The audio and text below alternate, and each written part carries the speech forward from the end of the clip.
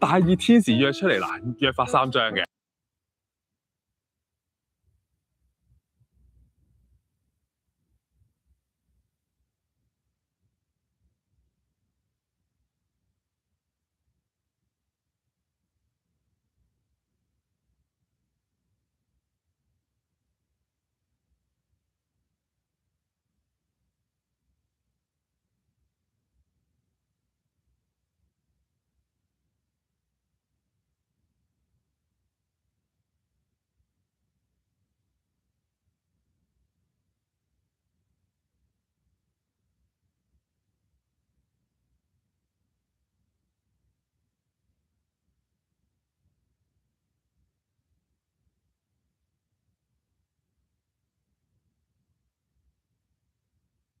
係大熱天時約出嚟嗱，約法三章嘅。係第一件事咧，就係我哋唔可以早過4點鐘拍片嘅。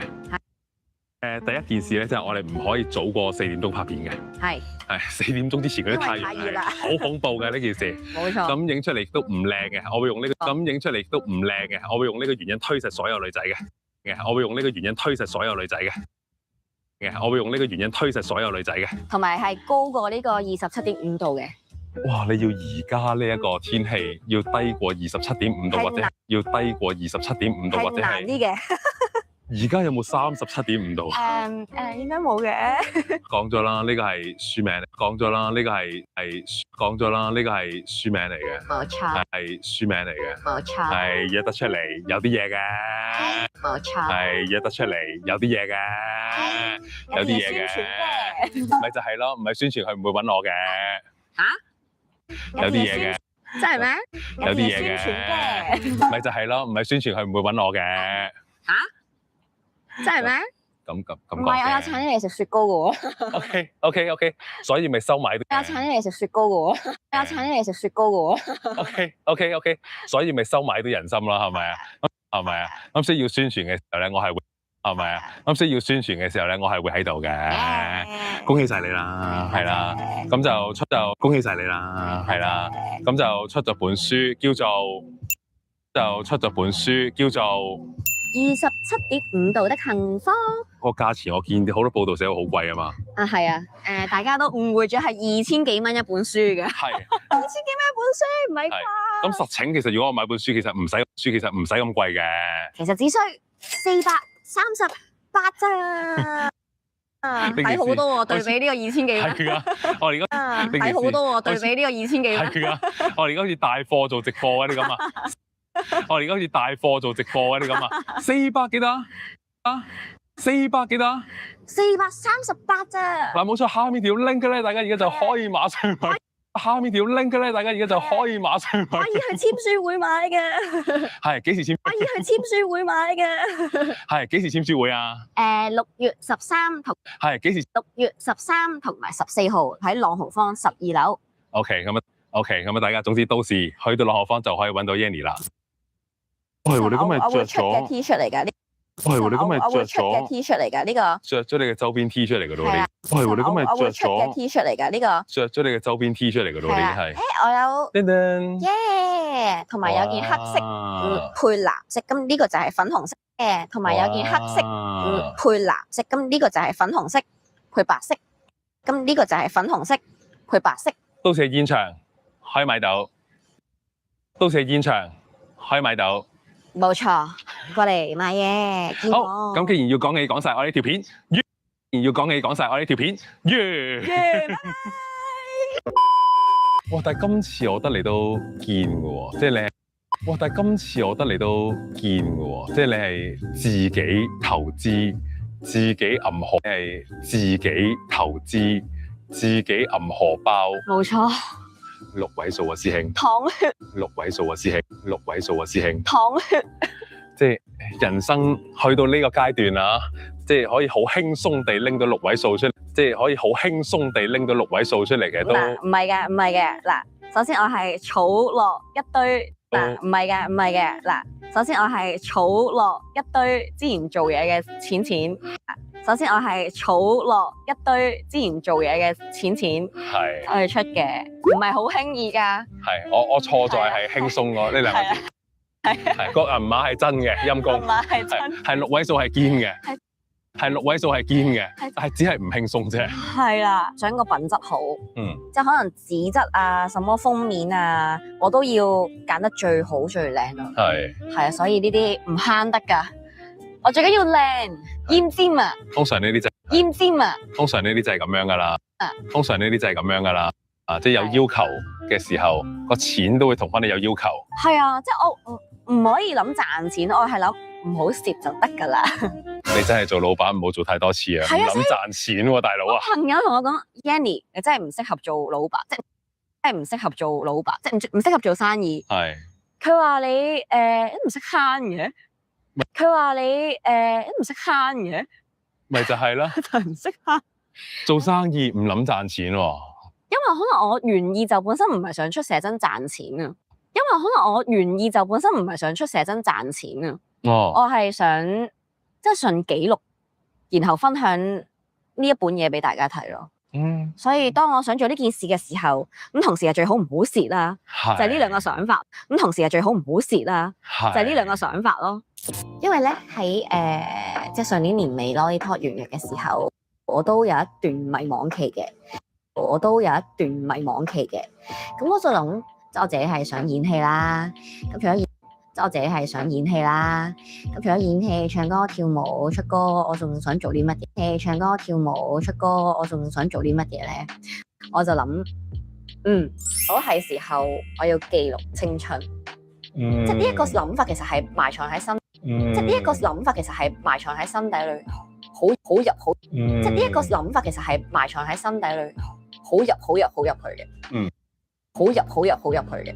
就係呢一刻俾我撩翻出嚟咯。每年你就大一歲噶嘛。係啊。如果我而家諗，每年你就大一歲噶嘛。係啊。如果我而家諗，我有呢個想法，但係我就係齋諗唔做。我下年一定會後悔上次。我又想，趁而家好似都幾緊緻喎啲皮膚。而家唔影得幾時咧？仲係青春嘅時候，喂，快啲影啦！同埋我覺得係最自然嘅自己咯。喂，其實自己本身你係咪一個都中意影相嘅人咧？所以先至會出相集啊？哇！我絕對唔係啊！絕對唔係添。除咗工作之外，其實我係好少影相嘅，即係反而係咁。係啊，作為一個 artist， 作為一個靚女，我電話啲相全部都係貓貓啊、嘢食啊、天空啊咁樣。咁係喎，其實平時睇你 IG 你都係 po 呢啲多。咁係喎，其實平時睇你 IG 你都係 po 呢啲多。係啊，冇錯，即係好少會喺街度幫我影張靚相，然後。即係我好少係，我覺得好尷尬啊！即係我平時人哋叫我影相，我通常就會咁樣。係啦，就係咁樣啦。係啦，但係因為我出呢本書，我都係主要係一啲生活感重啲。即係我個人好中意動態啊，中意喐嚟喐去。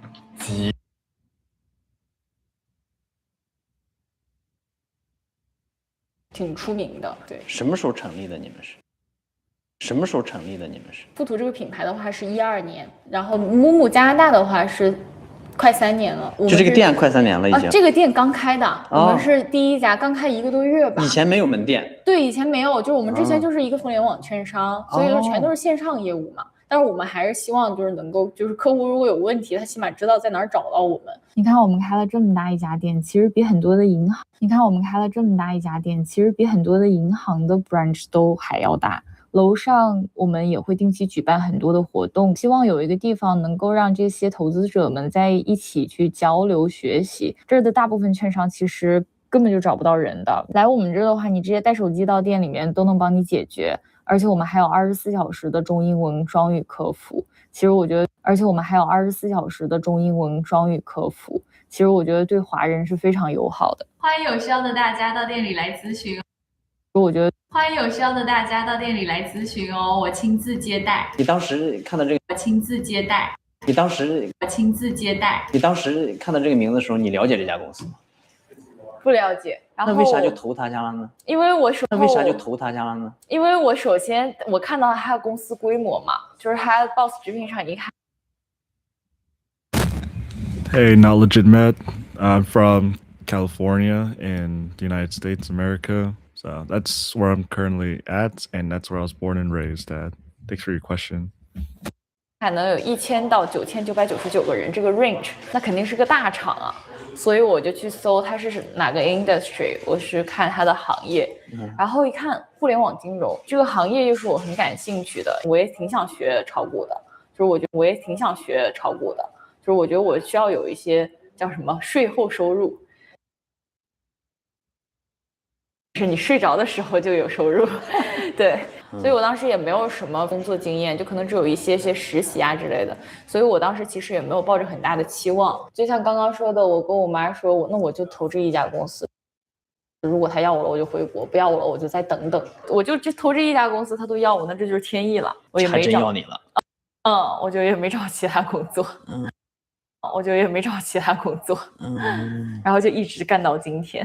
回国之后就去深圳，我觉得所有的一切都很便利，就是我觉得所有的一切都很便利，就是都很美好。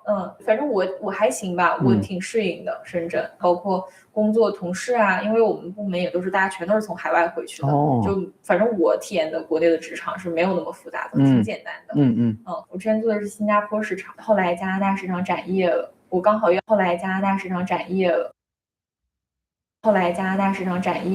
我刚好要回来蹲移民监，就本来会是要回，我刚好又要回来蹲移民监，就本来会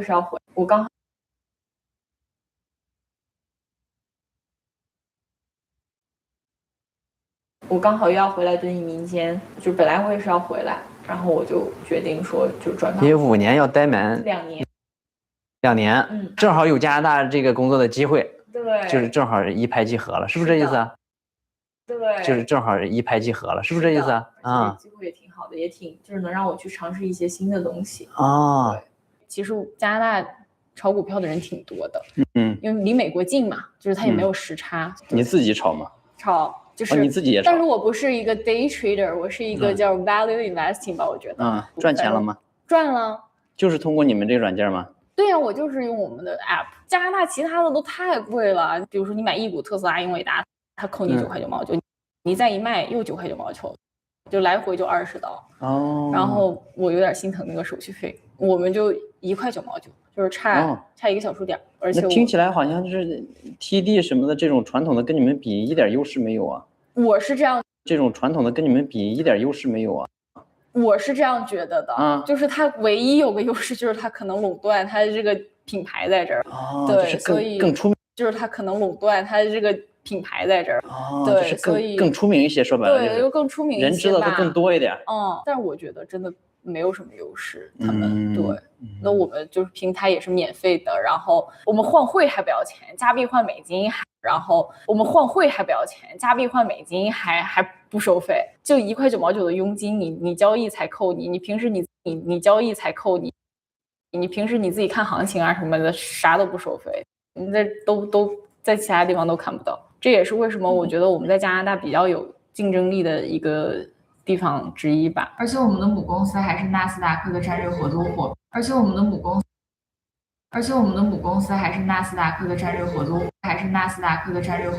伴，其实，在加拿大的本地券商是很少有这种能和纳斯达克有长期合作关系的。这也是为什么我觉得我在我们公司工作还挺有安全感的。所以其实现在你虽然说在工作，其实处于蹲移民监的阶段，是不是这意思？对，是的，是的。还有多长时间就蹲满了？我如果要是续 PR 的话，就还有100多天嘛，还有几个月。将来就持续在中国工作了，可以，是不是这意思？我现在是这样打算的，但是我觉得想法会变的。你总想回国 ，Cynthia， 你觉得国内最吸引你的这3点，加拿大没有，我必须得回国才能去追寻到。便捷程度，你在国内就是每天你会觉得你自己过得很充实，想点个外卖立刻就到了。对，可能有些人不 care 啊，但是我比较喜欢不用什么都自己去弄，什么都自己，因为我不喜欢做家务。我在国内，我每周找个阿姨过来一个打扫一下，每个小时40块钱、60块钱，全是100块钱，给你弄得干干净净的。这边呢？这边你哪请得起阿姨啊？太贵了是吧？对，太贵了是吧？对啊，我还不用租房子，正常人还得租房子，哎呀还得就正常人还得租房子，哎呀还得就有固定开销。其实这边攒不下钱，压力更大。其实这边攒不下钱，压力更大。因为你这边去滑个雪，学票都得，因为你这边去滑个雪，学票都得100多刀，吃饭也挺贵的。你再买点什么东西啊，上个税啊什么，就真的不剩啥了。上个税啊什么，就真的不剩啥了。对，这个也是一个原因吧，就是它的收支比。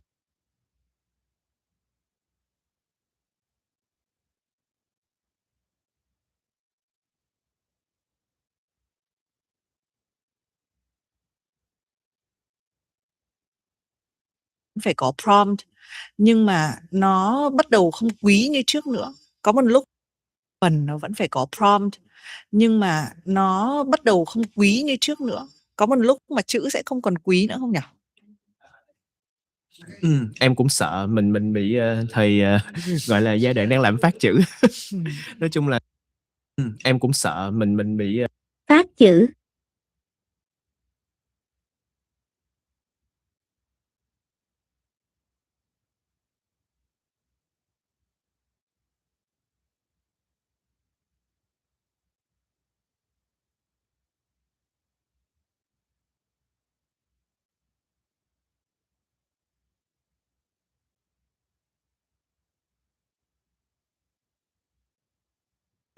Em cũng sợ mình bị thầy gọi là giai đoạn đang lạm phát chữ. Nói chung là em thấy cũng lo. Ở một trường đại học quốc tế nổi tiếng ở Việt Nam mình, cách đây gần 1 năm hơn đã khai tử ngành Bachelor of Language. Và ngành Việt Nam mình cách đây gần 1 năm hơn đã khai tử ngành Bachelor of Language. Và ngành đó là ngành đào tạo ra các bạn sẽ làm translator và interpreter. Làm biên dịch và phiên ngành đó là ngành đào tạo ra các bạn sẽ làm translator và interpreter. Làm biên dịch và phiên dịch.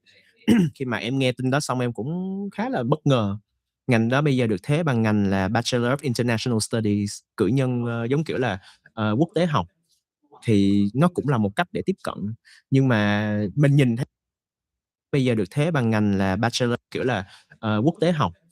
Thì nó cũng là một cách để tiếp cận. Nhưng mà mình nhìn thấy cái việc mà cái ngành đó bị khai tử, nó cho thấy một cái vision khá là sợ trong tương lai. Thật ra là cách đây tầm mấy ngày là em mới được đọc một cái report về việc Elon Musk có nói là tới 2030 là knowledge worker là bị thay thế, là những người giống như em và như chị.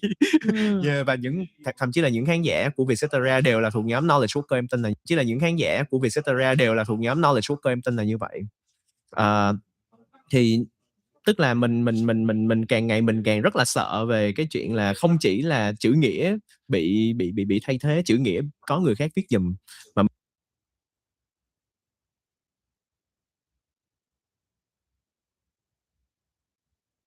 mình nghĩ là mình sẽ không còn được viết nữa luôn ấy.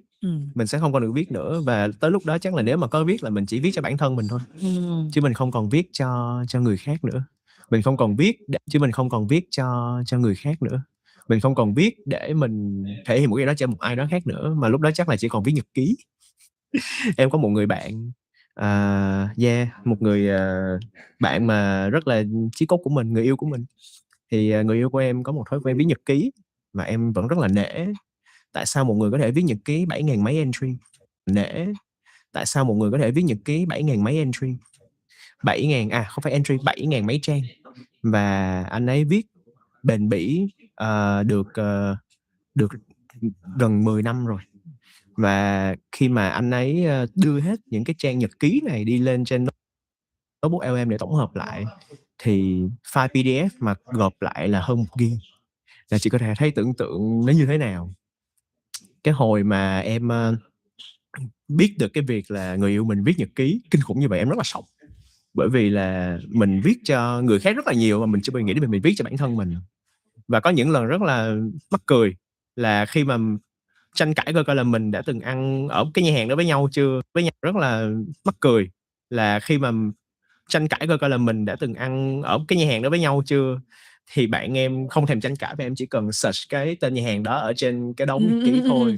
Nhà hàng đó ở trên cái đống nhật ký thôi là sẽ hiện ra. Nhà hàng đó ở trên cái đống nhật ký thôi là sẽ hiện ra. Yeah. Và bây giờ thì khi mà đưa hết cái đống đó trên notebook LM, nghĩa là chúng ta đang tạo ra một con AI có khả năng biết hết về cuộc đời chúng ta trong 10 năm vừa qua những trang nhật ký đó.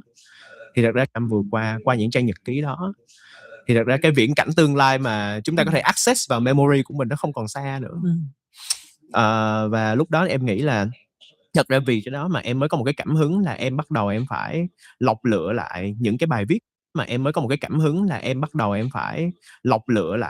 cái bài viết của em để dành. Em là một đứa rất là viết của em để dành.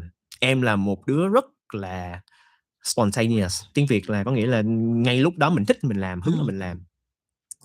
Em là một người mà ngay cái lúc đó em hứng lên, em có ý tưởng để viết một cái bài review phim hay là một cái ý tưởng gì đó về phim là em sẽ bắt đầu viết.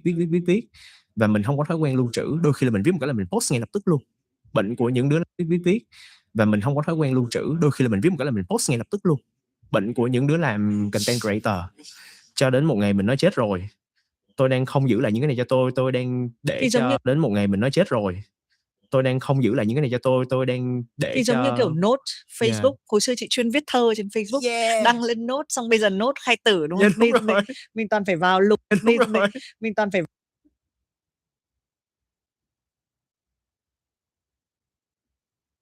vào mình toàn phải vào lục đoạn memory tầm tháng 5 trở đi đến tháng mấy là cái đoạn viết thơ nhiều để nó hiện ra. Đúng. Mấy là cái đoạn viết thơ nhiều để nó hiện. Đúng. Đó nên là em bây giờ em đang tìm cách để em phải download nó xuống lại hết để giữ lại một cái gì đó cho mình. Bởi vì đó chính là cái dấu ấn của mình. Em sợ là một ngày nào đó khi mà mình không còn chữ, có người khác viết thay cho mình rồi, AI viết thay cho mình rồi thì mình cũng không còn cơ hội để viết chữ nữa luôn. Và những con chữ một thời mình đã viết nó cũng không còn ai lưu trữ và không ai nhớ thì mình phải là người ráng nhớ những con chữ đó. Bởi vậy nên là cái hôm mà have a call em mới nói chị là lên hoang đảo thì chắc là muốn mang theo cái quyển này, chắc là cũng sợ một ngày nào đó là mình không còn nhìn thấy được chữ mình viết nữa, thì là mình sẽ phải đọc lại những cái này để mình nhớ coi mình là ai, mình đã từng viết như thế nào, văn phong của mình đã ra sao, vì sao hồi đó mình lại viết như vậy, vì sao hồi đó mình lại dịch như vậy, mình có cách nào để mình dịch hay hơn không. Giống như là kiểu là lâu lâu chị nhìn lại những cái status cũ của chị á, xong nói ồ tại sao hồi đó mình lại viết cái này vậy ta. Yahoo Blog đúng không? Chúng ta sẽ bước qua các thời kỳ, tất cả những dữ liệu sẽ mất đi. Nhưng mà những dữ liệu sẽ mất đi. Nhưng mà chị cũng tin là lúc đấy chúng ta lại move.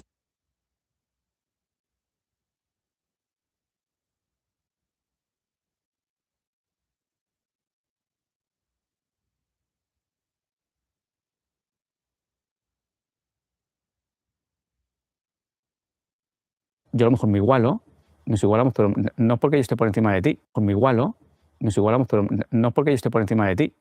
Me igualo, porque a lo mejor tú estás por encima de mí. Pero está muy chulo, igualo, porque a lo mejor tú estás por encima de mí. Pero está muy chulo brindar entre egos y decirle, mira, podemos perder el tiempo o podemos... Muy chulo brindar entre egos y decirle, mira, podemos perder el tiempo o podemos actuar como profesionales que somos. Tú y yo actuar como profesionales que somos. Muy chulo actuar como profesionales que somos. Tú y yo sabemos lo que nos jugamos, tú y yo sabemos cómo hay que hacer las cosas. Entonces, lo podemos disfrutar, hablamos bien, tardamos poco y nos tomamos un café, ¿te parece? Bien, tardamos poco y nos tomamos un café, ¿te parece? Es una manera de abrirse, de descubrirnos, de decir, mira, tío, yo sé lo que haces, Es una manera de abrirse, de descubrirnos, de decir, mira, tío, yo sé lo que haces, sé cómo trabajas, sé cómo es esto, tú sabes que yo también lo hago, ¿cómo hacemos? Y le dejas el balón, también lo hago, ¿cómo hacemos? Y le dejas el balón un poquito en su ego, ¿sabes? Sobre todo, además, en este tipo de perfiles es muy bueno que tenga la sensación de control siempre. Entonces, ¿tú qué opinas? ¿Tú cómo lo harías? ¿Te parece bien? Buscar el no de la otra persona. Eso está muy bien, porque esa necesidad de control constante que tienen ciertos perfiles se la tienes que dejar siempre. De lo que hablábamos al principio, ¿no? Perfiles se la tienes que dejar siempre. de lo que hablábamos al principio, ¿no? Me da igual que pienses lo que quieras, tío. Mientras al final hagamos lo que yo quiero y finalicemos con mi objetivo, me da igual lo que pienses, lo que digas o cómo me trates. Me da igual. Pero lo vamos a hacer de mi manera. Acabamos haciéndolo de mi manera. Acabamos haciéndolo de mi manera. Entonces le haces partícipe, le vas lanzando. A ver, yo la he utilizado, yo la utilizo, por ejemplo, en negociaciones, pero no creo que sea manipulación, pero sí el hecho de, ya sabemos cómo funciona esto, ya sé que has preparado esta negociación como si tal, vamos a ir sinceros, Claro, eso es lo que tal. pero eso no es manipulación. Eso es... Pero es un poco quitar, ¿no? Toda la Sí, paja, sí, todas las sí, barreras. pero además, normalmente... Pero es un poco quitar, ¿no? Toda la Sí, paja, sí, todas las barreras. pero además, normalmente a perfiles además un poco dentro del perfil de la psicopatía les viene bien eso, les gusta, no están acostumbrados a eso. O sea, de repente es como diciendo, anda, más o menos es como otro como yo, ¿no? Nos entendemos, semejante. Claro, es decirle, mira, tío, entre profesionales, ¿vale? Venga, va, vamos a dejarlo de florituras, venga, ¿tú qué quieres? Profesionales, ¿vale? Venga, va, vamos a dejarlo de florituras, venga, ¿tú qué quieres? Ya está. ¿Tú cómo ves esto? ¿Crees que es justo? O sea, lo de la palabra justo es brutal en negociaciones. ¿Tú crees que es justo lo que me estás diciendo? Y a ver qué dices. O sea, te se lo dejas a él todo, se lo dejas a él todo. Pregunta abierta. ¿Tú crees que es justo? Eso es. Para que él se autocuestione. Claro, no es justo. ¿Por qué me dices que no es justo? Y te callas. Pues mira, no es justo por esto, por esto, por esto. Tú ahí callado. Sensación de control todo el rato. Que cree que lleva las riendas. Ya está. Hablaremos después de negociaciones, pero me gustaría inaugurar en esta entrevista la ruleta. De acuerdo, entrevista la ruleta. De acuerdo. Venga. Con unas pruebas sorpresa que no te esperas. Así que lo vamos a hacer. Vamos a darle. Regalo. Es decir, Yo decido. Me encanta. vamos a hacer proyecciones. Proyecciones, para que te hagas una idea, es el reloj de arena. ¿De acuerdo? Vamos a hacer proyecciones. Proyecciones, para que te hagas una idea, es el reloj de arena. ¿De acuerdo? Yo te voy a decir una frase, parte de una frase, y tú la completarás.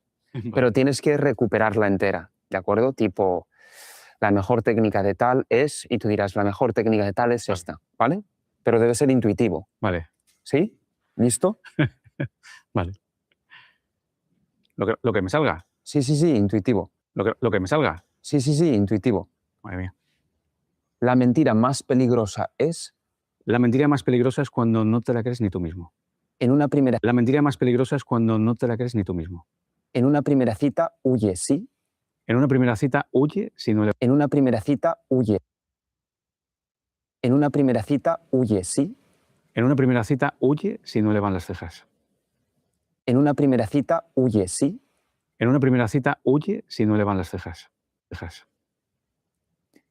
¿Sabes que alguien te está mintiendo cuando?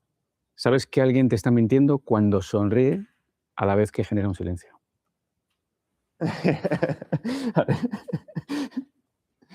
Un buen mentiroso nunca. Un buen mentiroso nunca es detectado.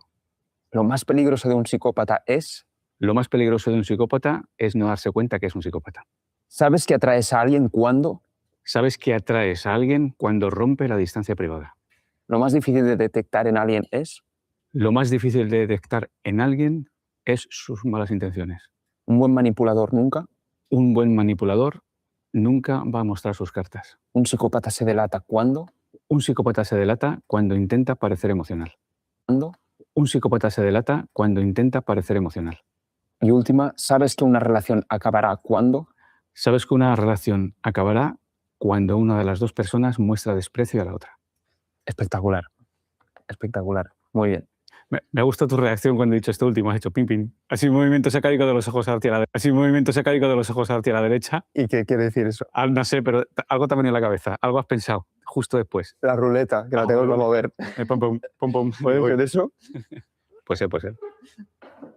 Hemos abierto un melón con esta prueba. Hemos abierto un melón con esta prueba. Hemos abierto un melón con esta prueba de la ruleta, que es la psicopatía, el narcisismo y todas estas condiciones mentales. Antes de pasar a ello, me gustaría hacerte la pregunta.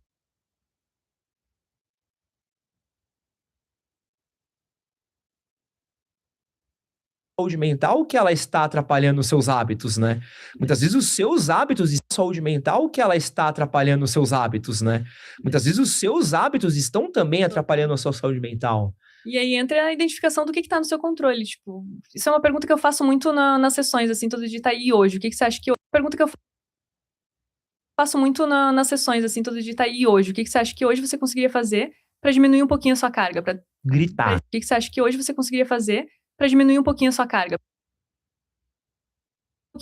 Para Gritar. esse problema. Eu poderia gritar e diminuir a minha carga, né? Perfeito. Eu poderia gritar e diminuir a minha carga, né? Perfeito. Poderia dar um berro. Desgraça! Poderia dar um berro. Desgraça! Perfeito. Acho que é super funcional, inclusive. Acho que é funcional. Entre gritar e bater em alguém, pô, pra gritar, inclusive. Acho que é funcional. Entre gritar e bater em alguém, pô, pra gritar, acho que é mais vantajoso. Eu vou gritar e depois vou bater em alguém no jiu-jitsu, que é as duas coisas que eu posso fazer. Acho que é mais vantajoso. Eu vou gritar e depois vou bater em alguém no jiu-jitsu, que é as duas coisas que eu posso fazer pra aliviar minha... Acho que é mais vantajoso. E no jiu-jitsu, que é as duas coisas que eu posso fazer. E no jiu-jitsu, que é as duas coisas que eu posso fazer pra aliviar minha carga hoje. E no jiu-jitsu, que é as duas coisas que eu posso fazer pra aliviar minha carga hoje. E é isso, acho que, por exemplo, até o jiu-jitsu, por exemplo, é uma estratégia muito interessante também de se manter em movimento, né? Tornar algo que é jiu-jitsu, por exemplo. É uma estratégia muito interessante também de se manter em movimento, né? Tornar algo que é legal, é prazeroso, que te mantém atento e autoconsciente, e juntar isso na necessidade de movimento atento e autoconsciente, e juntar isso na necessidade de precisar estar em movimento físico. Então, às vezes sei lá, eu falo, não precisa ir na academia movimento físico. Então, às vezes sei lá, eu falo, não precisa ir na academia levantar peso se você não quer. É ótimo? É. Mas se você quiser academia levantar peso se você não quer. É ótimo? É. Mas se você quiser, corre na rua. Se você quiser, vai andar de bike. Se você quiser, rua. Se você quiser, vai andar de bike. Se você quiser, sei lá, forja uma espada, entendeu? Faz alguma coisa com isso, sabe? Se você precisa fazer, entendeu? Faz alguma coisa com isso, sabe? Se você precisa fazer, precisa. Adapta isso na sua rotina. Então, acho que a TCC faz muito isso, né? Como a gente encontra uma solução para isso da sua maneira. Então, a gente encontra uma solução para isso da sua maneira.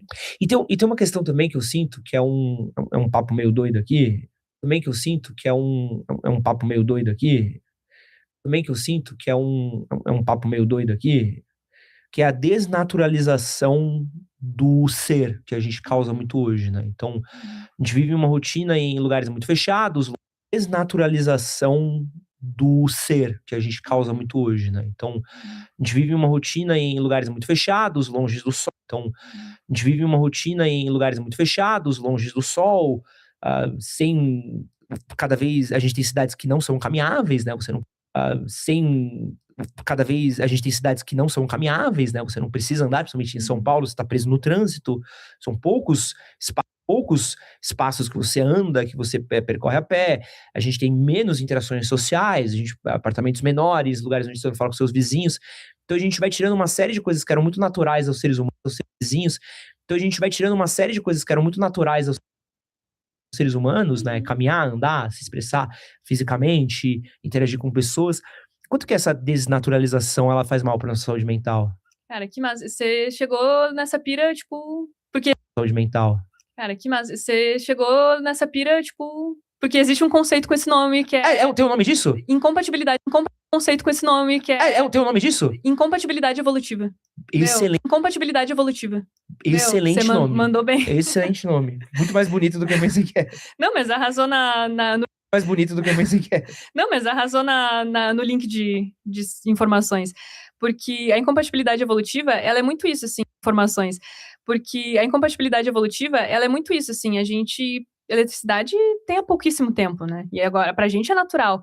Mas se a gente for olhar nossos antepassados, era correr na savana. Então, nosso corpo, nosso aparato biológico evoluiu para isso.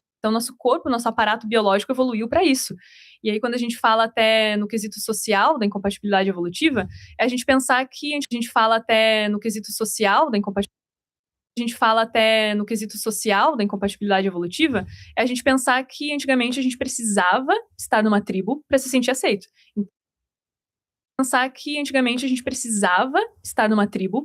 aceito. Então, assim, se eu não estiver na tribo, não vai ter quem cuide da minha prole, não vai ter quem caça, quem ajude na agricultura, e eu vou estar à mercê. Não vai ter quem caça, quem ajude na agricultura, e eu vou estar à mercê de qualquer predador. Então, isso era, literalmente, ser excluído era sinônimo de deu ruim é morte. Hoje em dia, deu ruim é morte. Hoje em dia, onde a gente canaliza esses medos primitivos? Qualquer predador. Então, isso era, literalmente, ser excluído era sinônimo de deu ruim é morte. Hoje em dia, onde a gente deu ruim é morte. Hoje em dia, onde a gente canaliza esses medos primitivos? Talvez, pô, não ganhei a curtida que eu devia ter tido, ou então, os amigos, talvez, pô, não ganhei a curtida que eu devia ter tido. Talvez, pô, não ganhei a curtida que eu devia ter tido, ou então, os amigos convidaram a postar stories e eu não fui, ou então eu não fui convidado. Então, a gente convidaram a postar stories e eu não fui.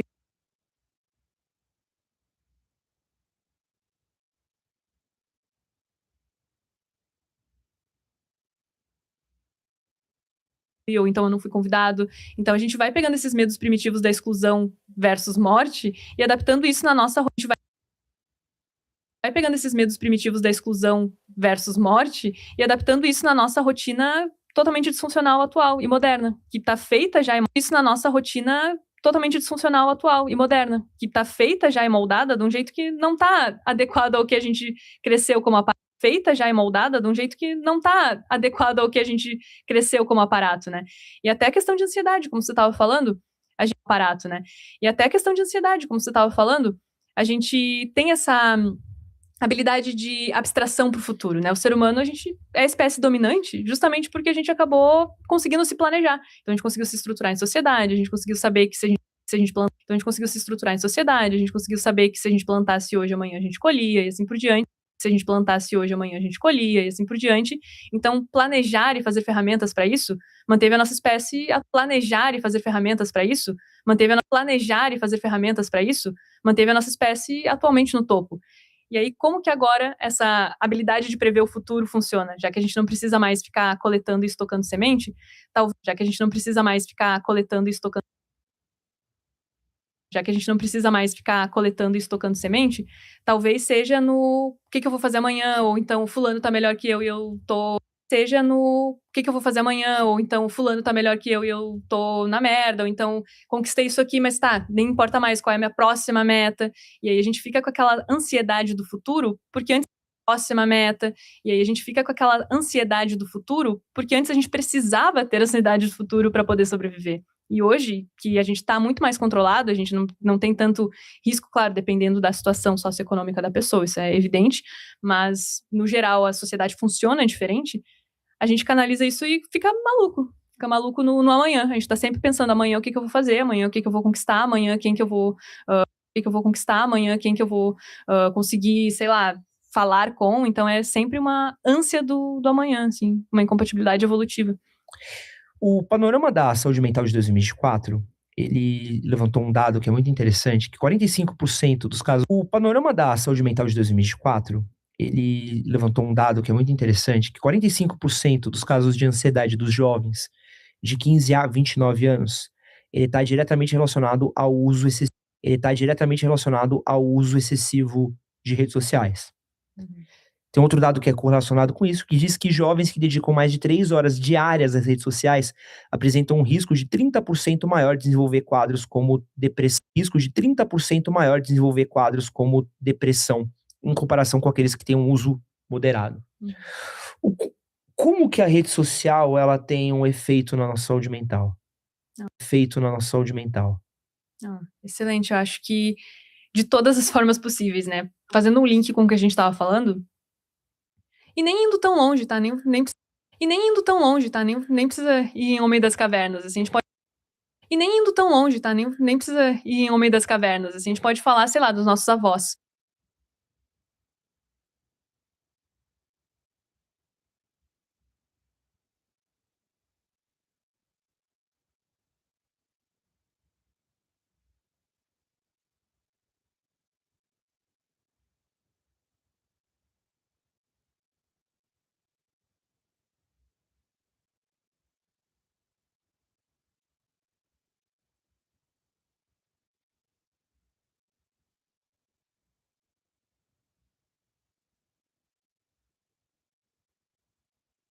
Noi italiani mangiamo spaghetti tutti i giorni e lo facciamo indossando vestiti Noi italiani mangiamo spaghetti tutti i giorni e lo facciamo indossando vestiti Armani e Dolce & Gabbana.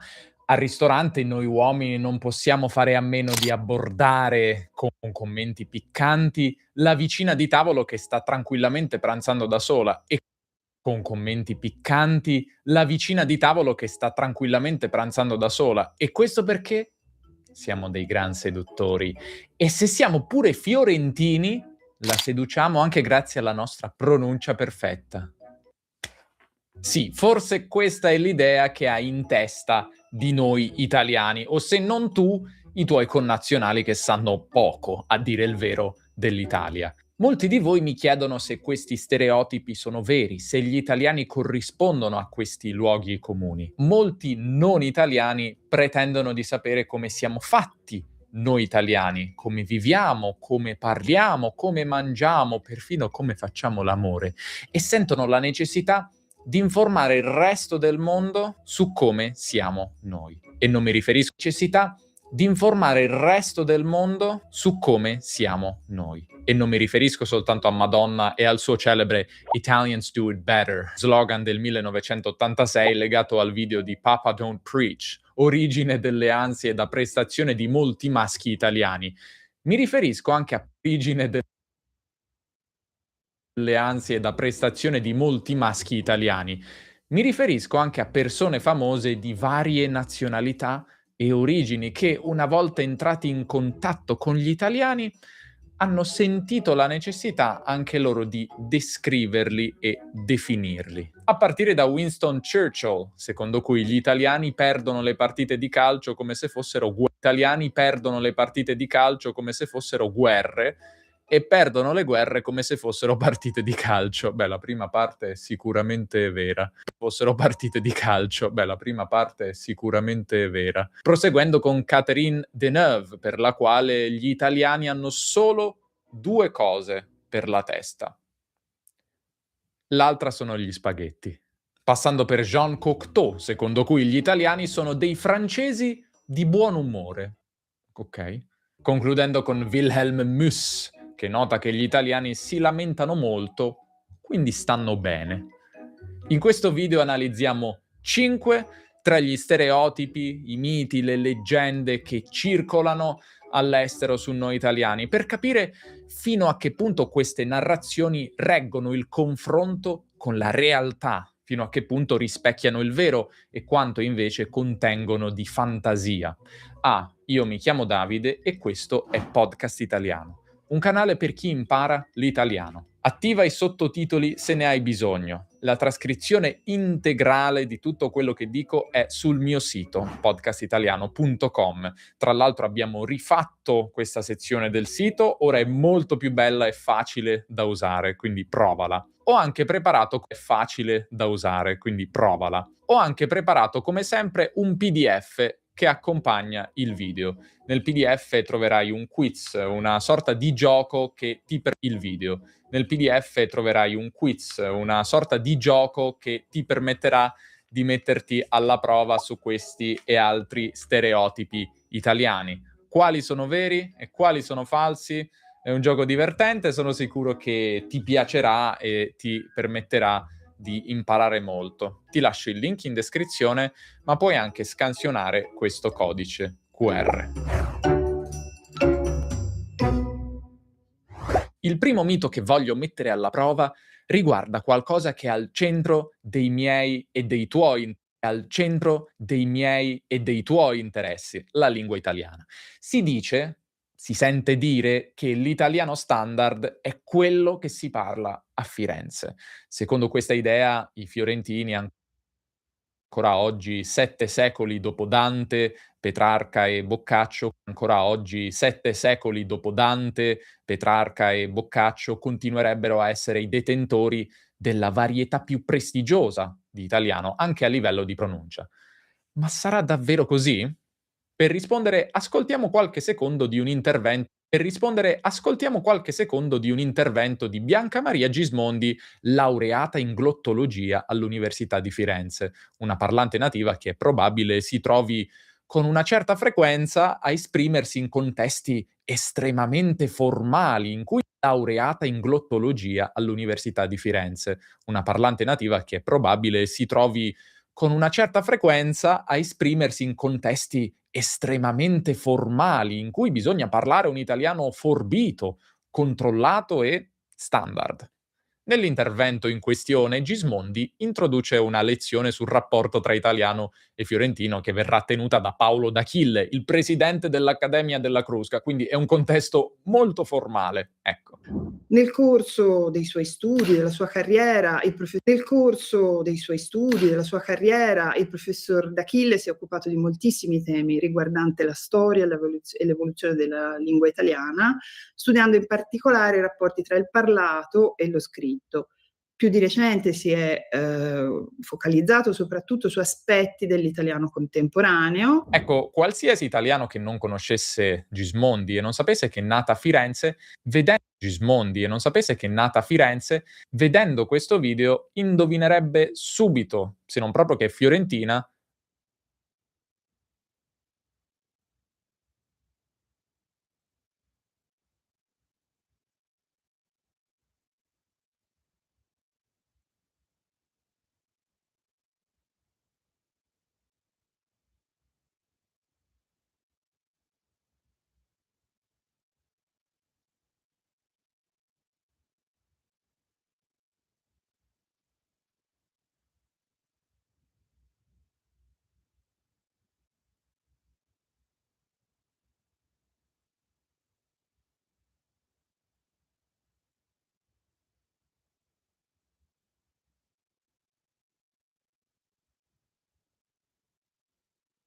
Après, quoique, il y en a qui ont arrêté.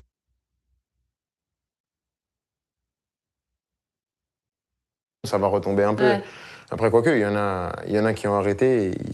Je pense que Zidane, il est toujours en haut et pourtant, il joue plus depuis très Mais longtemps. bien sûr. Je pense que Zidane, il est toujours en haut et pourtant, il joue plus depuis très Mais longtemps. bien sûr. Ouais, c'est donc je sais pas ce qui m'attend, mais je préfère pas penser. Ok, step by step, on va dire. Oui. Pour certains enfants, vous êtes un mentor. Qui a été votre mentor ou qui ont été vos mentors à vous, Kylian Mbappé? Moi, c'est différent parce que moi, j'ai eu des mentors sportifs, mais dans la vie aussi. Sportivement, bien sûr que c'est des joueurs qui m'ont inspiré. Je pense notamment aussi. Sportivement, bien sûr que c'est des joueurs qui m'ont inspiré. Je pense notamment à Zizou. On n'y touche pas à Zidane. Hein? Non, on n'y touche pas. Mais je pense notamment à Zizou. On n'y touche pas à Zidane. Hein? Non, on n'y touche pas. Mais je pense aussi à faut le redire qu'on n'y touche pas. Tout le monde sait qu'on ne touche pas à Zidane. C'est la France, mais... Enfin, vous l'avez dit un peu fermement à un moment. Ouais. Vous l'avez dit un peu fermement à un moment. Il fallait le dire. Je pense que c'était nécessaire à ce moment-là. Ouais. Mais je pense aussi à Cristiano Ronaldo, mais c'est plus d'un domaine sportif. Après, dans la vie, c'est vraiment plus tous les gens qui m'ont entouré, qui m'ont mis sur le bon chemin, qui ont à un moment donné m'ont tendu la perche. Et ça, c'est des personnes inspirantes parce qu'ils sont venus m'aider alors que voilà, je leur devais rien et ils sont venus m'apporter leur connaissance, leur expérience et rien que pour ça, je suis reconnaissant et c'est une marque de respect. Voilà, c'est très important de... C'est émouvant de voir vos grands-parents là dans le reportage, non? Ouais, je suis très proche. Vos grands-parents là dans le reportage, non? Ouais, je suis très proche de mes grands-parents. Quand on vous voit embrasser votre grand-mère, là, on se dit, là, il y a un truc. Ma grand-mère, je la vois proche de mes grands-parents. Quand on vous voit embrasser votre grand-mère, là, on se dit, là, il y a un truc. Ma grand-mère, je la vois souvent, on parle tout le temps. Elle m'écrit beaucoup. C'est vrai, oui. On parle tout le temps, elle m'écrit beaucoup. C'est vrai, oui. Des textos? Oui, beaucoup de textos. Toutes ses peurs, elle les met en texto. Oui. Des textos? Oui, beaucoup de textos. Toutes ses peurs, elle les met en texto. Elle n'utilise pas bien le téléphone, mais on parle beaucoup. Mais de la voir là-bas, c'était quelque chose de sensationnel. Elle n'utilise pas de voir là-bas, c'était quelque chose de sensationnel parce que je sais ce que représente le Cameroun pour elle, pour mon grand-père aussi. Que représente le Cameroun pour elle, pour mon grand-père aussi. Et qu'il soit là quand je reviens à l'âge adulte, c'était un moment important. Et je savais pas qu'ils allaient être là parce que, voilà, ma grand-mère, elle avait des... Je savais pas qu'ils allaient être là parce que, voilà, ma grand-mère, elle avait des problèmes de santé. Je savais pas si elle allait pouvoir être là. Et oui, donc, elle était là et des problèmes de santé. Je savais pas si elle allait pouvoir être là. Et oui, donc, elle était là et ça, c'était magnifique. Des problèmes de santé. Je savais pas si elle allait pouvoir être là. Et oui, donc, elle était là et ça, c'était magnifique. On a fait des beaux repas et c'est des moments. Elle était là et ça, c'était magnifique. On a fait des beaux repas et c'est des moments qui sont rares, donc il faut savoir les apprécier à chaque fois. C'est précieux. Ouais, surtout dans une vie comme la mienne, c'est très précieux. C'est des moments qui sont rares, donc il faut savoir les apprécier à C'est chaque fois. précieux. Ouais, surtout dans une vie comme la mienne, c'est très précieux. Ah. On a vu un rapport très très fort, mais on n'est pas les seuls à envoyer spécial à en parler avec votre maman. C'est incroyable le duo que vous formez. Ouais, c'est fusionnel. C'est fusionnel. Mais j'ai une relation très spéciale avec ma mère, avec mes deux parents, mais c'est une relation complètement différente. Et pourtant, les deux relations sont très fortes, mais c'est pas du tout. C'est une relation complètement différente. Et pourtant, les deux relations sont très fortes, mais c'est pas du tout la même chose. Avec ma mère, c'est très fusionnel. On parle très fort, mais c'est pas du tout la même chose. Avec ma mère, c'est très fusionnel. On parle de tout. On est comme chien et chat. On est comme chien et chat. On se parle de tout. Ouais, parce que vous vous chambrez aussi. Ouais, comme chien et chat, on se parle de tout. Ouais, parce que vous vous chambrez aussi. Ouais, beaucoup, beaucoup. Mais ça, c'est toute ma... Comme chien et chat, on se parle de tout. Ouais, parce que vous vous chambrez aussi. Ouais, beaucoup, beaucoup. Mais ça, c'est toute ma famille. C'est toute la c'est famille. vrai? Ah ouais. Oui, ça, c'est toute ma famille. Beaucoup, beaucoup. Mais ça, c'est toute ma famille. C'est toute la c'est famille. vrai? Ah ouais. Oui, ça, c'est toute ma Tout le famille. monde se chante? Avec mon père, c'est encore pire. C'est vrai? Oui, oui. Avec... Ça, c'est toute ma Tout le famille. monde se chante? Avec mon père, c'est encore pire. C'est vrai? Oui, oui. Avec mon père, c'est encore pire. Mais avec ma mère, on a vraiment cette relation où on est vraiment sans filtre. Je lui dis tout, elle sait tout. Elle sait tout. On a cette relation qu'on a bâtie depuis toutes ces années. Elle est venue avec moi quand j'étais à Monaco.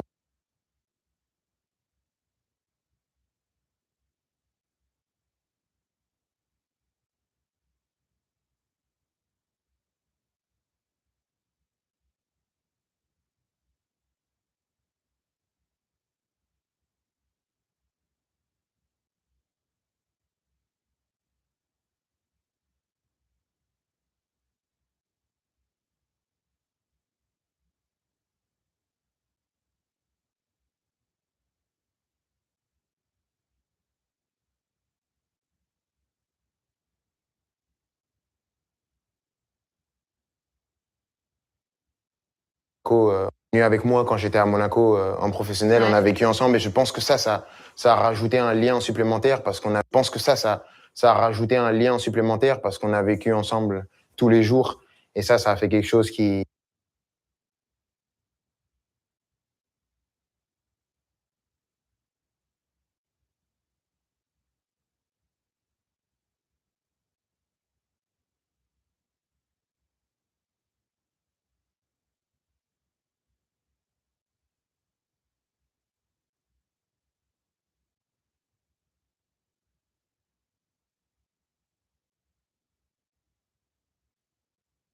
ensemble tous les jours et ça a fait quelque chose qui fait que cette relation elle est spéciale. Mais avec mon père aussi, j'ai une relation très spéciale mais complètement différente. Avec mon père, on a partagé cette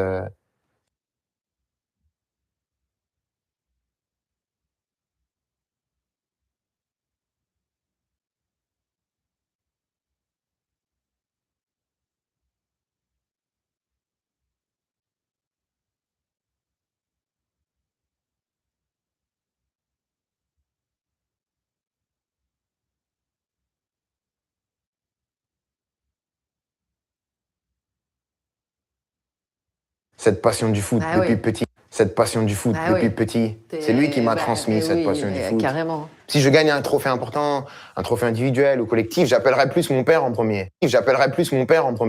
Parce que je sais l'impact que ça a sur mon père.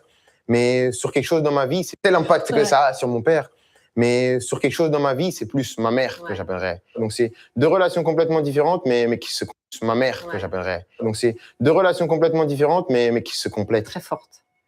Votre maman, elle dit aussi très clairement que la Fondation, elle vous aide à garder les pieds sur terre, que c'est important très clairement. Donc la Fondation, elle vous aide à garder les pieds sur terre, que c'est important aussi justement de ne pas évoluer uniquement dans le monde du foot, dans des avions à l'autre bout du monde. Petite question, votre stage de 3e, vous l'avez fait où? Je l'avais fait, c'était une semaine. Mais à cette époque-là, j'avais été invité par le Real Madrid. Et donc, j'avais fait mon stage de 3e sur 3 jours. Ouais. Ma mère, elle m'avait emmené dans ses salles de classe à faire le ménage. Emmené dans ses salles de classe à faire le ménage. Ah. Oui, parce que j'avais passé 4 jours au Real de Madrid où vraiment... Parce que j'avais passé 4 jours au Real de Madrid où vraiment. La tête vrillée. Oui, trop j'avais vu content, toutes les le stars, rêve. tous les équipements, tout ça. Et derrière les 3 Et jours de derrière les ménage 3 jours de ménage, c'était passé de là à là. Mais c'est pas mal. 3 jours de ménage, c'était passé de là à là. Mais c'est pas mal, non? Maintenant, je vous dis c'est pas mal, mais à l'époque, je captais pas. Moi. Je vous dis c'est pas mal, mais à l'époque, je captais pas. Moi, je me suis dit mais qu'est-ce qu'elle est partie me foutre ici? J'étais tranquillement là-bas, elle m'a. Mais qu'est-ce qu'elle est partie me foutre ici? J'étais tranquillement là-bas, elle m'a ramené ici. Parce que quand tu es jeune, tu captes pas. Mais maintenant, elle m'a ramené ici. Parce que quand tu es jeune, tu captes pas. Mais maintenant, avec le recul, maintenant que je suis à cet âge-là, j'aurais fait la même chose. Elle avait raison. Avec le recul, maintenant que je suis à cet âge-là, j'aurais fait la même chose. Elle avait raison. Oui, parce que j'avais touché les étoiles, il fallait que je... Elle avait raison. Oui, parce que j'avais touché les étoiles, il fallait que je revienne bien sur Terre. Parfois, vous vous engagez loin des caméras, ça a été le cas. Je revienne bien sur Terre. Parfois, vous vous engagez loin des caméras, ça a été le cas avec Pelé. Racontez-nous un peu, parce que ça a été un moment assez fort, en fait. Oui, on s'est rencontrés grâce à un sponsor de base et il avait des gros problèmes. On s'est rencontrés grâce à un sponsor de base et il avait des gros problèmes de santé. Et je suis allé le voir à l'hôpital parce qu'il a été admis à l'hôpital en France. À Paris. À Paris et je voulais pas que ça se sache parce que c'était du domaine privé, c'était juste un enfant qui allait voir un mentor, prendre soin d'un mentor, voir comment il allait. J'avais pas l'intention prendre soin d'un mentor, voir comment il allait. J'avais pas l'intention de divulguer ce genre de choses. Et aujourd'hui, paix à son âme, il nous manque beaucoup. Pas l'intention de divulguer ce genre de choses. Et aujourd'hui, paix à son âme, il nous manque beaucoup, mais l'héritage qu'il a laissé, il sera éternel. Il nous manque beaucoup, mais l'héritage qu'il a laissé, il sera éternel. Et je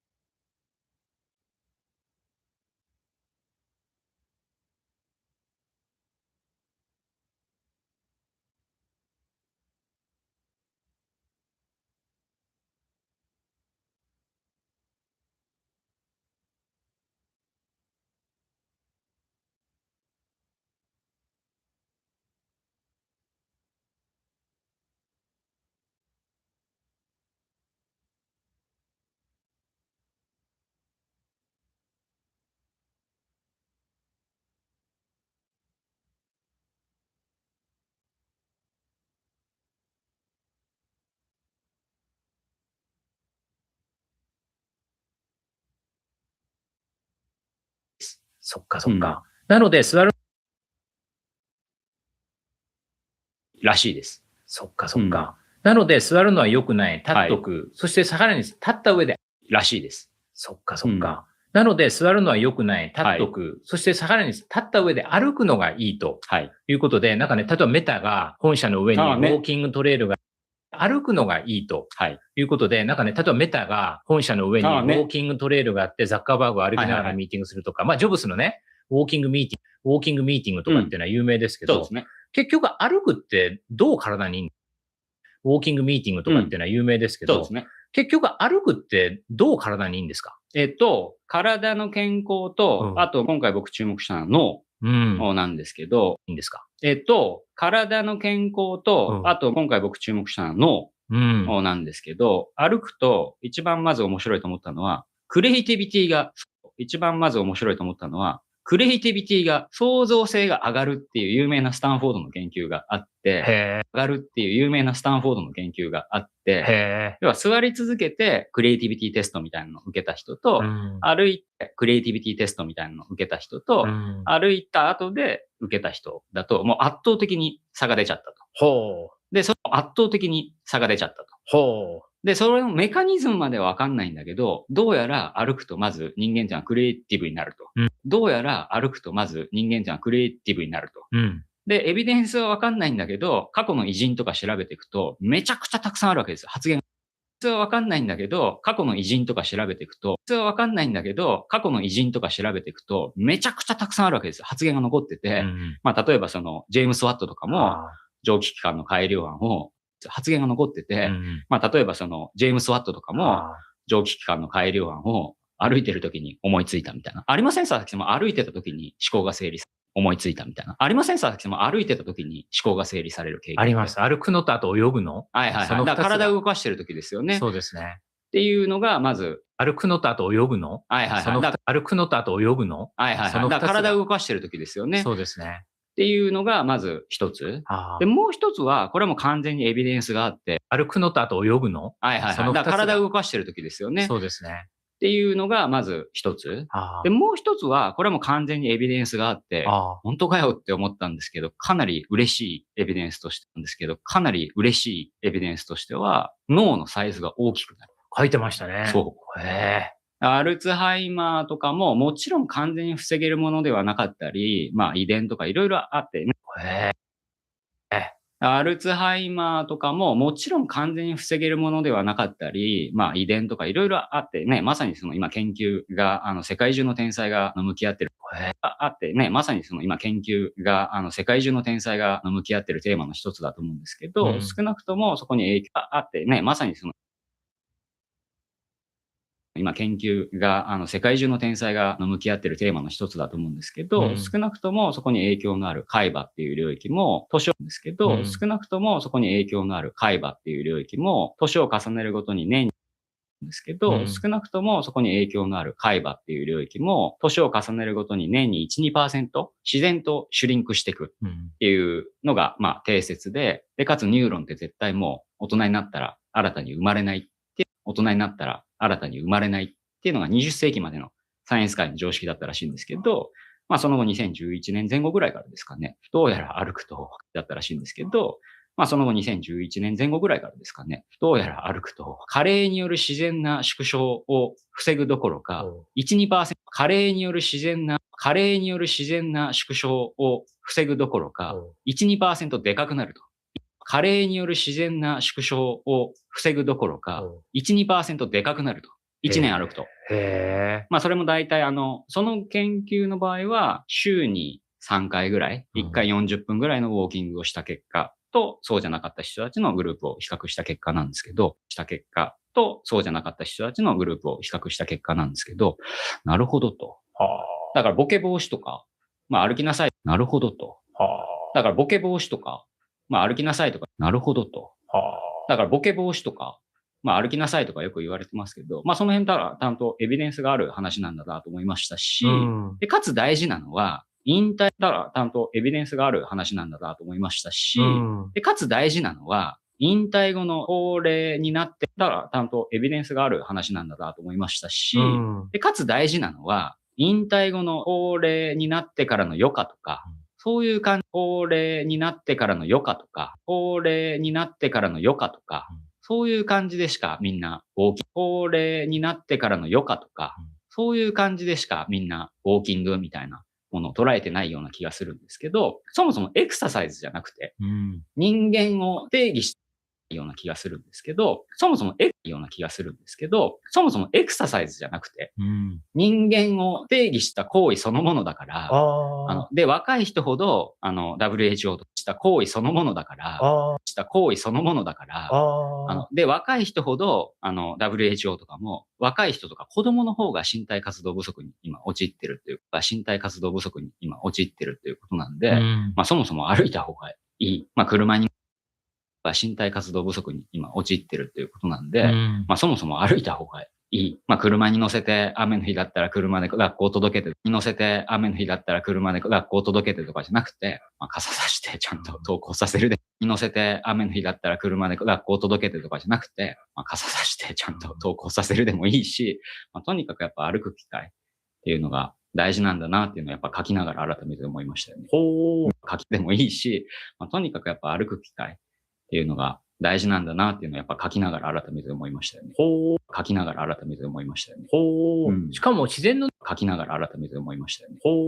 しかも自然の中を歩くともっといいって書いてましたけど、歩く場所も大事なんですね。そうですね。もちろん室内を歩くだけでもいい、ですし、もっといいっていうことだと思うんですけど、例えばその自律神経失調とかストレスはいい、ですし、もっといいっていうことだと思うんですけど、例えばその自律神経失調とかストレスホルモンと言われているそのコルチゾールでしたっけ、ああいうそのレベルをこう下げるだとかっていう上で、そのレベルをこう下げるだとかっていう上で、都市を歩行するよりも自然の中を歩いた方が、そのレベルをこう下げるだとかっていう上で、都市を歩行するよりも自然の中を歩いた方が優位さが出たと。ちなみにこの研究は日本の千葉大学た方が優位さが出たと。ちなみにこの研究はた方が優位さが出たと。ちなみにこの研究は日本の千葉大学書いてましたよね。で、そう、もう15年ぐらいずっと研究しているチームがあって、もう世界中が取材に来て、だから森林浴って15年ぐ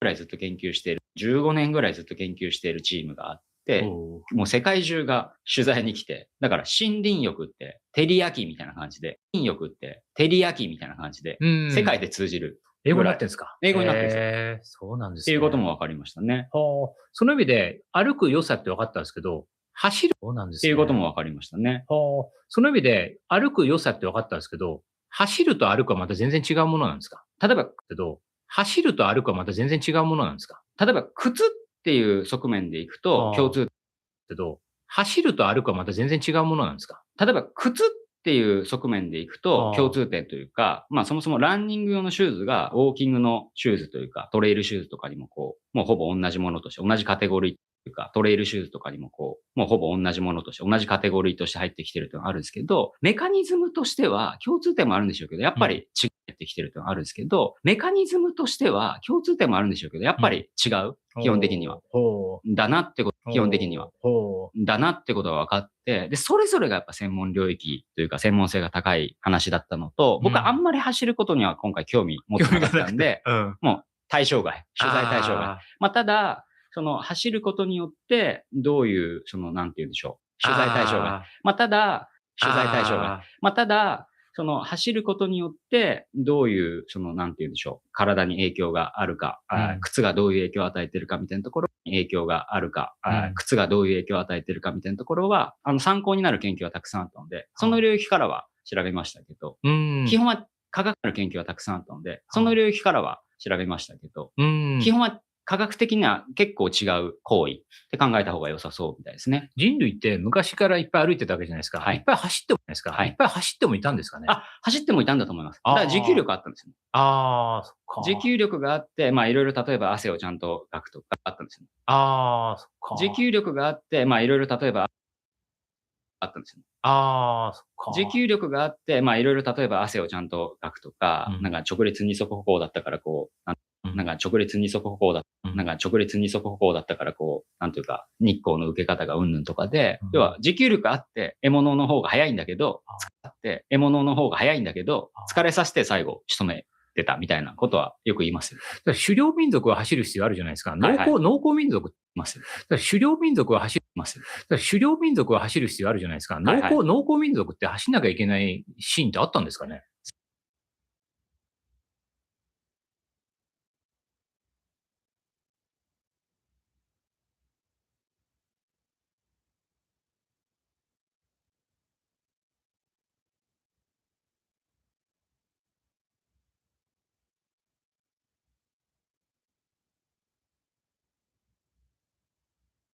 해주시더라고. 너무 이쁘잖아. 그런 거요. 그 제가 얼마 전에 그 화보 찍을 때 선생님이 그렇게 해주시더라고. 너무 이쁘잖아. 리나 같았잖아. 언니 그 커버 나왔던데. WW. 그거. 응. 리나 같았지. 예쁘다. 리나 같았다고는 안 하네. 그 커버 나왔던데. WW. 그거. 응.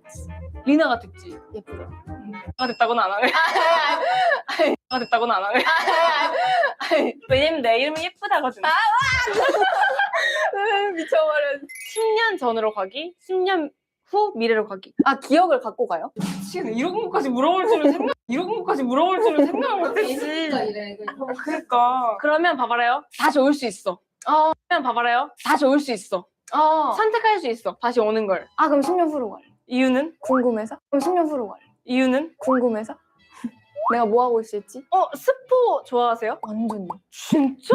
드라마 이런 것도 스포 안 당하면 잘 못 봐요. 심장이 두근두근. 좋아하세요? 완전. 진짜? 드라마 이런 것도 스포 안 당하면 잘 못 봐요. 좋아하세요? 완전. 진짜? 드라마 이런 것도 스포 안 당하면 잘 못 봐요. 심장이 두근두근. 심장이 두근두근. 심장이 두근두근. 결말이 뭘까? 혹시 내가 원하는 결말과 다르면 어떡하지? 해피엔딩이 아니면 어떡하는 결말과 다르면 어떡하지? 해피엔딩이 아니면 어떡하지? 10년 후로 가서 스포를 당한 다음에 오고 싶구나. 스포를 당한 다음에 오고 싶구나. 인생 스포로. 스포를 당한 다음에 오고 싶구나. 인생 스포로 한번 당하고. 그럼 어떨 것 같아? 35? 그때쯤이면 뭔가 다른 분야를 해보고 있을 것 같아. 35? 그때쯤이면 뭔가 다른 분야를 해보고 있을 것 같아. 뭐 예능일 수도 있고, 뭐 연기일 수도 있고, 아이폰으로 예능일 수도 있고, 뭐 연기일 수도 있고, 아이폰으로 촬영을 할 수도 있고. 갑자기 제가 여기서 나는 10년 후에 파티를 하고 있겠다. 무슨 갑자기 제가 여기서 나는 10년 후에 파티를 하고 있겠다. 무슨 말? 40살 맞이 파티. 가도 돼요. 살 맞이 파티. 가도 돼요. 그럼! 이런 반응일 줄이야.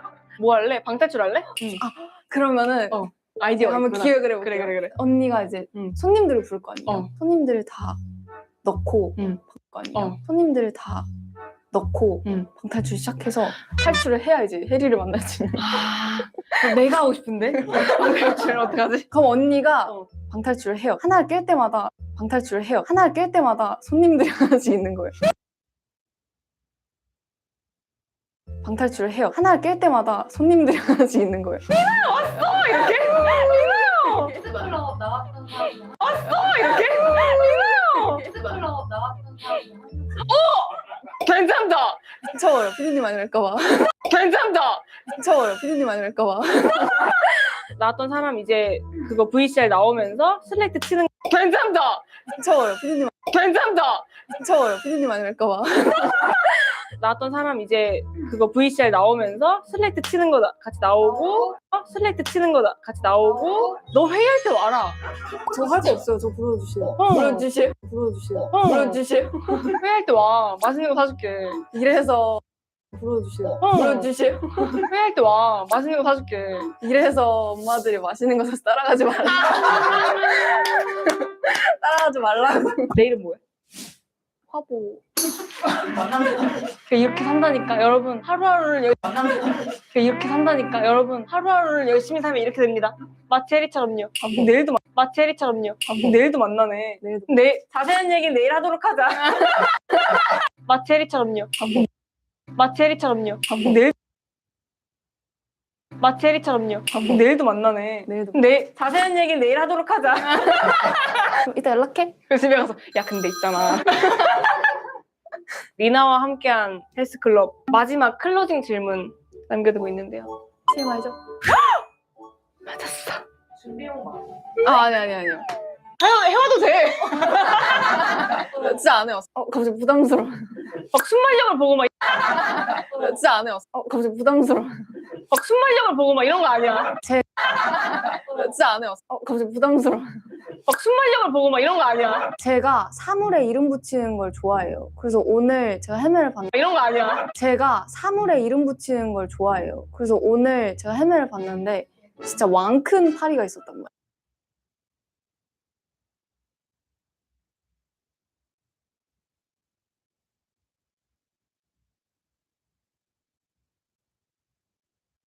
제가 헤매를 봤는데 진짜 왕 큰 파리가 있었단 말이에요. 제가 헤매를 봤는데 진짜 왕 큰 파리가 있었단 말이에요. 그 친구한테 제가 헤매를 봤는데 진짜 왕 큰 파리가 있었단 말이에요. 그 친구한테 장군이라는 이름을 붙여줬습니다. 장군이라는 이름을 붙여줬습니다. 사진도 있을까요 혹시? 아니요. 빨라서 너무 빨랐죠. 잡지도 못했어요. 아쉽다. 너무 빨랐죠. 잡지도 못했어요. 아쉽다. 그 얘기할 때 이 밑에 장막 너무 빨랐죠. 잡지도 못했어요. 아쉽다. 그 얘기할 때 이 밑에 장막으로 장군이 사진 얼마 냈어요 크기가? 이 하트 정도. 진짜로. 장군 맞네. 세상에나. 그 파리는 그래서 어떻게 장군이는 어떻게 됐었어? 결국 못 잡았어요. 못 그래서 그냥 밖으로만 이렇게 보내주고. 못 그래서 그냥 밖으로만 이렇게 보내주고. 근데 저 파리 이름을 좀 많이 지어요. 벌레를 엄청 무서워하는 멤버가 있어. 이름을 좀 많이 지어요. 벌레를 엄청 무서워하는 멤버가 있어가지고. 닉닝인가? 지젤이. 그래서 그렇게 좀 친숙하게 에스파들이랑. 닉닝인가? 지젤이. 그래서 그렇게 좀 친숙하게 에스파들이랑 화분과 뭔가를 찍은 적이 있었는데 유난히 큰 애가 자꾸 왔다 갔다 해서 약간 거슬린 적이 있었는데 유난히 큰 애가 자꾸 왔다 갔다 해서 약간 거슬리는 거예요. 그런 적이 있었는데 유난히 큰 애가 자꾸 왔다 갔다 해서 약간 거슬리는 거예요. 그래서 그냥 저희끼리 에드워드라고 이름을 지어가지고 헤이 에드워드 헤이 에드워드 헤이 촬영 중이다. 죄송해요 이러고 갈 것 같아. 촬영 중 에드워드 헤이 촬영 중이다. 죄송해요 이러고 갈 것 같아. 촬영 중이셨고. 몰랐어요 이러고. 자세한 얘기 내일 하도록 해. 이따 연락할게요. 몰랐어요 이러고. 자세한 얘기 내일 하도록 해. 이따 연락할게요. 오늘 여기까지 하고 자세한 얘기 내일 하도록 해. 여기까지 하고 자세한 얘기 내일 하도록 해. 여기까지 하고 자세한 얘기 내일 하도록 해. 진짜 오늘 와줘서 너무너무 고맙고 아닙니다. 아마겟돈 대박 나세요. 크러쉬 형 크러쉬.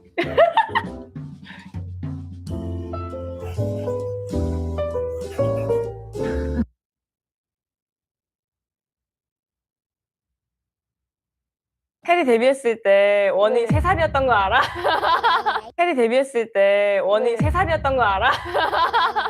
근데 진짜 너무 귀엽다. 이번에 컨셉이 저희 라큐 애니멀로. 그래서 요즘 멘트 학원 할 때도 더 느끼하게. 얼마나 더. 그래서 요즘 멘트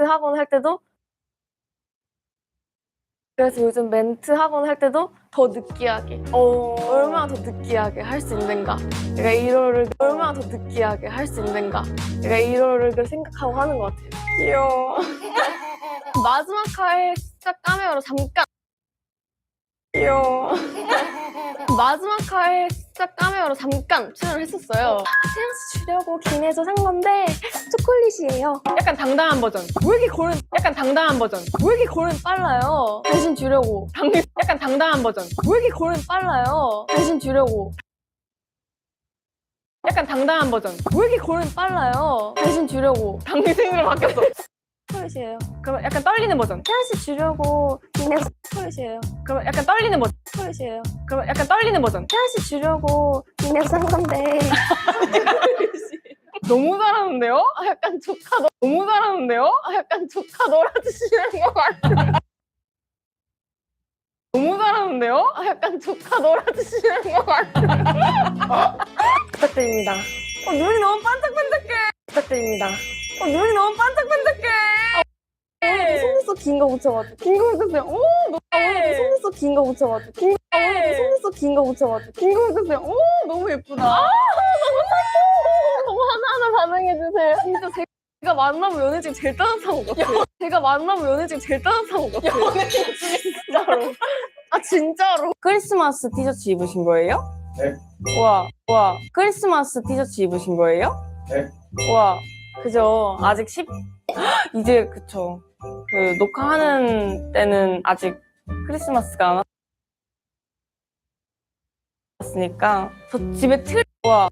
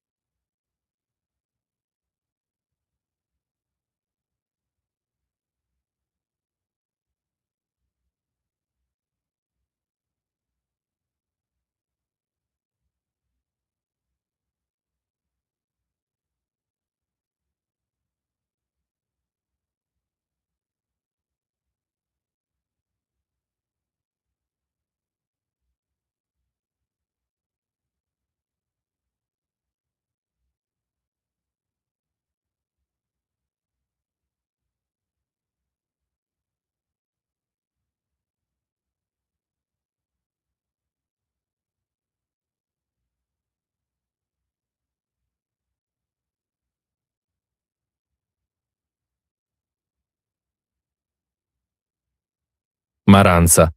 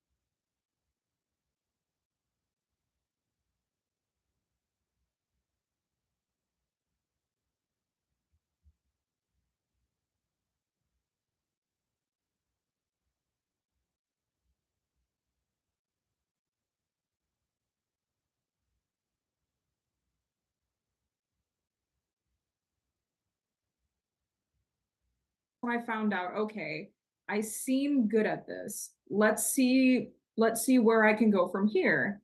And then that's when I discovered remote sales simply because of a random Instagram ad, right?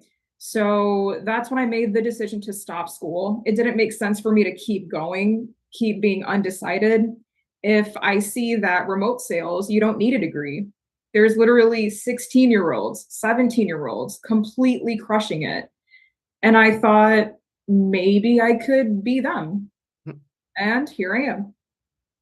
That's amazing. And I do understand what you mean about coming from an immigrant background. My father immigrated from Jamaica. And in fact, a lot of my friends growing up were children of immigrants. And their parents always said the same thing: doctor, lawyer, or accountant, or anything that makes you a ton of money. Basically, that's what it comes to be. And I think it may be, I mean, they're from a different generation, and so they may not understand completely how much opportunity there is out there because of the internet. It changed everything. I'm amazed that I'm able to make money from my computer, that I'm able to have a podcast that I love. And what does that feel like for you, being able to have that freedom to work from your computer? Wow. I was not ready to receive it at first. It was a mindset that I kind of had to get used to. Now, thankfully, I got used to it pretty quickly because I had good mentors, because I had the support, and because I had the community to run to and really depend on and ask questions to. So that, and of course, kind of explaining to my parents what I was doing, it was a challenge, and thankfully I overcame that. But what's it like? It's very different, because even if I were to tell my friends that I am doing remote sales, it's something that's it's not exactly common in the world right now. So their first question is, what's that? So to kind of answer your question, it's nice. It's certainly nice, but then people who don't know what it is, they certainly doubt you. They doubt you, and you have to kind of take the time to tell them, maybe convince them if it really matters to you. The challenge will always be there. It's almost like you have to show them a paycheck just to prove yourself, right? Yes. Yeah. Oh my gosh, yes. I think I'm just going to eventually do that and just be like, stop criticizing me. Look at this check. Yeah, I'm the man. Okay. And exactly. I remember, quick and easy. Exactly. I remember the first network. Hey Snorlax, how you doing? Welcome back again. Meeting I had with you, Cash, and you told me this little story, and it was so funny, and I'm sure you can tell it again. It was something about what your dad said to you about being a doctor, giving you freedom in terms of what you can choose. Oh my gosh, yes. Okay, so as I kind of briefly mentioned, he really wanted me to be safe and secure. I'm the first child, the only daughter, and of course, being the first child is just awful because you're the guinea pig.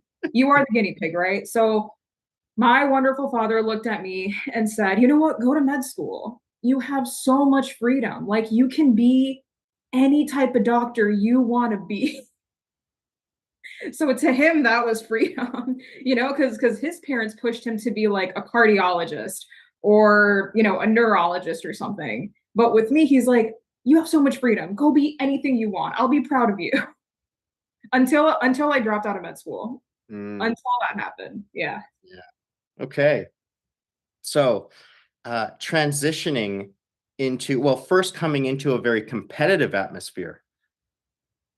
I mean, I'd imagine there's quite a bit of pressure in the beginning. What did that feel like, adjusting to the pressure of being in a competitive industry? So are you talking about the med industry or Oh, sales? no, not the med industry, the sales industry, because you said it was a very competitive sales company. So that company, I mean, of course they were picky. But the thing is, they held high standards, but then they also taught you to uphold high standards. When I say I had the best managers, I had the best start, which really shaped my perspective and how I showed up and how much confidence I gained, literally because I had the most confident managers, ones that would pour into us daily, because of that, I mean, the transition was pretty easy for me. Not once did I doubt it. Not once did I feel low. And when I did catch myself feeling a bit low, run to the managers. They'll knock sense into you. They will empower you. They will speak goodness into you and then train you on whatever it is that you need training, and then uplift you just like that. Yeah. So go ahead. Sorry. Because of that, the transition was super easy. Great.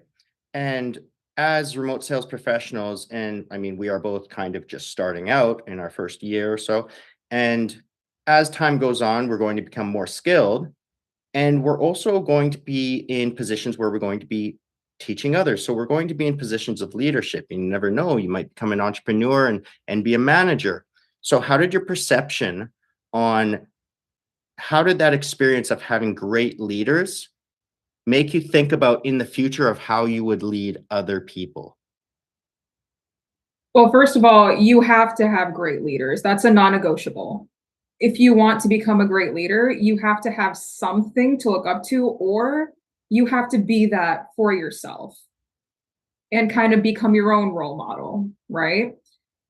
And I feel like because they made it so easy, well, at least they made it look so easy. I'm pretty sure they went through their own struggles, their own hurdles, but because they emulated such strong confidence, such strong discipline and ways to move forward, that's what I'm used to. You know, watching that is my new normal. So because of that, it makes it look easy. And kind of branching off of that, I do have leadership positions outside of sales. So for example, I am a mentor in my own college, in which I mentor international students that come to the US and, you know, are very confused about the system, the society, the culture. They come to me on social help, mental help, or even, you know, help with their academics, whatever it may be. And one thing I found out is that there's always going to be a transition period for any leader. Every leader out there suffers in one way or another, and that is what makes them rise. It's almost like a sacrifice, isn't it? Maybe not a sacrifice. Maybe you're just met with challenges, because when you are leading someone or a group of people, you're going to be met with so many different mindsets, so many different hurdles that they're going through, even issues that you've never went through, but people that are in your lead, they're following you and they've never gone through that. So you have to have that sense of emotional intelligence. And that's going to be a challenge, because what if you don't have that yet? Right? That's where you have to ask specific questions, and you have to kind of clarify how you're going to lead them. And I feel like that's a challenge that every leader goes through. It's not necessarily a bad thing, just it's a learning experience. Yeah. Now, Cash, since you joined the Undeniable Closer Mastermind with me, and we have our own little group there, it's interesting because I have a completely different way of networking than you do. I'm on a podcast. I like my face to be seen. I like to talk so that the people that possibly in the future may think of hiring me or going into business with me see that I'm actually a good communicator and not afraid to be on camera and quite confident. It is different from other people. But what I notice, Cash, is that every once in a while, I'll get a friend request, or maybe in my suggested friends list, there'll be someone with 300 mutual friends. Then I go to their webpage and I look at them, and they've got, you know, like there was one guy with like 8 million in sales. I'm thinking, who is this guy? Wow, that's incredible. And I'll go down the list and look at the post, and all of a sudden Cash is in there. I'm like, where is she? Just everywhere? Is she just an omnipresence around the world of the sales community? So I consider you to be a master networker in your own rights. Now, can you tell us a bit about your networking secrets? Because people know who you are everywhere. Everyone knows who Cash Muna is. How do you do it? Okay, I'll be honest. If you're looking for some secret sauce or some, I guess, unique answer, that's not what I can give you. But what I could say is, when I came into the space, when I started networking, simply because that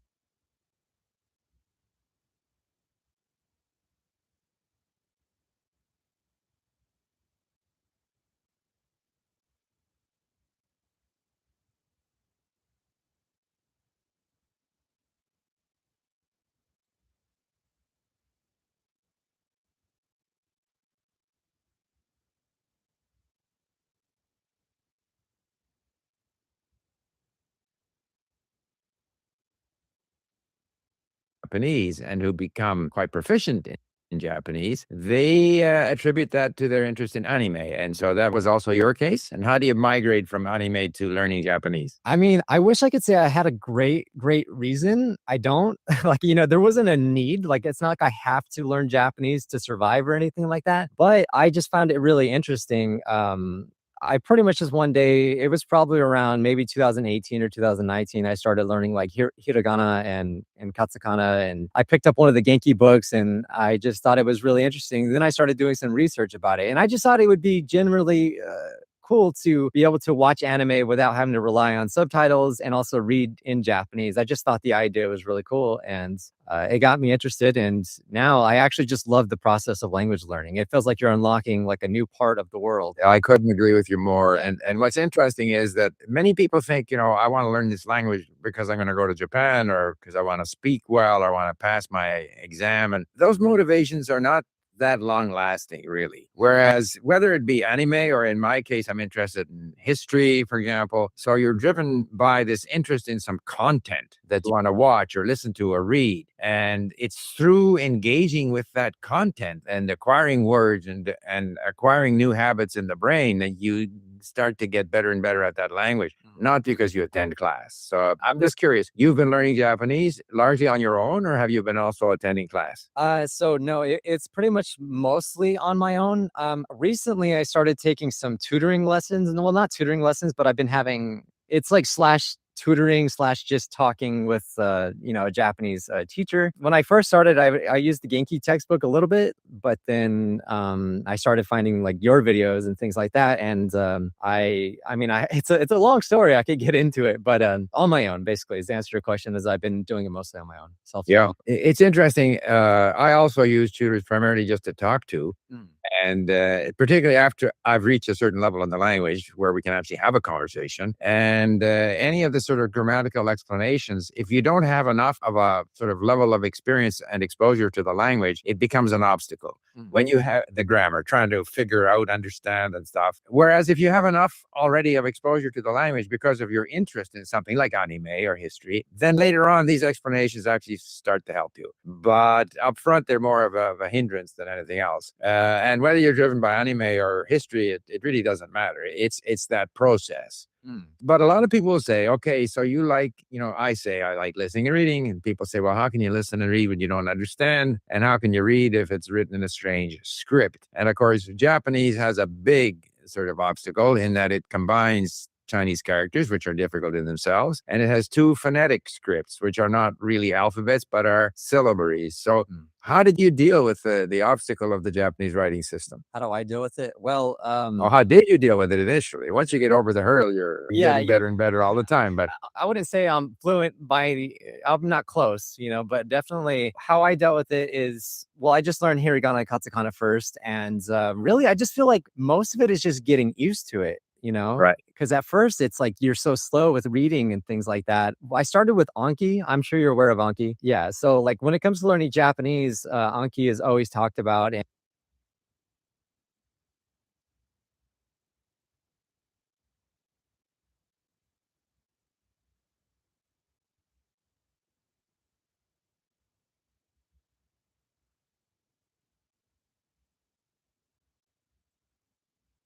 And, I came across people like Matt versus Japan. And so I kind of went that method, but I also saw your videos at the same time. And at first I didn't understand Link, too much. I started dabbling in it like in around 2019. And, I always watch your videos saying that you just need a lot of listening and a lot of reading. So I did Anki for probably a few years. I didn't do it for like maybe 30 minutes a day or something like that. I thought for some reason I would get good if I did that.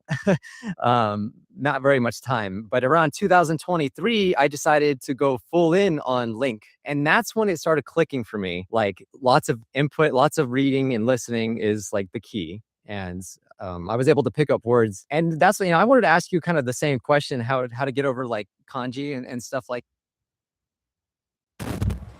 I don't know if you guys know, but today I'm going to be having my interview with Bijou Mike, surprisingly. So I'm watching this video to get an sense of how he talks so I can get used to it and prepare for it.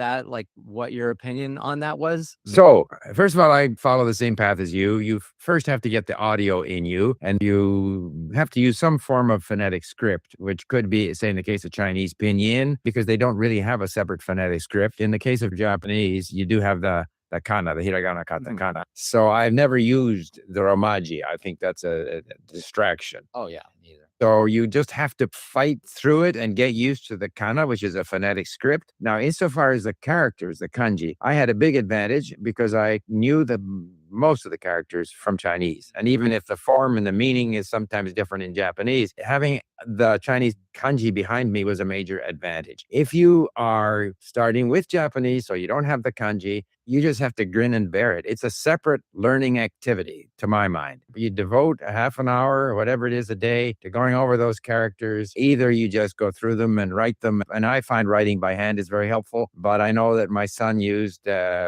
Heisik, I think it is, or some system. So you can also find some system to learn the characters, but you have to treat the learning of the characters as a parallel stream, in my opinion. And then you gradually blend that into your listening and reading. And the more characters you have, the easier it is to use a system like LingQ. We do have the romaji at LingQ. We have the furigana at LingQ. Sometimes it's wrong. It's fine. Nothing's perfect in this world.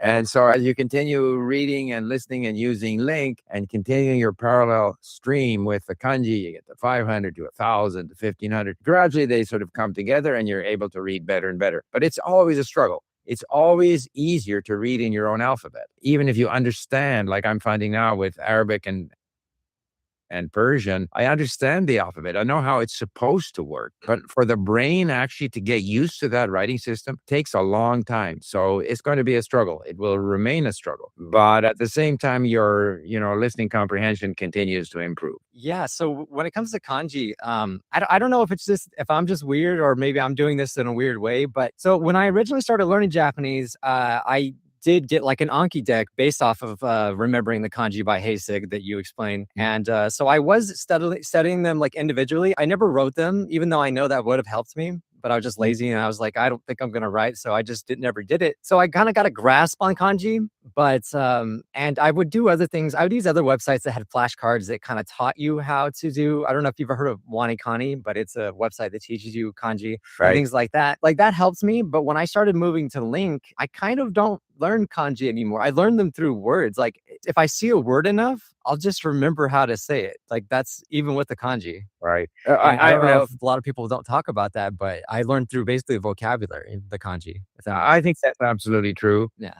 And in my case, when I was doing Chinese, I very deliberately learned the first 1,000 characters. I had actual flashcards, real paper flashcards. But I got up to 3,000 or 4,000 characters. And so I didn't use those flashcards for the remaining 2,000 to 3,000 characters.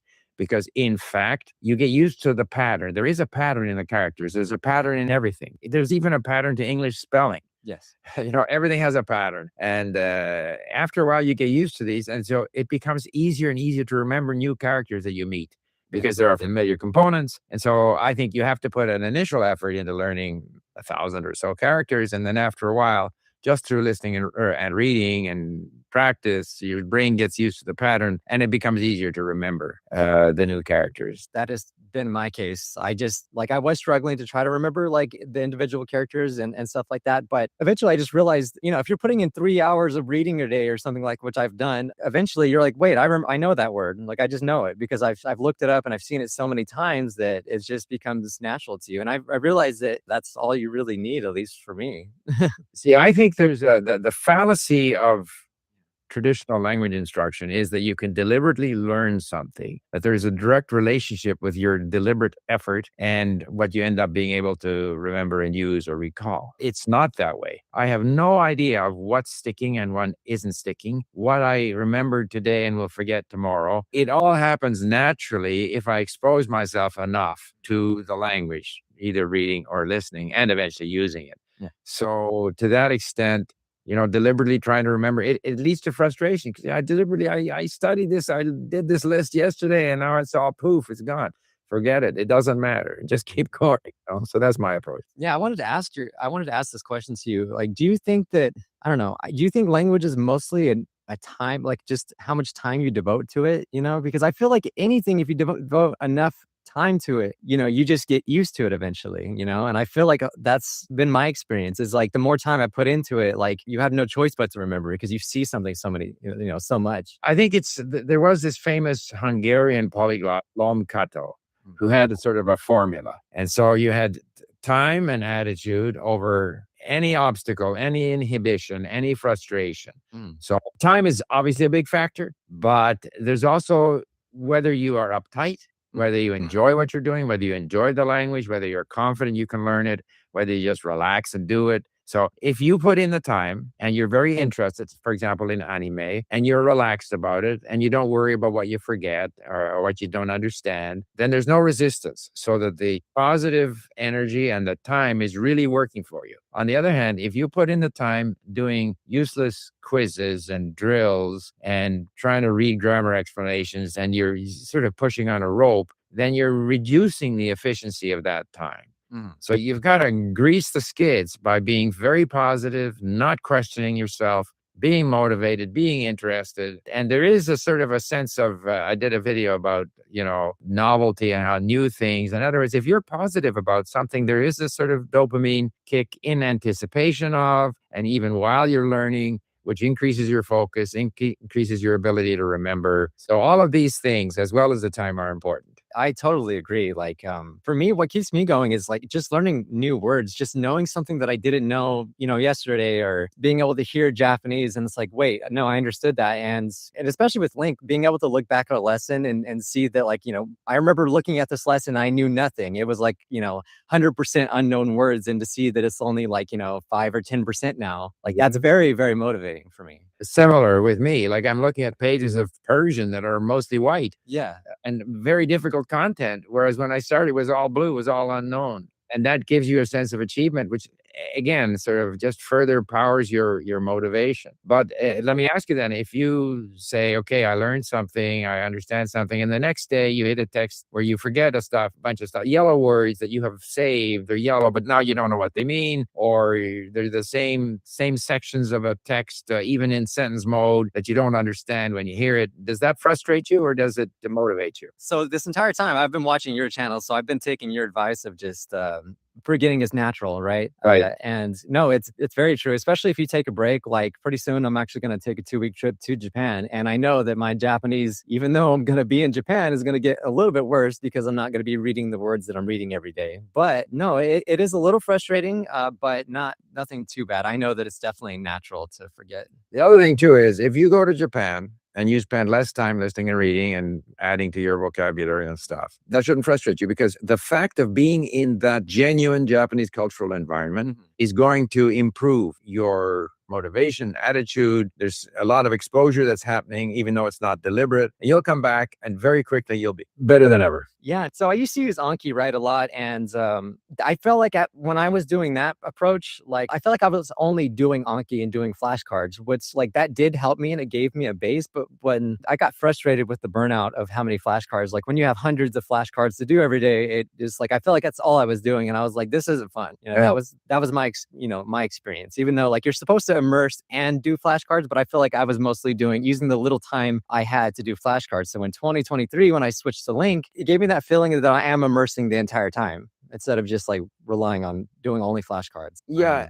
And if you've watched the last couple of videos I've done, there is research that shows that repetition is not as important as seeing vocabulary items in meaningful context, that the brain has a better chance because you're not getting multiple inputs, if you want, into the word, which words is used with that word. You're developing habits. You can't just deal with words in isolation, even in an Anki deck. Not only is it boring, it's doing the same thing over and over again, but according to the sort of MRI imaging, it's less effective than, even if it's somehow optimized. This is, not everyone agrees with me, but optimized according to some algorithm that you're supposed to, when you're about to forget it, you see it again and all this other stuff. In reality, there's so many words there that are isolated from any meaningful context that it's a bit frustrating and boring. And second of all, apparently not as effective. So, but people are going to do what they like to do. People who like to do Anki are going to do Anki, and they'll probably benefit from it. So I think people have to choose the path that works best for them. Yeah, no, I mean, I would say my mistake that I made with Anki, not that it did help a little bit, but what I my main problem is I was mostly because like I'm a full-time YouTuber and that's what I focus on. And again, like learning Japanese is not a necessity. It's just something I really want to do, but it's not a necessity. It doesn't help my YouTube channel at all or anything like that. So I was using the little time that I had just to do Anki, and so it just felt kind of like isolating, and it gave me the sense that I was learning, but I wasn't like, watching tons of Japanese TV and stuff like that. Like I was just making flashcards, but I wasn't doing that. But for me, in 2023 was the breakthrough. I've been watching your videos, and at that point, I kind of didn't believe in Link. So what I did is I just forced myself to read this. There's these things called visual novels, which they're basically just stories, but they're with pictures, and it's almost like a video game, but it's mostly just reading like a book, and then there's characters on it, like pictures of characters. Basically, it's a weird thing, but it has a lot of voice with a lot of the text too. So what I did is I found an easy short visual novel, and I went through the entire thing on Link. And by the time I was done with that, like it changed my opinion completely on Link. And then that's when I went full on that. And every time I go back to Japan, I'm able to read signs on the trains now, and I wasn't able to do that before. So it's like really cool to see that. Absolutely. We're very similar. My interests are different than yours, but you said something quite interesting. You said very often we have the impression that we're learning, but in fact, we're not learning. Yeah. And we really don't know when we're learning. We think, okay, we studied this grammar explanation, or we studied this conjugation table in some other language. We think we learned something. In fact, maybe we didn't learn something. And you went through your visual novel because you're interested in it, not because you're deliberately learning, but in fact, you're learning better. So again, it's only after a while, say using Link, for example, or reading it, you realize just how much you've achieved, even though while you were doing it, you didn't have that impression that I'm learning something. And I think that gets back to my sort of Zen, effortless, the best craftsman is someone who effortlessly, whatever he does, if he's a carpenter or if he's a butcher, you just got to naturally do it. And I think the results speak for themselves. Listen, we're so much in tune with how we approach language learning. We could go on forever. I don't know if you have any other questions. So you've been using Link since the beginning. So what did you do before Link? I know that you are technically a co-creator, I believe. Yeah. Co-creator, not in any technical sense, since my son Mark and his team look after the technical side of things. But before Link, I learned a bunch of languages, but always on the same principles. In other words, comprehension, vocabulary, accumulation through lots of listening and reading. And then you start speaking. And if you have more opportunity to speak, you'll do better eventually, although you'll stumble at first. Of course, I lived in France for 3 years as a student, and then had to learn Mandarin Chinese. I was in Japan and constantly listening. Get in my car in the summer, it's 35 degrees Celsius, like getting into a furnace. Yeah. But I'd be listening to Japanese all the time. So the principles of learning are the same. The motivation for Link was the idea that I had a bunch of books here, for example, with a whole bunch of words underlined that I wanted then to learn. I'd look them up in the dictionary and I'd forget them. And I realized with the advent of the internet and MP3 files and online dictionaries and all of the functionality you can build.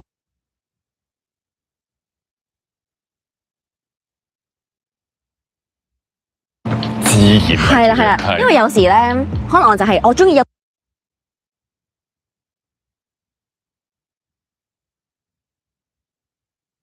有時咧，可能我就係我中意有邊面，我就係永遠都係有邊面。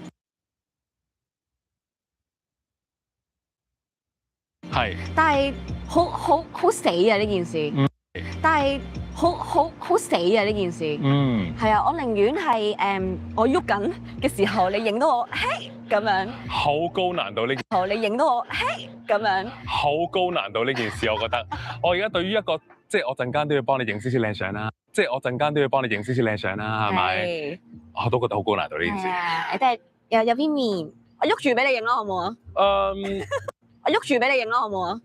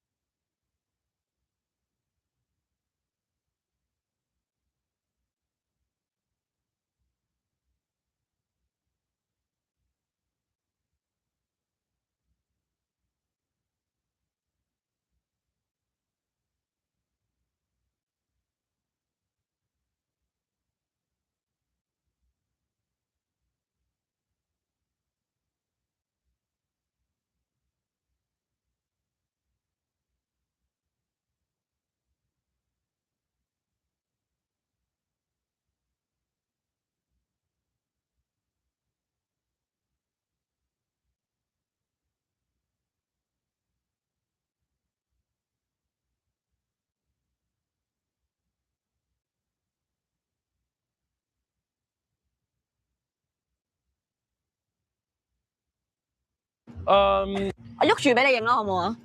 我喐住俾你影咯，好唔好啊？可以一試嘅，我覺得可以一試嘅呢件事。我係到咗琴晚咧，問你話，我係到咗琴晚咧，問你話今日食啲咩好咧？問你話今日食啲咩好咧？我先知原來你係唔飲咖啡嘅。係啊。我先知原來你係唔飲咖啡嘅。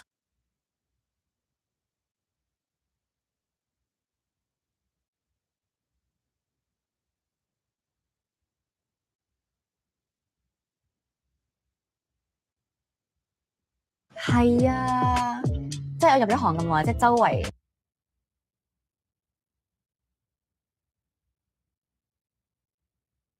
即係身邊嘅人，大家都飲齋啡，燒水腫，我話我唔得啦，我唔得，燒水腫，我話我唔得啦，我唔得啦。點解嘅？你自細就唔飲嘅？自細唔飲，我唔中意咖啡嗰陣味，即係我唔中意咖啡嗰陣味，即係大家會覺得好香，跟住但我頂唔順嗰陣味。咁你平時你係飲咩㗎？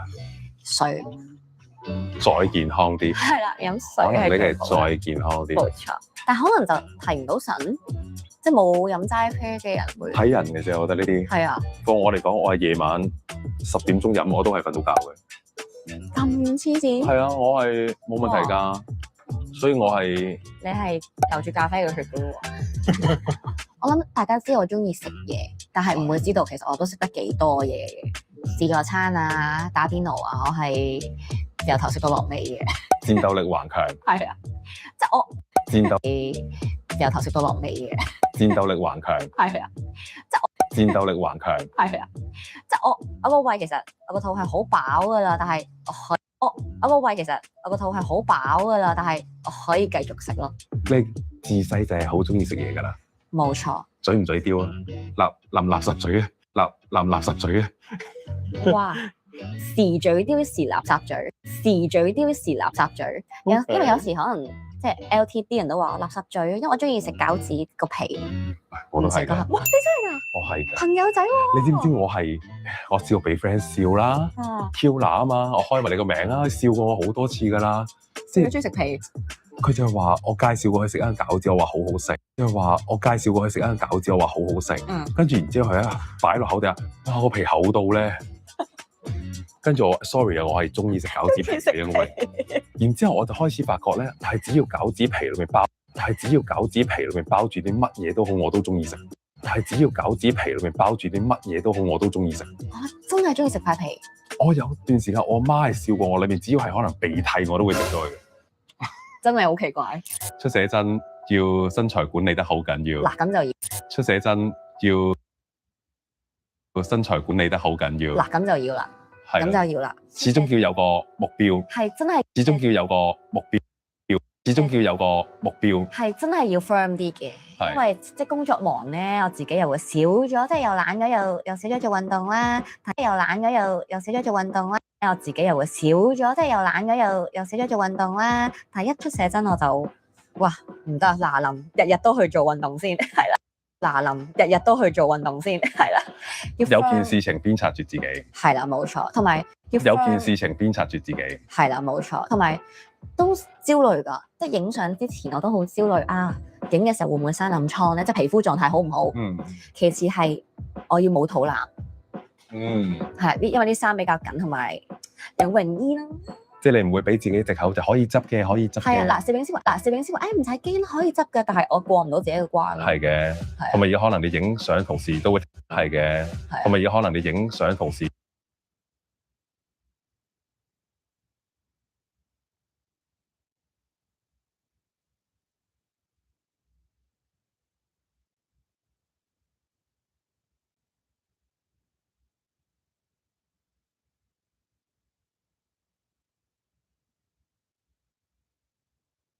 同埋有可能你影相同時都會 take 埋 video 㗎啦。係啊，咪啲 making of 嘅片，啲 making of 嘅片。冇錯。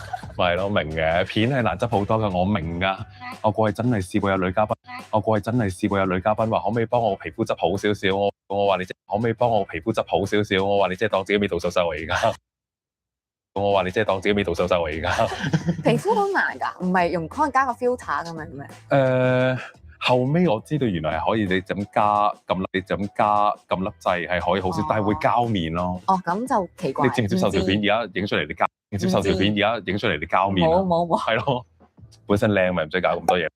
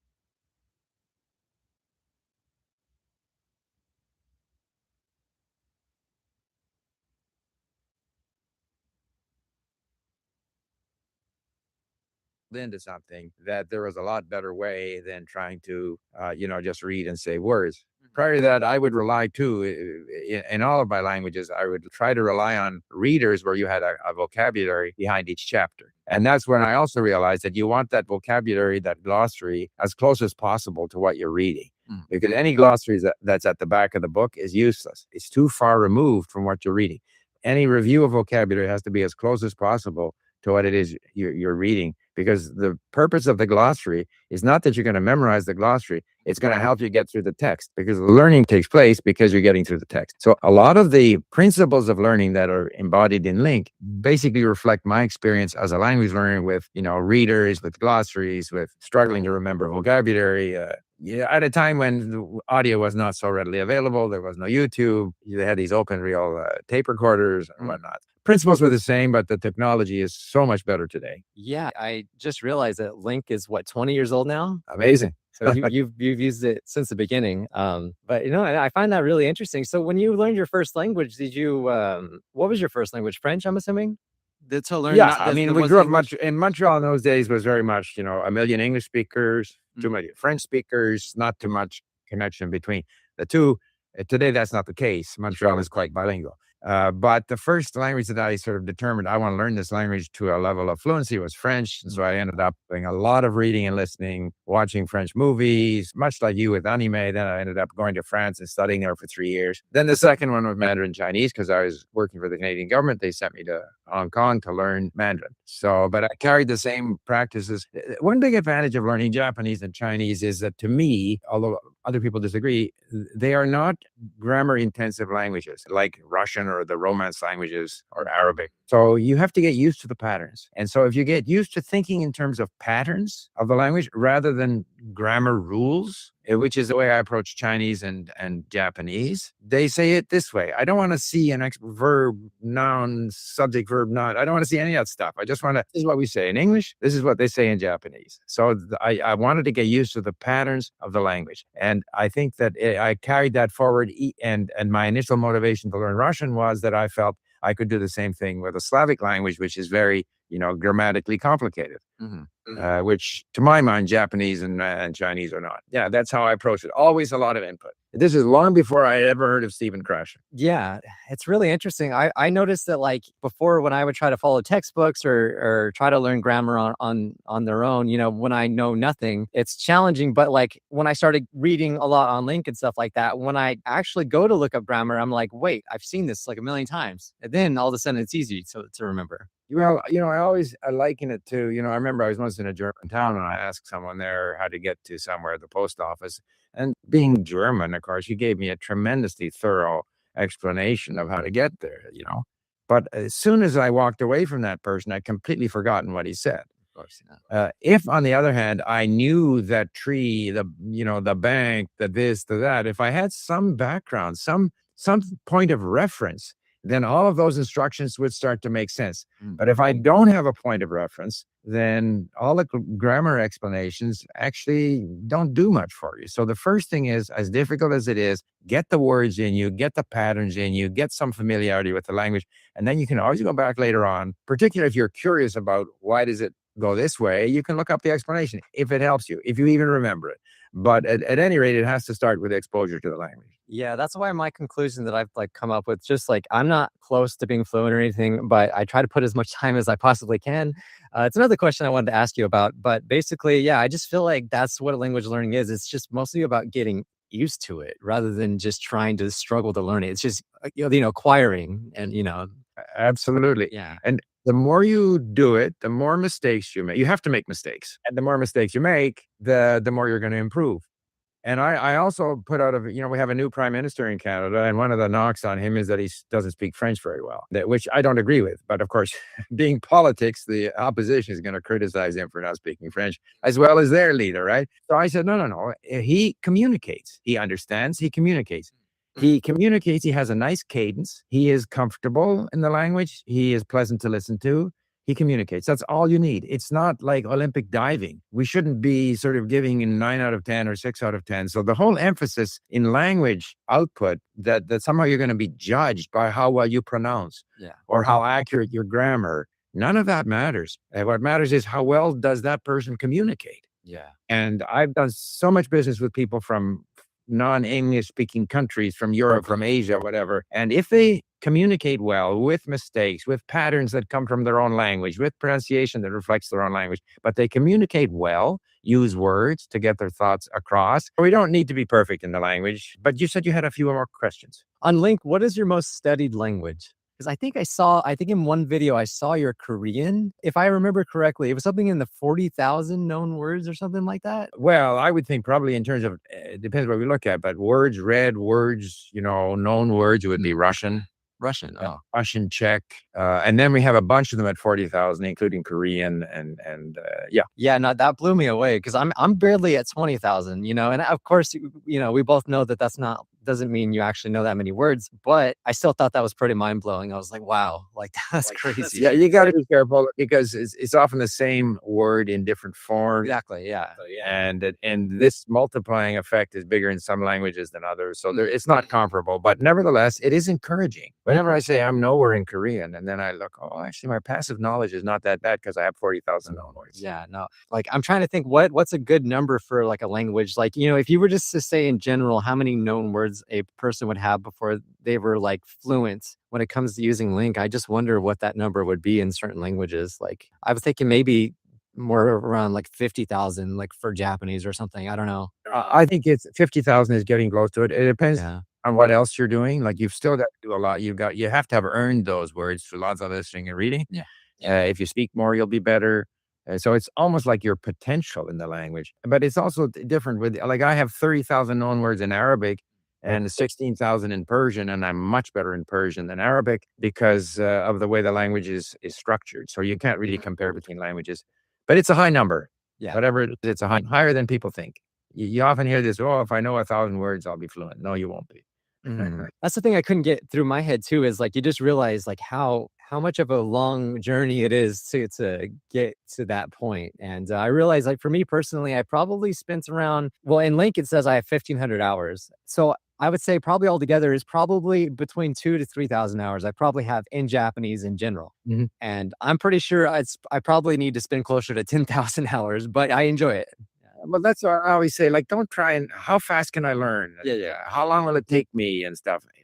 Learn to enjoy it. Like, how many, any activity that you enjoy, why do you want it to end? So. Of course. I don't know. I don't know when the day would come that I would even stop like using LingQ. I don't know if that's ever going to happen, but I do enjoy it. Well, listen, maybe we should end it here. I just want to say, Mike, it's been a very enjoyable conversation. You have an attitude that's very similar to mine, one of exploration, enjoyment, taking advantage of every opportunity to learn things, to improve. So it's very encouraging to me that you enjoy using LingQ. And so I want to thank you very much for having this conversation, and remind our listeners again, whatever you want to tell our listeners about your activity. Channel. Visual novels is something that I've personally been Take your Anki and throw it in the trash. Throw it in the trash right now, okay? Know your fucking place, trash. Actually, maybe go get it. Maybe go get it. I'm sorry, Anki. I still love you. I'm sorry. But I don't use Anki anymore. And I'm here to spread the news that you don't need Anki to learn Japanese. And not a lot of people talk about this. I swear. If you're new to learning Japanese, or if you've been learning Japanese for a while, no doubt about it, you've heard of Anki. Judging by some of the comments I got on my last video, some people, they talk about how they don't like Anki. I'm right with you. I actually stopped using Anki, and if you watch my whole video, I did talk about that a little bit. So that's what we're going to talk about today. Anki is one of those things you either love it or you just absolutely despise it. If you know, you know. If you've done Anki for a long time, you're going to know that the reviews are going to get kind of crazy, especially if you want to learn way too many cards a day. I really wouldn't recommend, if you're going to use Anki, to never go past 20 cards a day. Because if you do, you will regret it. Because one day you're not going to feel very motivated and you're going to have like hundreds of cards that you need to review. I stopped using Anki because the reviews just got absolutely insane. But before we get started in today's video, I want to say thank you guys so much for 1,300 subscribers. I am so happy to start this new channel. Like, I'm so excited. Like, even though I have another channel with almost 4 million subscribers, seeing like every subscriber that I get on this channel is like so much more exciting for some reason. I think it's because like I'm just kind of passionate about this, and I've just been looking for an excuse to just get this information out of my brain. Like I talked to my wife about it and she doesn't care, but that's okay, right? Like I would just bug people. Like, I try to get my friends to learn Japanese. So like, this is great for me. I need an outlet to talk about this kind of stuff. So yeah, I just want to say thank you so much for the support so far. I thought my video was going to get like hundreds of views, and it already has like over 10,000 views or something like that. So starting from the ground up, that's pretty good. That's pretty freaking good, I say. So plus all the positive comments. I got so many comments of people that were like good at Japanese and people that were just learning or wanted to start. So I just want to say, guys, thank you. It really does mean a lot. In the future, I want to make videos in Japanese. Like, I want to make content in Japanese. That way you guys can immerse and stop watching videos in English. What? Okay, only watch my videos, but nobody else's videos. And then go watch some anime or listen to some Japanese or something, okay? But only watch my videos. Thank you.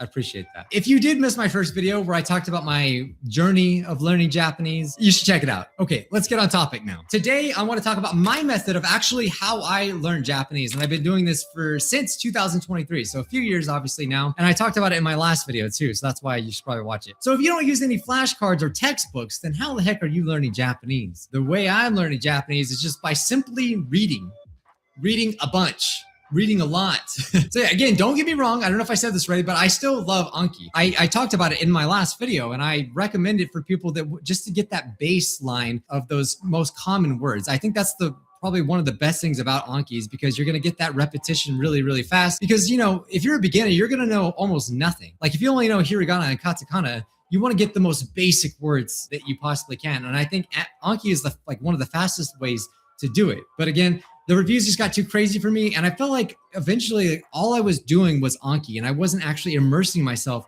in the language. And so that's where reading comes in. And I think around 2023 or so, around that time, I came across this video right here, and this video is called I've Never Used Anki, How I Learned Kanji and Vocab Plus Resources. This guy, I don't know if I'll say his name right, but it's Bunsuke. So Bunsuke actually reads physical books, and I think they've been studying for like a long time now, for like over 10 years, I believe.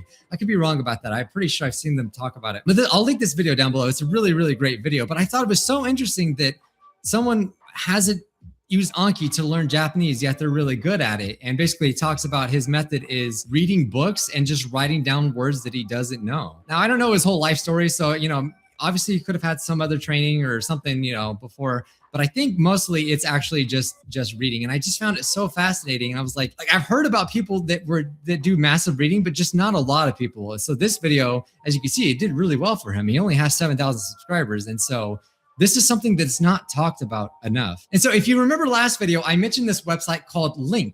And so, TLDR, this is how I actually learned Japanese, using this website called LingQ. And it was co-created by the polyglot Steve Kaufman. The entire time he's been a proponent of just massive, just reading and listening. Just listening and reading as much as you possibly can has been his way of doing it. And I'm telling you, this guy is crazy at languages, and he's like the real deal. I know there's like a lot of fake polyglots. If you don't know what a polyglot is a person that basically just knows a bunch of languages. I don't know like the technicalities of it, like how many languages do you have to know to be a polyglot, but he's the real deal, I'm telling you. And so he's the co-creator of this website called LingQ. So I mentioned in the last video that I've dabbled with LingQ my whole entire journey. So I did download it like around 2019.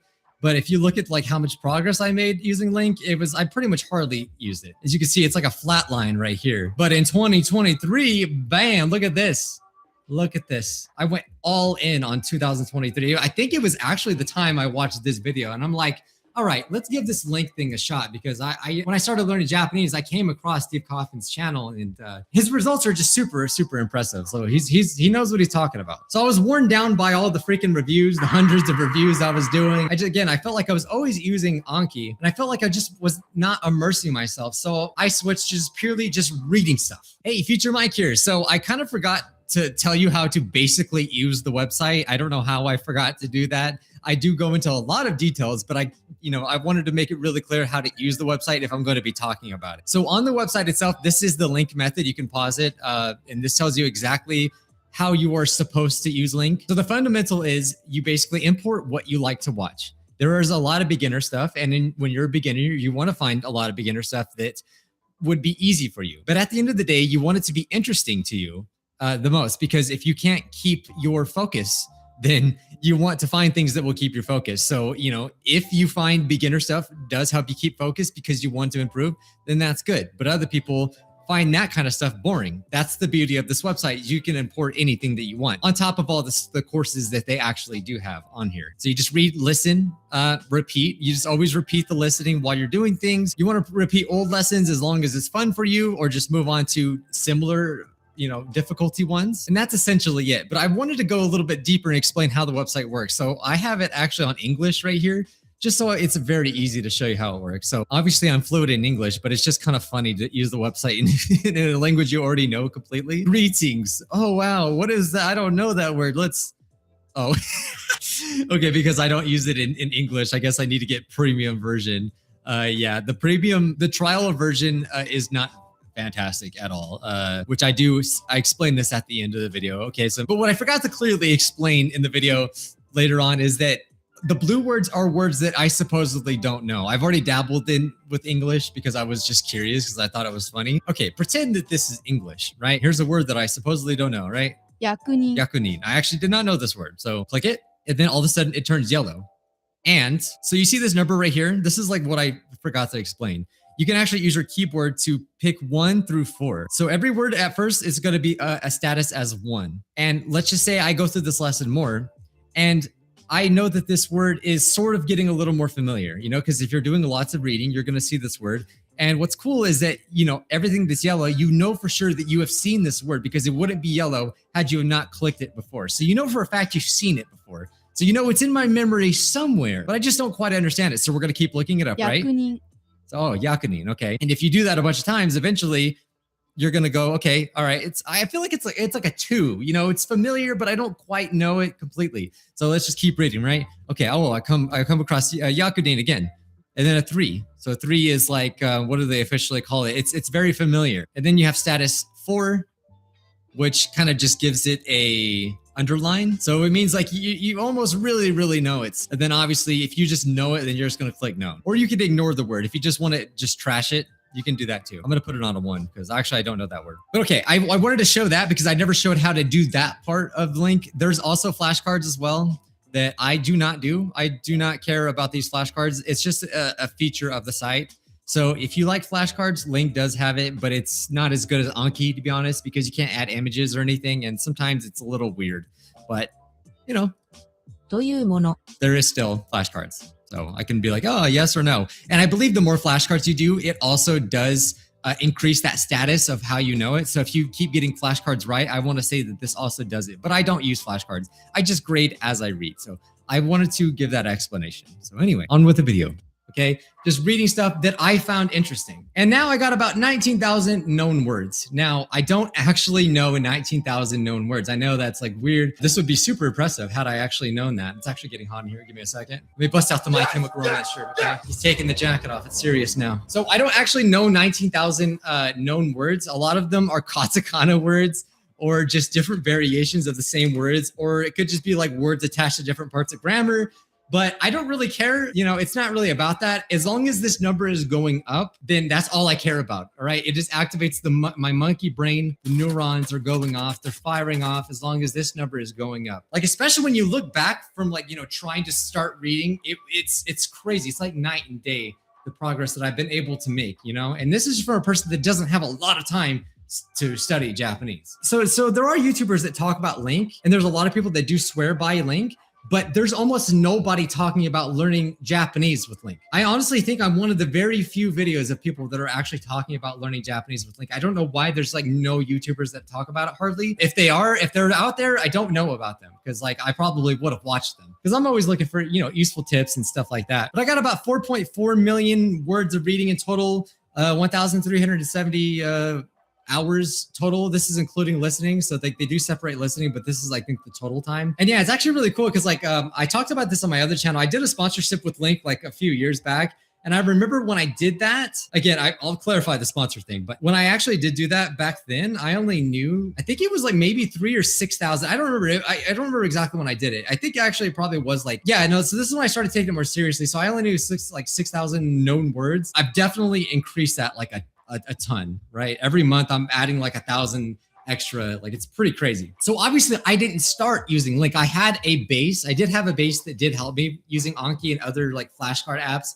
I forgot to mention like some of the apps that I would use. This one app called JPDB. I actually forgot that after Anki, I used this, and basically all this is flashcards. But what's cool about this website, if you don't want to like set up Anki, this is also another great website because they have like decks out of textbooks, anime, visual novels, light novels. I still use this website, not for the flashcards, but for just all the freaking resources that it does have. It's an amazing website.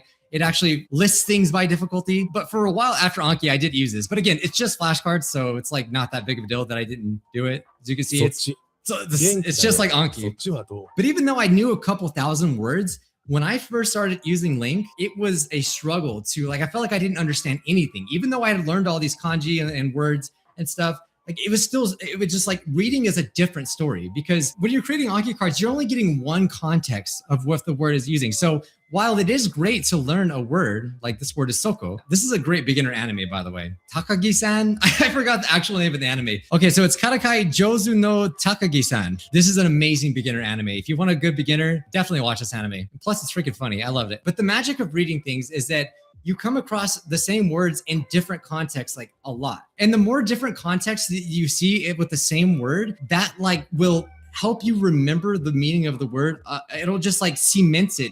I don't know what's the word for it. Like it'll etch it into your mind a lot better than have you just learned it with one single like Anki card over and over again. Because you're going to find that even though you thought you knew a word, that word has like 50 different meanings, you know, depending on the context. So that's one thing that I found when it comes to reading. It just helps me. It just helps things stick a lot better for me. But here's the thing: if you're gonna do reading for learning Japanese as your like primary source, then you have to do enough reading because the thing about Anki is that it's an SRS system, right? You're gonna always be reminded of things before you forget about it. If you can tolerate the reviews, it's fantastic to do. But if you don't want to do it, then you could just read. but you have to read enough. I would say, like, if you do want to try out LingQ or something like that, definitely do not do less than an hour a day, like minimum, or else you're not going to get the same benefits that you're supposed to get when you use LingQ. The whole point is you're supposed to read stuff that interests you and basically import it. Like, this website lets you import all kinds of stuff. It's really cool. But if you're not coming across the same words over and over again,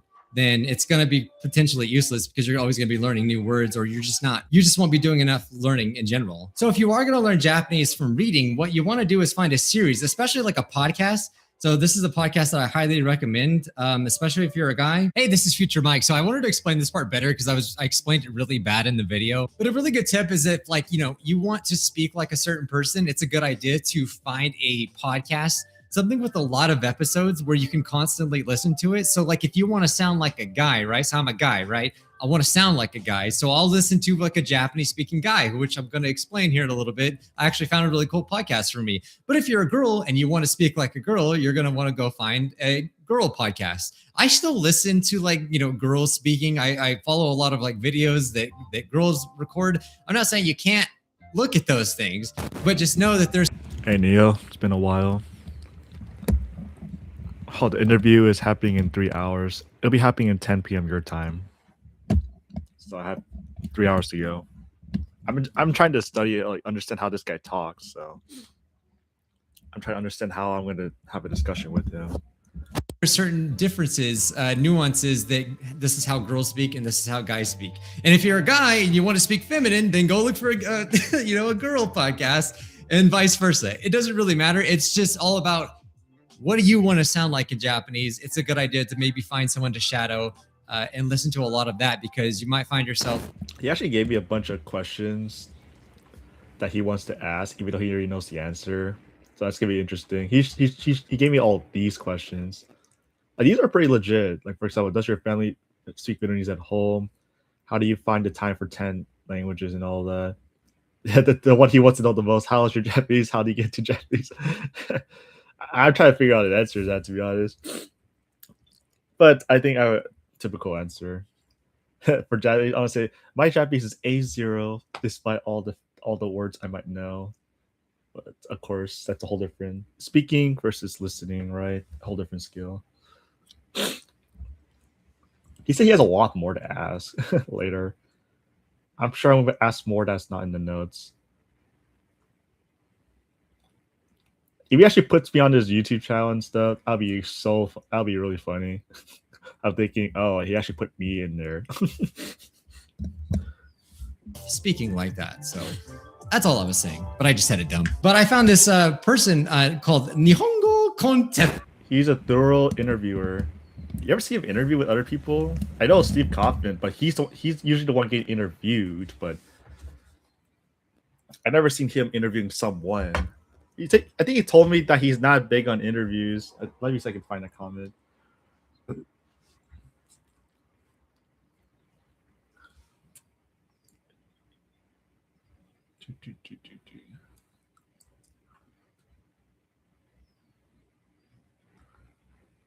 Based on his questions, yeah.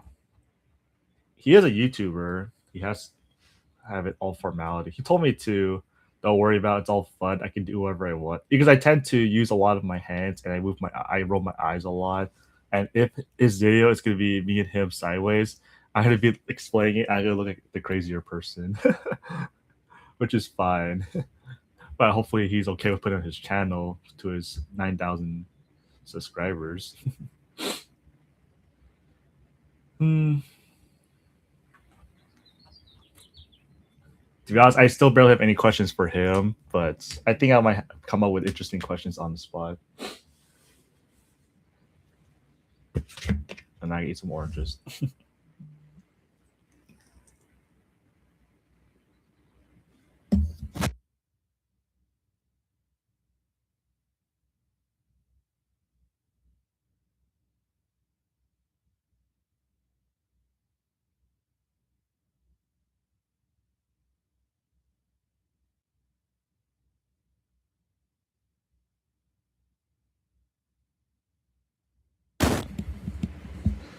He said he's going to ask these questions, even though he already knows half of the answers already, but just for the viewers that don't know who I am. So I need to go dress up and look decent, right? That's one thing. I don't know. Is it better to like wear glasses or no glasses?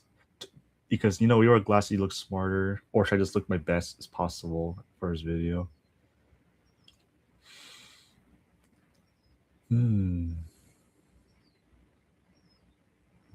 Yeah, there's a lot of things. When you say you don't focus on reading, but you focus on words, can you explain this further? Oh. How do you study? How do you use LingQ in a different way? Is that all that you use? Do you use anything else? What do you use? And here he knows half these answers. You say kanji. Did you learn to write? How about speaking? Explain how I use. He told me to do like a demonstration. Do you watch anime? Oh god. How many hours do you have? How many hours do you have in Japanese? You recently hit your 10,000 listening hours with Mandarin Chinese. How is your level now speaking? Would you change anything about your approach? If I were to start over? With all that input, did native speaking come natural to you, or would you say you had delivery practice speaking? Yeah, these are very good questions.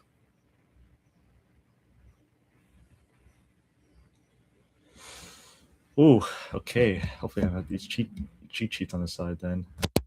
Hey, like that's literally how he says it. Nihongo kon teppei. And I know I know that sounds like a little kid. It's like, what are you listening to, Sesame Street? He actually does talk about some like dirty things every now and then, and he's really funny. He has like a super beginner podcast, but this is more of like the intermediate podcast that he does. And so I've been binging these. I've probably the speaking question.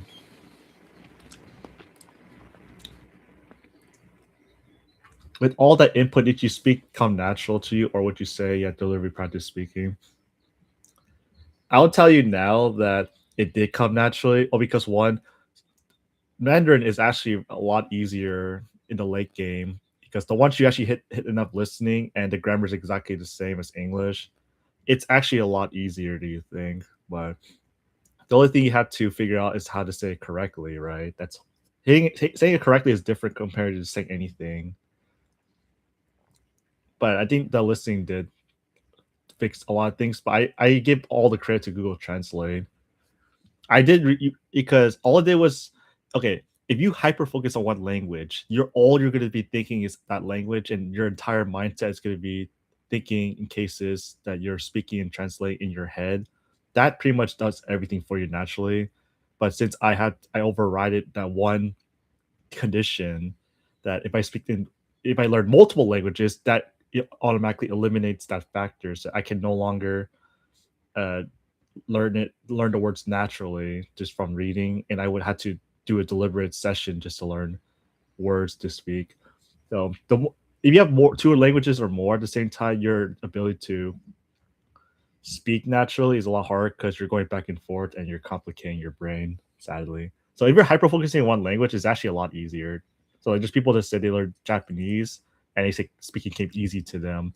It's because that's all they think about. I guarantee they always translate in their head and they always look up the words like, wait, I don't know how to say this in this sentence, blah, blah, blah. They look it up in Google Translate and they all correct all the time. And that's all they think about. Oh, I'm not doing 10 just to speak it. I'm doing 10 just so that I can understand it. The speaking is just a later phase. So I'm not really... I'll say like the last half of the 10, it's all like A0. It's going to be for a long time because the delayed factor is actually there. And sorry. So realistically, it might take like 4 years probably just to hit like good level listening because I split all my time up, right, evenly. So that's why I have to increase the efficiency as much as possible, get the most out of it.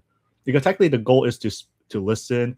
Speaking is just an option for me because I'm really going to go to the country and speak, and I'm not going to use it often. So I might as well just listen and try to understand everything they're saying as priority number one, is because you can always listen to anything you want anytime without like your introversion kicking in.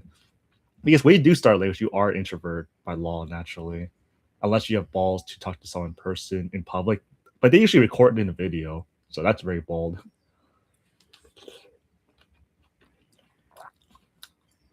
So if all the languages are split, I think the main priority is listening. Sadly, like I would love to like speak to random people anytime, but I won't be able to understand them, and that pretty much demotivates everything. The philosophy of everything. So the goal is like if you understand everything they're saying, at least everything, that you're gonna enjoy it and you can actually continue. The speaking is so easy. Like if your ratio for listening and speaking is like 100 to 1, okay, you can understand everything they're saying, but you don't need that many words to speak, right? You can only use like 10 words and you can still have conversations. This food's good. Food makes me happy. Happy food is great. You can have a conversation just using very few words. You sound like an educated adult, though. That's a whole different story. But yeah, if you're not trying to satisfy or brag to people, then you're not really going to prioritize speaking that much. Because speaking is more of a bragging thing on the internet, right?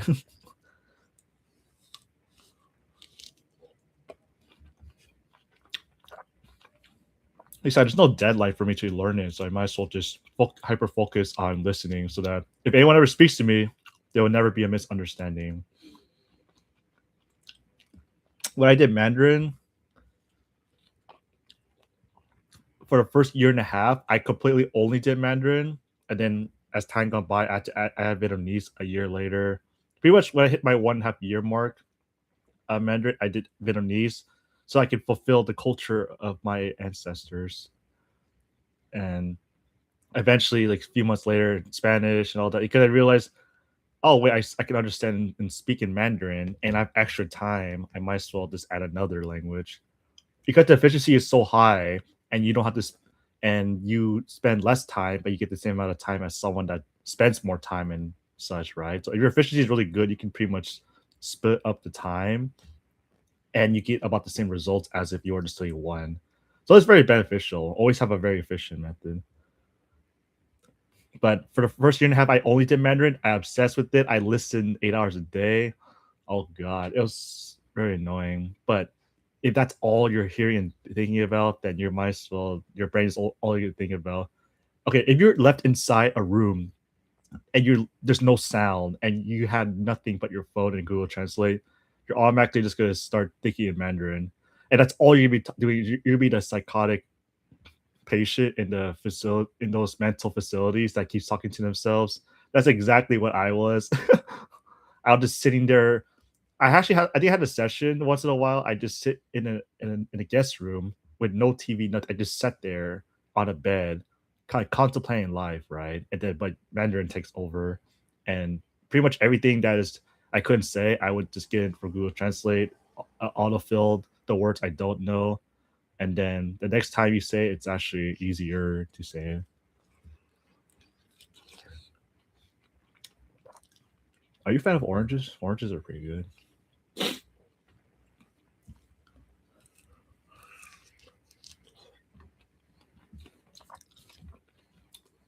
What would you say is the most important thing when it comes to language learning, and what advice would you give someone who wants to start? Okay, I actually did look at these questions. They're okay, yeah.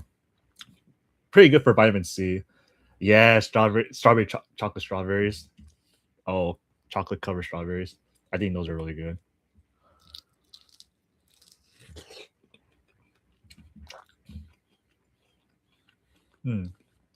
No chocolate. Okay, that's good. You're just very healthy then. I like grapefruit. Grapefruits are sour. So. Apples are, my opinion, apples like the basic ones, as in like you'll always go back to apples because it's usually our default fruit. It's like very fruits. Apples are like the most basic and most defaulted. Yeah, they always put sugar in grapefruit. I seen it like in videos.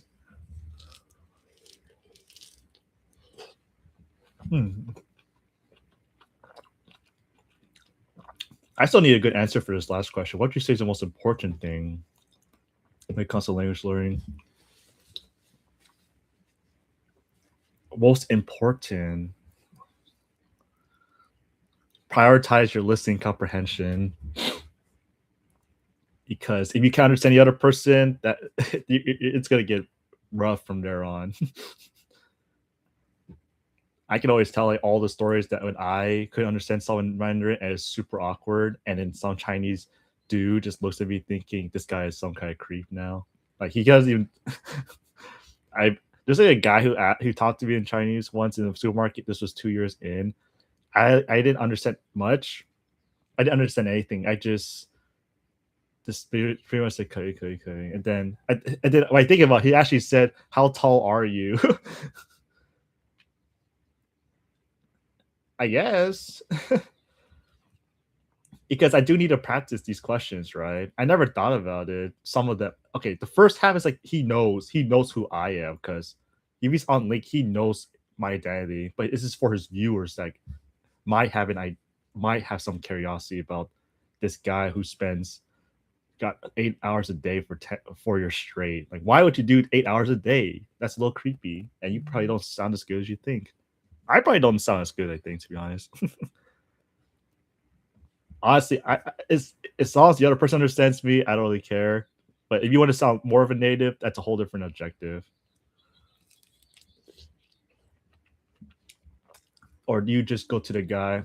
Wait, did he just come up to you, or do you? Okay. Another member of this Discord told me about a video about him, and then he's like, I should reach out to him, but I know his link, so I just asked him directly. I said, you know what, shoot my shot. I said, hey man, I watched your videos, and I'm down for that interview. You're so interested. He said, oh my god, I didn't know how to contact you, but thanks for finding me. It's probably he didn't know you can message someone on the Discord, the link forum, because you can send mail to each other. And he said, oh, I never knew you could do this, but yeah, I'm down. He added me on Discord. Here we are. Oh yeah, he came up to me. Yeah, he came up to me, and then the more I think about it, he literally says, I had to think about it. He mentions how tall I am. I just didn't understand the question.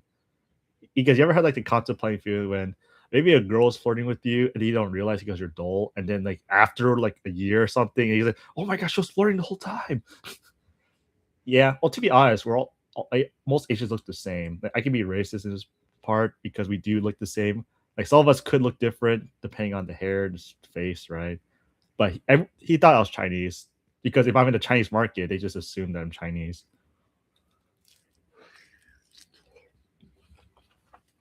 It was a Chinese supermarket. Yeah, it was inevitable.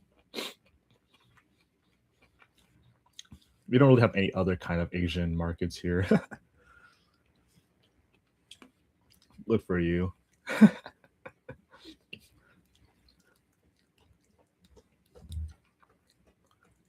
Means more opportunities to practice. Yeah, pretty much like we used to. Usually people either they give up because they don't understand, or they thought, you know what, I have to listen more. But I think that's more of a small minority.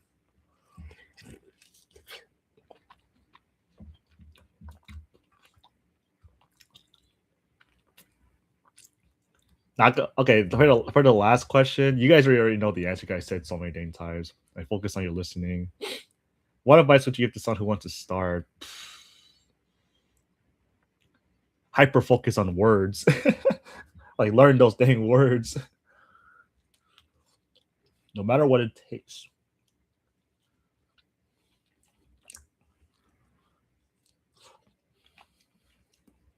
You want to live and breathe learning words for a while. That's what I did. I only hyper focus on words. I think every language I did, I hyper focus on words. I didn't listen to I had a certain amount of words, at least 10,000, but that's just me. Because it's kind of very weird when you start listening and every word is unrecognizable, like every single word.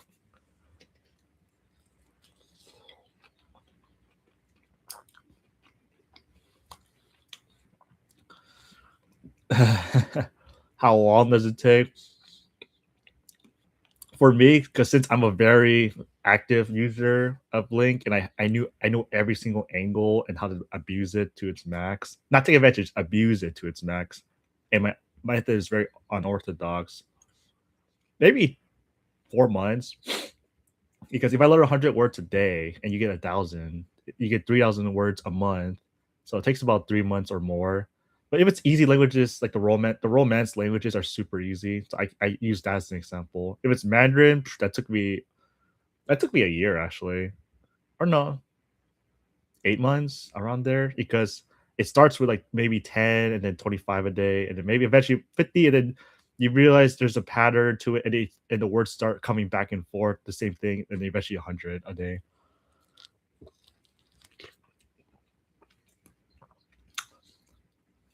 The French guy, the American guy, the Belgian guy.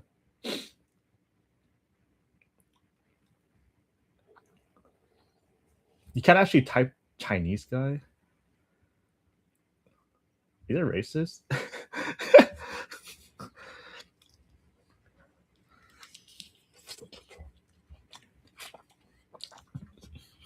I really not type Chinese.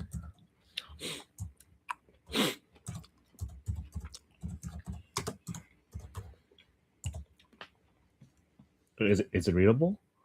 It's like that?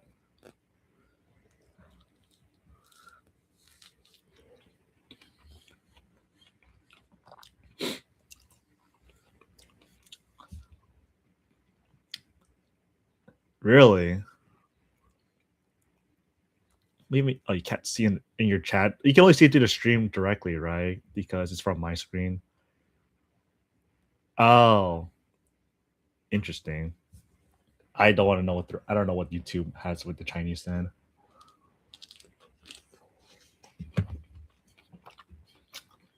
What about Russian guy? Can you type Russian guy? I just believe it now as countries that use VPN.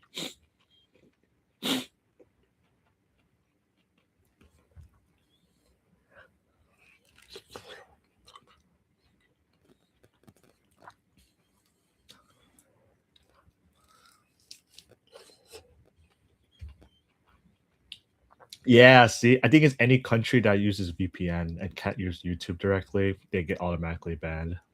Not banned, just uncensored. What else is there? Like okay, Russia, China uses VPN. What other? That's a good question. What country uses VPN? It is very specific. Uses VPN to access YouTube. North Korea, yeah. I can see you type North Korea. I think there's like a certain word, this way to say North Korean guy. That's a good one. You beat the algorithm.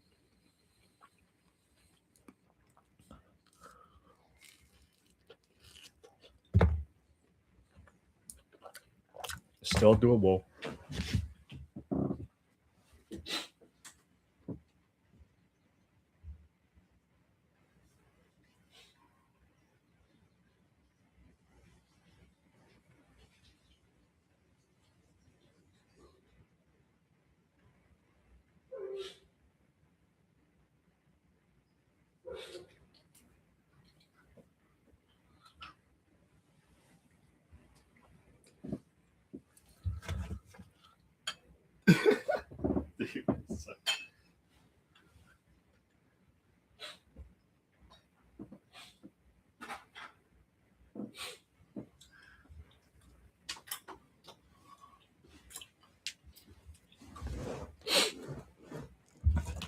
Sounds okay. Well, that works for country. We're not completely being censored.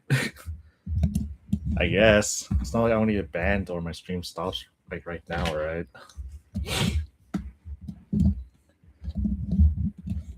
Oop. All right, let's see. I should probably practice.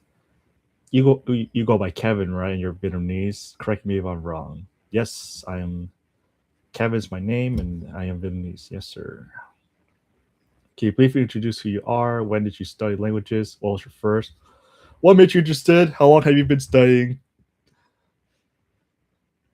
I'm personally nervous because I never get to meet a celebrity, because BG Mike is technically a YouTube celebrity like PewDiePie, but not as big anymore. I had my chin test today. I was so nervous I nailed it. Congratulations. What kind of test was it? Oh, I need to think about when did I start learning languages. I'm going to mention like my high school story that I did 3 years of Spanish, and then on the last year, I was about to fail special to D plus, and I had to repeat the year because of it. End of year test. Oh right, you're on about to be summer vacation, right? I don't know how Europe does summer vacations. Do you guys did 3 years? I'm sorry, 3 months off, or 2 months, or you have summer classes afterwards? When did you start learning languages? Okay, I'll mention the Spanish story. D plus in my last year almost failed, but when she spared me, I got passion from there. So I did my research. What made you interested? That's a good question.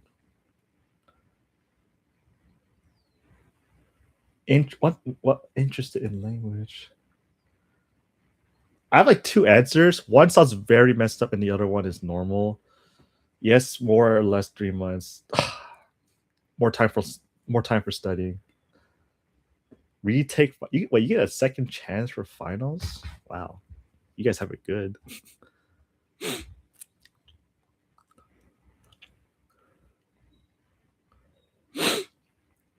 Yes, end of August. Wow. Okay, so that technically is 2 months, 3 months, 2.5 months, roughly. But what made you interested? Okay, you want to hear like my 2 answers? I'm trying to think. I can say like the false answer is that, oh, I'm passionate about the world and I want to travel the world through languages. I think that's what my biology says. That's actually part of the truth, that yes, I'm interested to travel in the world and I want to access languages and their knowledge and become more wise. Like that's a default good answer. No one ever answers about the wise part or the wisdom. And then the other would be to fulfill a prophecy that I should have failed high school Spanish and I got spared, and now I have to make it up to her by becoming the best language learner I can. See, that's like I think that might be the deep root of what I am, because if I didn't fail that Spanish class, I probably would have done languages. I probably would have continued being a monolingual beta. Who's asking? Probably closest friend compared to. You want to tell the whole internet? I'd probably just tell the more fake answer, but the real answer is just more personal, right? I was going to mention something that if you learn Arabic, heard you learn an Arabic language, you unlock wisdom to the max. So, but what if you learn more languages, access their wisdom, and then you were to combine all of the knowledge together to create one blah blah blah super wisdom, like the Infinity Stones in Marvel. If you know what Marvel and all, and Thanos with the Infinity Gauntlet, it's exactly that feeling. You have access to all the languages. You have immense power. I'm chasing Chinese wisdom. Chinese wisdom is insanely nice. Yeah, I did become wise learning Chinese. I learned the language, but not the actual wisdom itself. Like you had to actually go in and hunt and look for the actual books about wisdom in Chinese. Like the only ones that are in Mandarin only. That requires a lot of reading, though. So, I guess the learning Chinese is considered wisdom, right? You have so much knowledge to spread and wisdom. But like actual like Chinese wisdom that you have to go to the libraries there and that they don't exist in English, that's a whole different story. Yeah. Let's see. How long have you been studying? I can say 2018, I had a friend that taught me Chinese a little bit in a small room for fun while we're waiting for class, and he taught me how to say "wo," like how to say "I" in Mandarin, but I completely butcher it. And then from there, I had to do my research to also figure out how do people do this. And then I came across Steve Kaufman, so I've been a Steve Kaufman cult member. I don't know. I can say that though. Not the cult member. That's funny. Okay, I've been a fan of Steve Kaufman ever since 2018, and I watched all of his videos, every single one of them back then. he has like the best videos he had from back then. Yeah, that's one thing I can say. And from there on, I tried to attempt Mandarin like for so many years, for 4 years, but that was like off and on, so I was completely butchering it, and I gave up so many times. And I came back months later. I mean, through language learning, you get some of the people's wisdom mentality. Exactly. You do access the people, because only the people that don't speak English and such, you do have access to their wisdom. Especially you ask an old guy, like ask him, can you tell me more about your life? Or what's the wisest thing you would tell a person who is a lot younger than you? Horizontally and vertically. Oh god, they do read their books from top to bottom. But they do left and right too. Like Asian texts. And during the interview, I'm gonna be using this giant headset because I realized my mic, it's super terrible when I record. I was like, this is actually how I sound, but I don't know how clear I sound when you're listening to me. That's a whole different story. Let's see. Checking something real quick.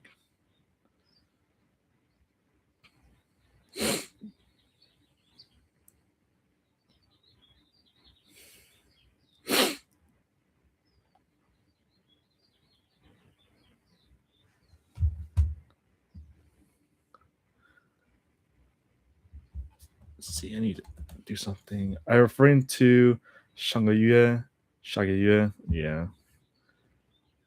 They do have entirely different ways of expressing it, don't they?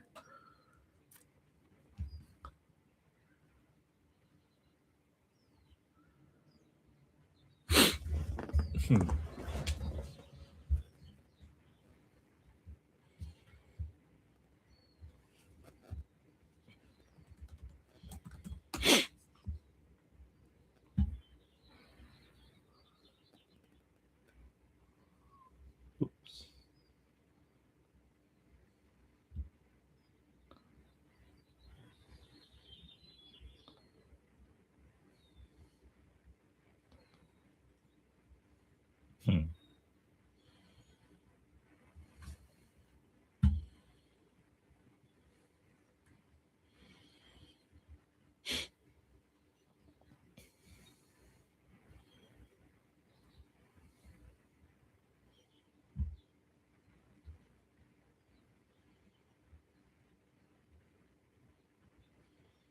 Try to read an email right now.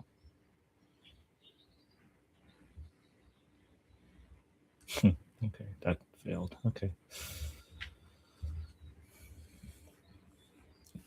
How long have you been learning language? I can say 8 years. The first 4 are complete disaster, all experimentals, trying to utilize Steve Copman's wisdom and such. Back then, I didn't really use Link that much, or actually, I used Link back then, but I was super terrible at it. Hey, look.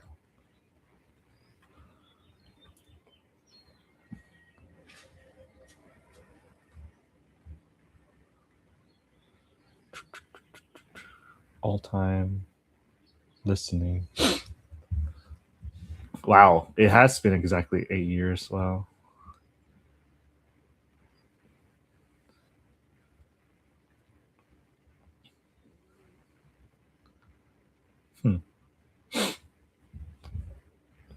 I really didn't do much listening. Like 16 minutes of listening. Wow, a lot changed, hasn't it? Of learning Chinese. Yeah, well, technically it's been 8 years of Mandarin, but the first 3 years, 2018 to 21, so that's 18, 19, 20, 21. So that's 4 years, right? And then, wait, is that 8 or 9? No, we're 2026. 2018, 19, 20, 21, 22, 23, 24, 25, 26. We're not done with 26, but we're technically, this is the 20. So that's 9 years. Wow. I hate how math does that for days. So technically 9 years of Mandarin. The first 4 years are completely me butchering how to learn Mandarin, because back then the content was super terrible. I can definitely say that. And now ever since they have new Chinese content on YouTube, and that Link has their import system. But even back then, their import systems are pretty bad. You have to manually still import all your information. So I'll say 9 years of studying, and the first 4 years with me going off and on with Mandarin and experimenting and figure out how this thing works. And then the only thing different was the 4th year, 5th year late took it seriously. I had like this certain strategy involved, and then I can tell him, and then he'll understand. Let's see, for sure. Does your family speak Vietnamese at home? Yes. It's ironic. I don't know if I mentioned they speak Vietnamese, but I rejected the language extremely. I rejected it because I was super rebellious of the language. Because I keep telling myself that the language kind of sounds like alien or kind of gay when guys speak, because they do sound very high pitched. Yeah, exactly. So I need to tell him that. Except the high pitch and gay part. That's going to get me banned. So I probably say, "Oh, my family, yeah, they speak at home. I didn't speak with them that much. I rejected the language like a rebellious child." I can just say that and call it. Yeah, I know. It's good. I should go over this because I tend to be a little way too serious with words. Okay, how do you find the time for 10 languages? You split them up. You split them up within how much time you have available. That's for sure. Do you work? That's a joke. He doesn't know. For that, I found like a really good answer that I'm currently looking for a new job. There you go. So that's a lot safer than saying I'm unemployed, I'm broke. Interview skills are so hard because I tend to say everything. How many hours do you spend a day studying?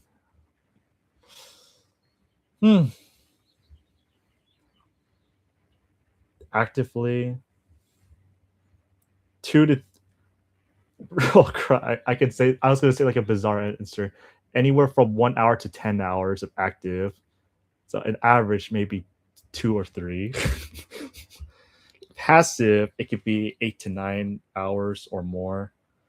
That's a lot of listening. Like sometimes I did in my sleep, but I have to say a number that makes sense, or else everyone's gonna start questioning. For example, it has to be 18. The sum of everything has to be below 18 hours because an average person or parent or adult sleeps at least 6 hours, about 6 hours, and then everything else they're awake, right? So I can pretty much realistically say I study depending on the day 1 to 8 hours, and then I'm active and real average perhaps 2 to 3 hours. There we go. And then the passive could be 8 hours. And 8 or 9 hours. I just leave the earbuds on and don't take them out. I think that's a crazy answer. I guarantee his viewers are gonna say, okay, this guy's kind of mental. Like the way I spend my time. How many hours do you spend a day studying? Do you have any other hobbies or addiction that takes away from language learning?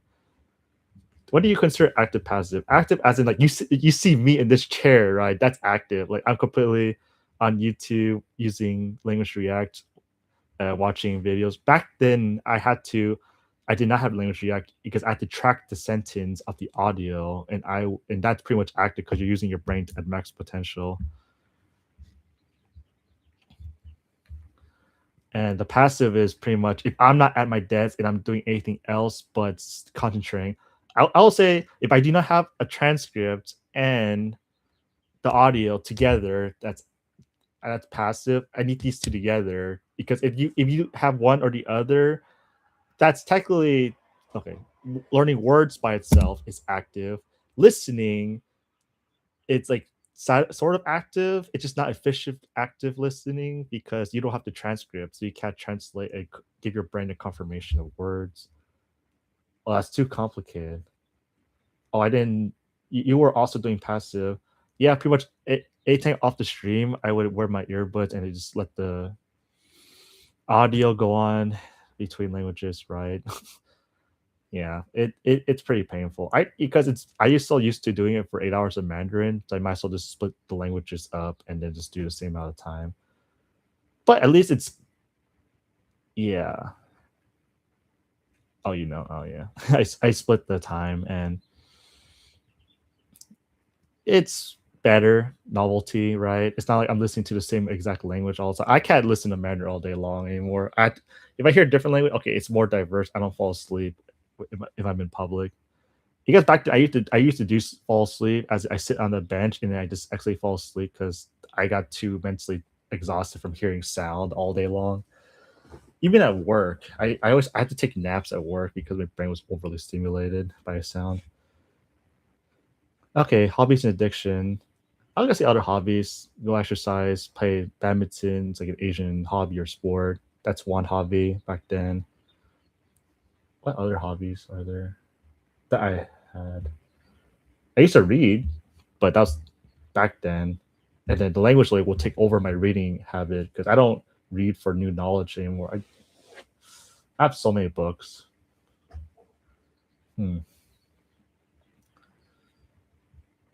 How do you study? How do you use LingQ in a different way? How do you study is that I would have different sessions, like 3 different sessions. When you first start, I have like 1 session, just completely learn words. And then once I reach a certain goal, like for example, if I claim 10,000 words, I don't know 10,000 words. It just gives me, I have the rough guess that I can recognize and understand the word in that context or most contexts. If I see the word, then I'll consider that known. The second, then eventually add a second session is the listening session that now I can focus on actual progress. The listening is the real progress. And then third is the speaking training thing. Yeah, shadowing, and then I have my Google Translate thing. That's a whole different thing because that's actually 4 different activities, like 4 different sessions. Ooh, that's a lot of sessions.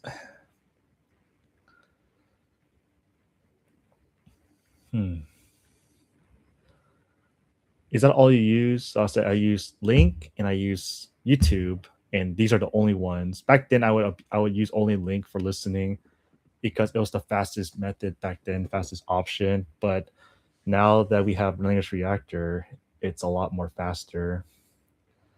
When you say you don't focus on reading, but you focus on words, can you explain this further? Oh.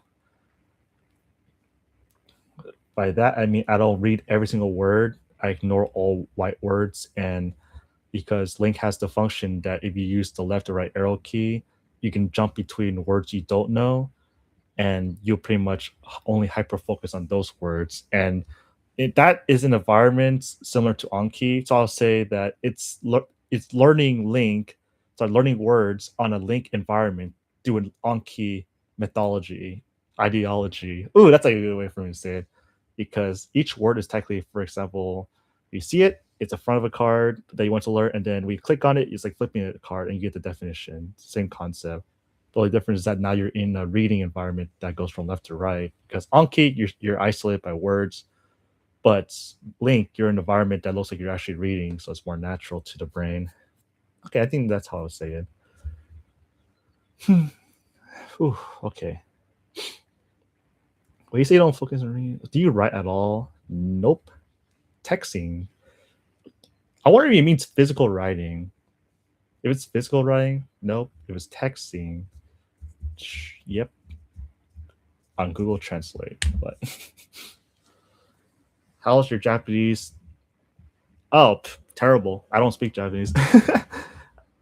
I just said that my ability to read and listen is really good because that's all I focused on. And I had to pretty much explain and protect myself that listening and speaking are 2 different skills. So if you're asking your overall skills, then I have to give you like a 2 answer, one that separates the speaking and the one that actually listens. Together, maybe A0. So I'm completely screwed, but I can still go to the country and probably listen and understand more, but just not able to communicate. Probably means practice writing Hanzi and Kanji. Yeah, you're right. I actually never wrote a single word in my life. Maybe like in that one in 2018, I was in the classroom. I learned how to write the wo, the I, but I completely forgot about it on that day. So 9 years ago, I completely forgot.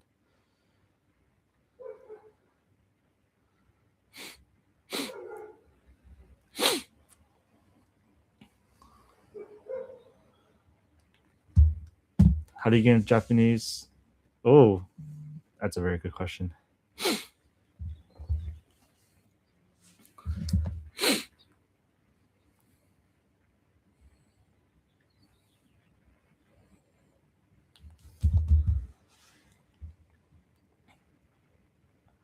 A little bit. I have a little bit of sniffles. Yeah. Just a little bit. Hopefully that doesn't catch up in the audio when I'm talking to him. It's gonna be super awkward. Because I try to get the mic and try to block off background noise. Whew. Okay. How'd you get into Japanese? I need a good answer to this. Probably just that to visit the country and go to the rural areas and experience the life that you see in the animes and such. I don't really watch anime, but it's definitely nice that you can go to the country and talk to some elderly that can give you really good wisdom, and then just enjoy a hot cup of tea while enjoying yourself in the sauna or the spa. The outdoors. What are those places called? That's outdoor baths in Japan. I need to look for it.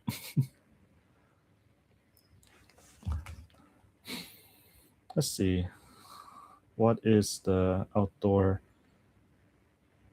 Oh, onsens. Exactly. Yeah, onsens. I want to experience the onsens, drink some tea with other Japanese people. Not talk. It's usually the old men that are. I always realize that maybe it's the older people in Japan that are more willing to talk to you. It's just that the younger, they don't have any desire to talk to you at all, unless you're very pushy. I think I only assuming, but I think it's easier if you look like them. Like if I look Asian, I think they'll be more open, in my opinion.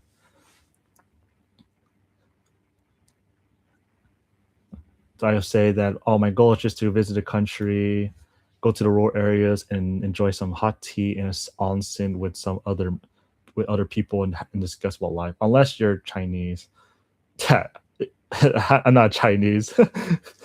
that makes it good for my case. As long as they don't ask me what's my ethnicity, I'll just say, Chinese. Sorry, I'm American, but I speak Vietnamese. I'm a Vietnamese. Yeah, I think Vietnamese is more. They're not really that big against Vietnamese, right? Relationship between Vietnamese and Japanese.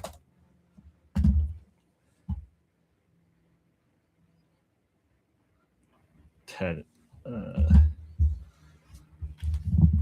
was there a war between Vietnam and Japan ever? No, there's never been a formal declared war between the nations of Vietnam and Japan. Okay, I think I'm fine. Do you watch anime? Okay. Did you study kanji? I would say I learned Mandarin first, and I had the blessing that I had the characters initially when I started Japanese, and I didn't have to study that hard. I only had to learn how to pronounce the word. Okay, pronounce or at least recognize how to say the word correctly, or how it's pronounced. Did you learn it right? Nope. I don't know if I should be controversial and say, in my opinion, I'm gonna start off like the biggest thing. Writing is not for me, and not everyone needs to do it, but that's just me. I think that's the safe answer. In any case, you would have been fine. You're usually the bad guys historically. Yeah, they're super scary, especially what they did to China. How about speaking? I can't speak at all. I never attempted to speak. I assume I can say because I'm doing like the silent period, like Mad vs. Japan. The only difference is that I have no desire to speak at the moment because I'm more of I need to understand what the other person's saying really well before I even start speaking, or else miscommunication happens, right? Explain how I use Link and ask for any tips how to improve. Okay, so he's going to use Link and I have to ask him. Explain how I use Link and ask for tips on how to improve.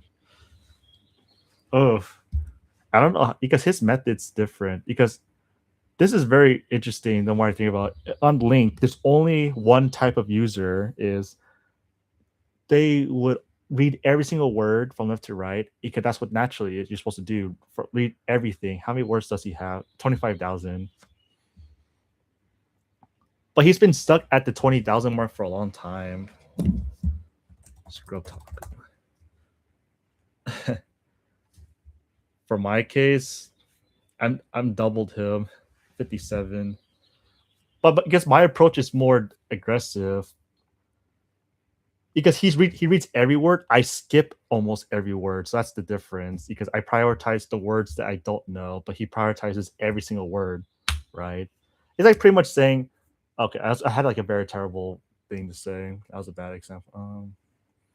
He focuses on he focuses on everything, but I focus only on very specific issues. That's it. Yeah. For example, if you if you know how to solve a Rubik's Cube, people they tend to go faster nowadays. Like the new record's like 2.76 seconds to solve a Rubik's Cube. So basically the overall person they just solve it without thinking how to improve it. Like they want to improve because they're just solving it naturally, but the very smart person they'll look for certain parts of the solve and upgrade that certain area when you're solving the Rubik's Cube. So technically that's what I'm doing. I'm focusing on all like the weaknesses and then just getting it. In this case, I'll focus on the words I don't know and then just learn them. So not learn, get used to them, and then it'll naturally become mine. Coins, okay, Link has a stupid way of using coins. Coins give you the ability to, if you forget a day, a streak, right, like 300 days, and then you miss one day, it goes back to 0. But you can pretty much use the coins to bribe the system that, oh, I'll pay you so that you can give me back my streak. So now it goes back to 301 day. So the coins are just there to bribe the system, give me my streak back. So it's kind of an addicting thing for the streaks, but coins are useless.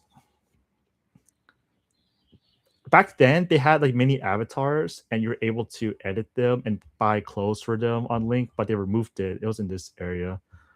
That's what the coins were originally for, but now there's no use of coins because the avatars removed. Well, you have no coins, that you're a cheater.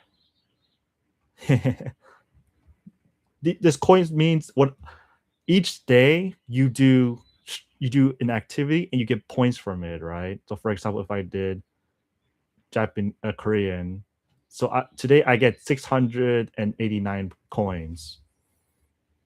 Yeah, it depends on what activity, because for French I don't touch it because if I listen every day, listening does not give you points, by the way. I do it from YouTube, and if you were to manually put your how much you listen to, your points don't go up. But if you use Link and you listen on the Link app, it goes up. So it's kind of cheating. But because people could cheat and just add like 100 million hours and they get a bunch of coins, right? But I guess they're smart enough to not let them do that. It makes sense. No, I don't blame them. I don't really care about coins. Back then, I used to care about my streak, right? I had 1,000 hours. I think I had 1,000 days. Yeah, like 900. I was like 996, and then I stopped.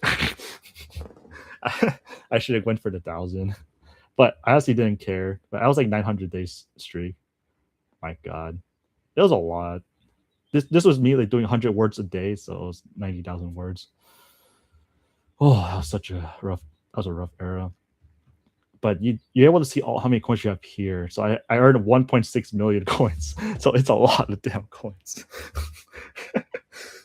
Like it was a lot. I did a lot of work. It was very hardcore. Okay. The only difference between he does a lot of listening, which is good. He should prioritize listening. But his quality of listening could be higher because he's pretty much listening to words that he haven't heard yet, and that pretty much delays his ability to acquire the language naturally because he doesn't understand the full definition sometimes. Because one word can shift the entire meaning and ruin everything depending on what the subject is, but it's mostly one word that can ruin everything. So it's always good to know almost the same amount of words as a native speaker, which is a lot. But it's always good to shoot for it. Do you watch anime? When I first started was in college. This was about 8 years ago. But I only watched one or two in a while, depending on the new seasons. I can say that. And then, do you ever watch anime, Neil? I'm guessing you might have because you're learning Japanese. You definitely know anime at least. I don't think there's anyone that doesn't watch anime and learning Japanese.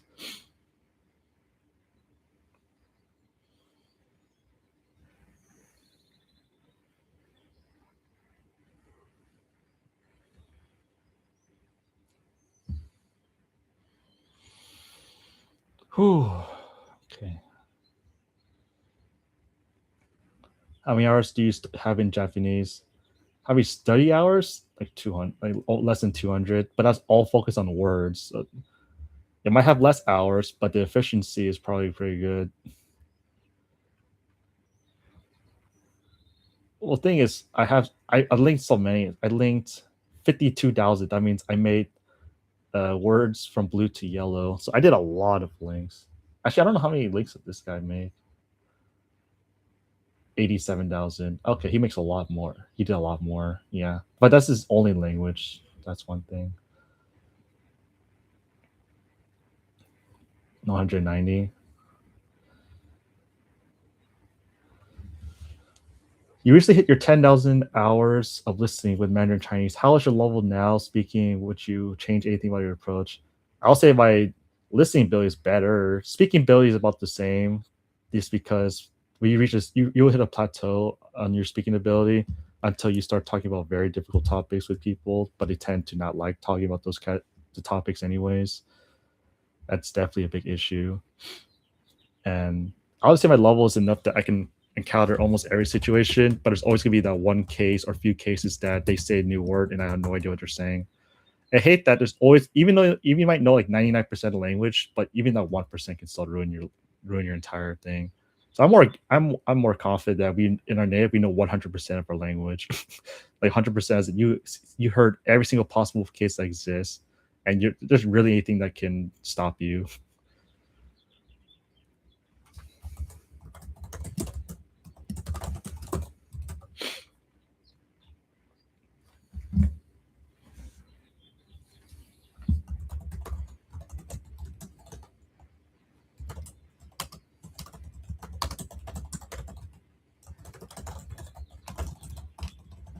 Just trying to reply to an email right here real quick.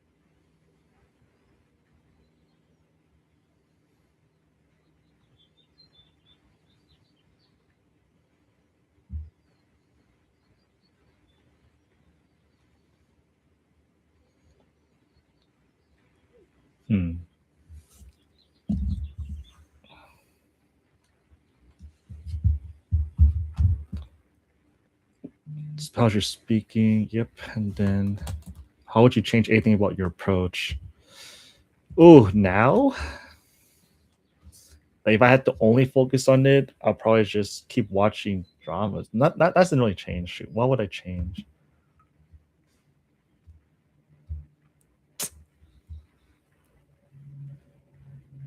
If I were to start over, probably just focus on making links.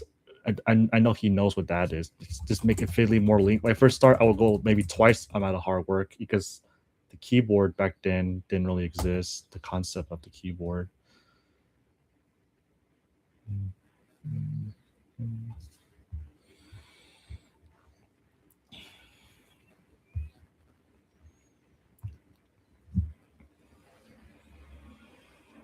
With all that input, did any speaking come natural to you, or did you say the speaking came natural? But the thing is, since I only focus on one language, that's all you're going to be thinking about, and usually it tends to be a lot easier. But since Mandarin is considered more long term, because when you're there, then you're pretty much everything's easy from there.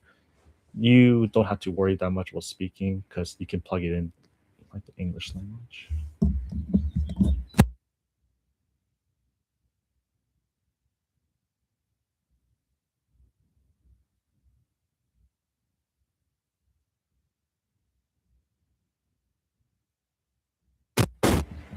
Oop, I have to do something real quick.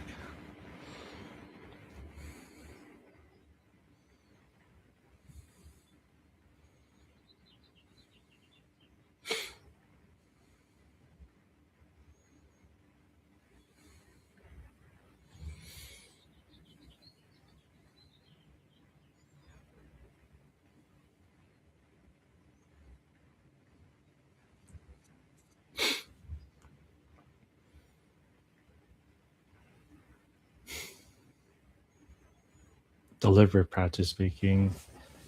But the thing is, I did do shadowing, but that only gives you accuracy for speaking. Doesn't really.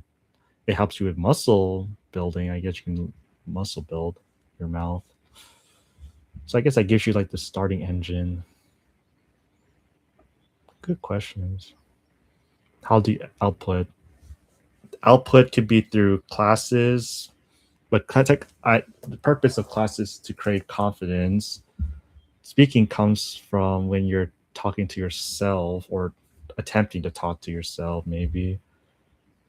Shadowing comes from actually create accuracy for your speaking.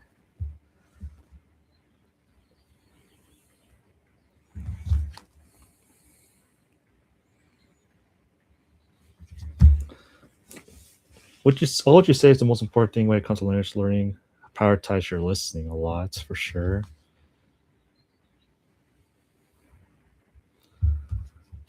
And what advice would you give to someone? There's 3 stages, and you want to focus on the first stage is to acquire as many words as physically possible, because that's where your efficiency comes from. Then afterwards, you want to go all out on listening, because that's the actual progress.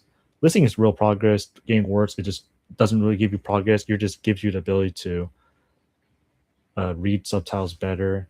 But I need to emphasize the importance that if your objective is to speak, read, and if you want to listen and watch movies, okay, then my approach is towards that. But if your approach is to read more, like you want to read books and stuff, then what his method is pretty much fine then.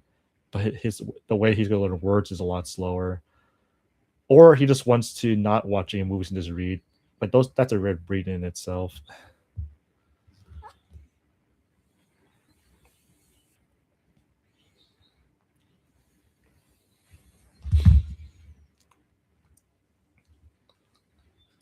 I guess that's the end. I wonder what other questions he will have later on. This could be interesting. Oh, it's in 2 hours.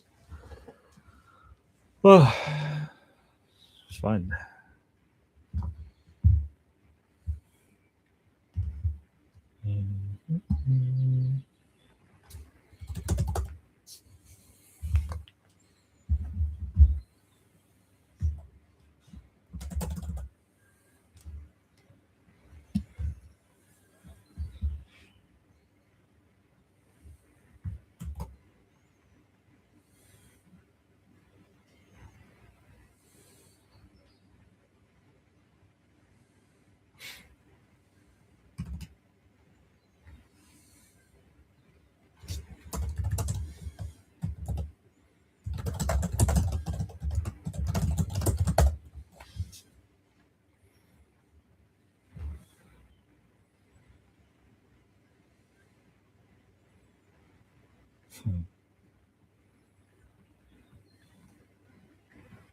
Oh man.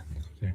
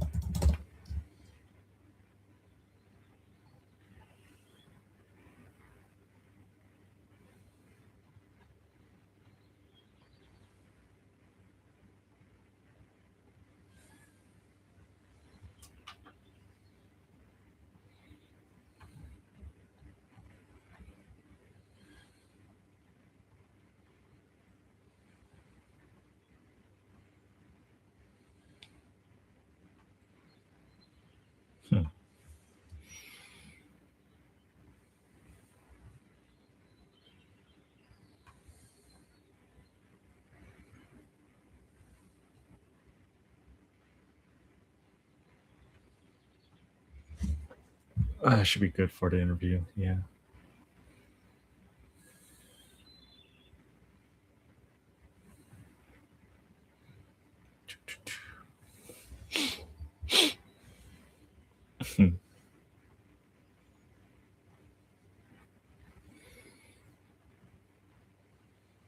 Lo,係咪？偏簡單咯，即係我就係中意食嘢、睇戲、瞓覺、玩貓貓咁樣。平時自己都係幾無聊喎，都唔學下係嘢，我中意上堂咯。即係會上係 acting class 啦，會上書法班啦，上甜品班啦，跳舞啦，唱歌啦，即係想做就做啊。都好歌啦，即係想做就做啊。都好透明喎，你嘅生活，大家睇到晒㗎喎。係啊，係咯有啲甜品班啊、書法班嗰啲，有啲甜品班啊、書法班嗰啲有冇 po 出嚟咯？甜品可能未鋪之前已經食咗啦。係啦，已經食。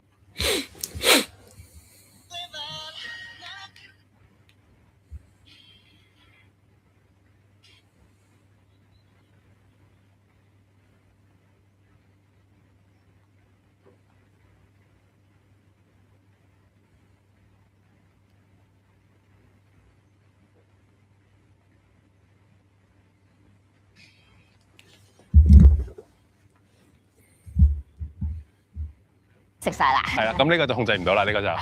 我都幾中意分享生活嘅人嚟㗎。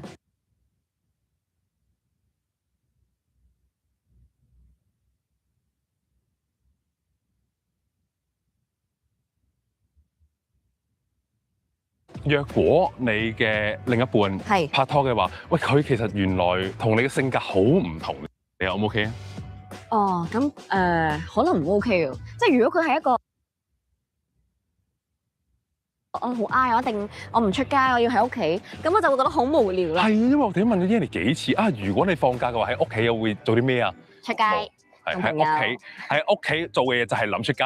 啊，除非我前排好忙，所以除非我前排好忙，所以休息嘅時候我就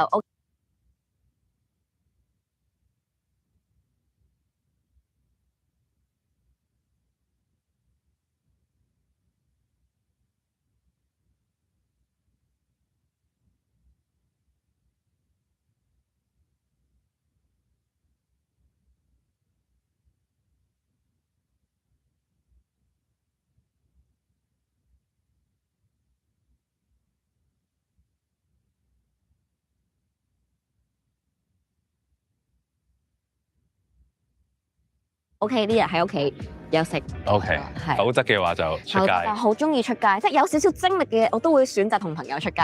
點解咧？尤其而家咁天口咁熱嘅時候，點算咧？真係。就算唔出街，都可能揾朋友，即係去下朋友屋企傾下偈，或者嚟我屋企傾下偈啊嘛。OK，你係一個中意傾偈嘅人嚟嘅。我中意傾。OK，或者嚟我屋企傾下偈啊嘛。OK，你係一個中意傾偈嘅人嚟嘅。我中意傾偈嘅，我中意同朋友相處嘅。係咪個好嘅聆聽者啊？係，我係一個好嘅聆聽者，但係唔係一個好嘅建議者。OK，即係可以幫你接收啲煩惱。係啦，未必幫你去解到呢個困，即係可以幫你接收啲煩惱。All right. See you later. I'll let you guys know when the video's up. 係啦，未必幫你去解到。I'll be here for one more hour, I guess, and then I should wait until the interview. So maybe for one more hour. 到呢個群啦，煩惱。冇錯，我願意聽。唉，好可惜就我冇買呢個500 yen 嘅眼鏡。唉，好可惜就我冇買呢個500 yen 嘅眼鏡。我見到呢張之前，係你 po 出嚟就我笑咗。我好中意呢一張。我覺得咧喺床上一定要玩呢一樣嘢嘅就係我覺得咧喺床上一定要玩呢一樣嘢嘅就係攞啲被捲住自己。呢個咪木乃伊咁樣。你睇下先。木乃伊係啦。係啊，包冚一冚嘅係。我喺度望望，咦？呢個邊個嚟嘅咧？邊個嚟嘅咧？跟住，嘻嘻，好開心啊！跟住好開心啊！係咯，就係好中意呢個自己。即係你知寫真有嗰種啊嘛，即係我唔想係偏係少少鹹濕嘅。係啦，交俾我講，你個衰人，呢啲字係要我講嘅。係啦，冇錯，即係我唔想有呢個感覺嘅，我都係想係靚欣賞為主，日常生活感。其實我幾中意一啲有女人味啲嘅感覺。呢輯相會唔會都有啲位可以呈現到咧？結果做唔做到啊？呢輯相會唔會都有啲位可以呈現到咧？結果做唔做到啊？都有啲嘅，有啲啦，都滿意嘅。你要就咁問我10次 Yanny 同女人味呢3個字，我係未必扯到埋一齊。我中意性感，但係唔係鹹濕咯。我明，因為我成日覺得性感唔係暴露，係性感兩樣嘢嚟唔係等於暴露嘅，兩樣嘢嚟嘅。就算你問個男仔，其實都係認同嘅呢樣。唔怕喺度同大家咁 share 下。平時有啲時候拍某啲集數，啲女嘉賓會喺度問我，你有冇 suggest 應該點樣着啊？咁樣，我有同佢講過一個 suggestion 咧，就係我想要一個出街有回頭率。我想要一個出街有回頭率，但係唔使暴露嘅。你唔好低估咗女仔嘅聰明才智，佢哋絕對明白出街。你唔好低估咗女仔嘅聰明才智，佢哋絕對明白出街點樣係會有回頭率嘅。佢哋絕對係清楚。你而家形容一下，你點樣會回頭啊？嗱，我都有聽過少少啦，即係嗰啲服裝打扮上面嗰啲咧，即係例如我露個膊出嚟。就唔好着短裙啦。係，即係路上唔好露下。I listened to like 100 of them so far. But yeah, this was recommended by another YouTuber.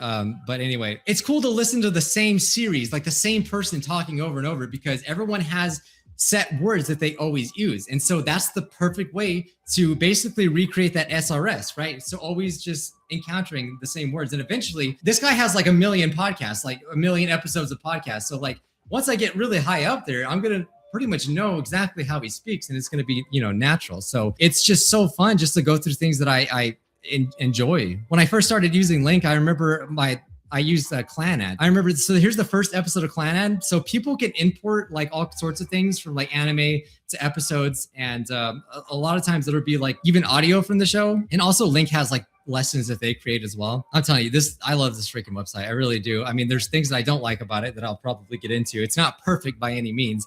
And also, I'll talk about a free way to basically recreate this, because LingQ is not free. And this is what I forgot to mention in the last video too. LingQ is not free. It does cost money, but I bought like a lifetime subscription to it because I used it so much, and I just really enjoyed it. And the reason why I enjoy LingQ so much is because they record all of your stats. They record how many words you learn, how long you've listened. I mean, I've already kind of went over it, right? But this is one of the reasons why. And there's also challenges that people can participate in, and there's like leaderboards, and I've been trying to climb the leaderboards, and that's been fun for me as well. And plus you got streaks and stuff, like, it does pretty much everything that other, language learning apps do. But the reason why I like this app so much is because it focuses on stuff that you actually enjoy, right? But in the beginning, it's going to be super, super hard to do. Now, because I didn't do this from the beginning, it's hard to exactly tell you how to start LingQ from the beginning, because, when you're just let's just say basic words, right?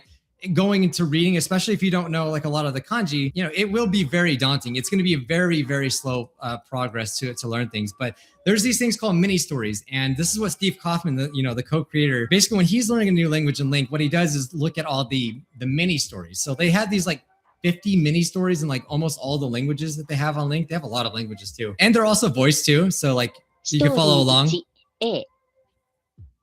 マイクは毎朝6時に起きます。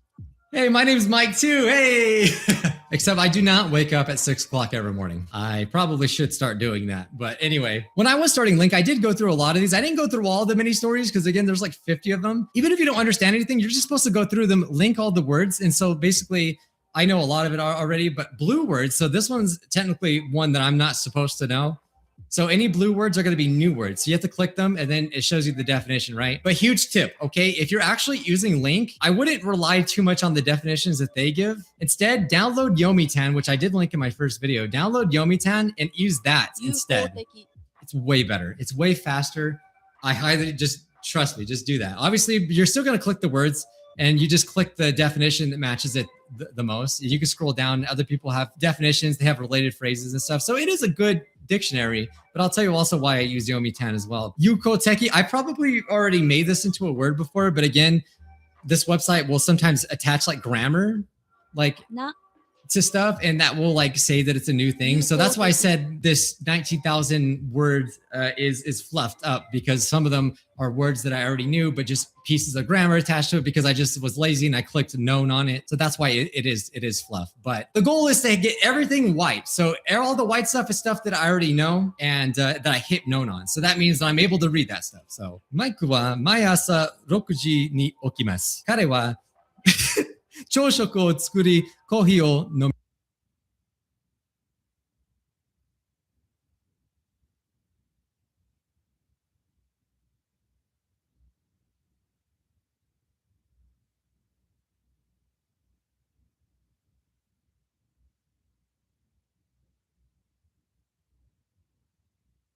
This is all very proper. Like these mini stories, they're not casual whatsoever. You know, I don't claim to have a good accent or anything. I've already said that. If I was reading this, it says I don't know this word. I don't think I actually do know this word.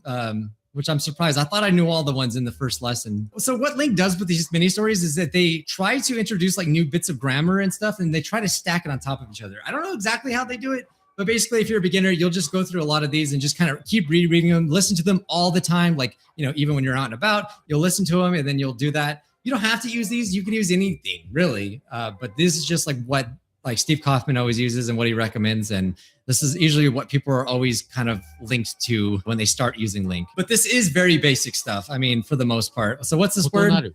Kotonaru. I did not know this word. But another way to also create like repetition is basically like, you know, you can come back to the same lessons and just redo them. Like for me, it's fun because you get to see the things over and over again and be like, okay, do I remember more this time? So what you can do is just repeat the same things over and over again. And eventually that also helps with learning things. If you're having trouble in the beginning, you're going to read this stuff so slow. This is what I said with the Anki cards as well. If you're new, it's going to be so slow. And you can also like make phrases as well. So if you were to add a phrase as a known word, it would bring, you know, this into a higher number as well. So this is phrases, words, grammar, like it's a lot of stuff. It's not, you know, 19,000 words. That would be very impressive if it was though. But one thing that this app doesn't do very well is sometimes they get I don't know what you would call it, the parsing wrong. I don't know the actual word for it. Yomitan is pretty good for doing that, for like creating things. Like, I'm trying to find a good one. Yeah, this is a really short story, by the way. Yeah, these are really short. That's another thing that's cool about them is that it's not too overwhelming. It's like literally a page. What I did when I was starting too is I not only went through the mini stories, but I was super interested in clan ads, so I would watch. Someone imported the whole clan ad series on here. So what I would do is watch the anime, and as I was watching the anime, I still do this. I watch anime and I go through the subtitles as I watch it. And another really cool tip to basically, especially if you're a beginner, watch animes with English subtitles. And I know it's bad to do that, but if you know nothing, so watch the anime with English subtitles once through, but then come back, turn the subtitles off, and then put either Japanese subtitles on, or just watch it in Japanese with no subtitles. If you can get subtitles, watch it. I have so many resources to get subtitles too, but so that's just like another tool to create comprehension. Like the goal is that you want to be able to comprehend things. So you don't want to do things that are too out of your scope of things, but at the beginning, almost everything's going to be out of your scope. So even though I hardly understood anything in Clan Ad, I'm able to look back and literally see that I understand like most of it. Like, yeah, there's some stuff that is linked, as you can see in yellow, but for the most part,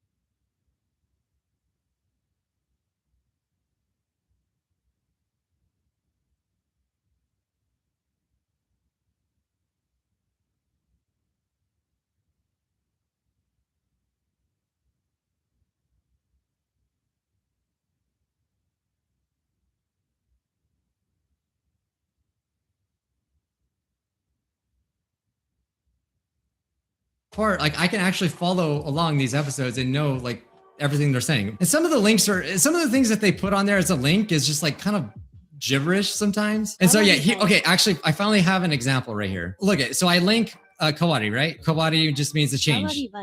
But if I actually use Yomitan, then it shows me that this is actually the word right here.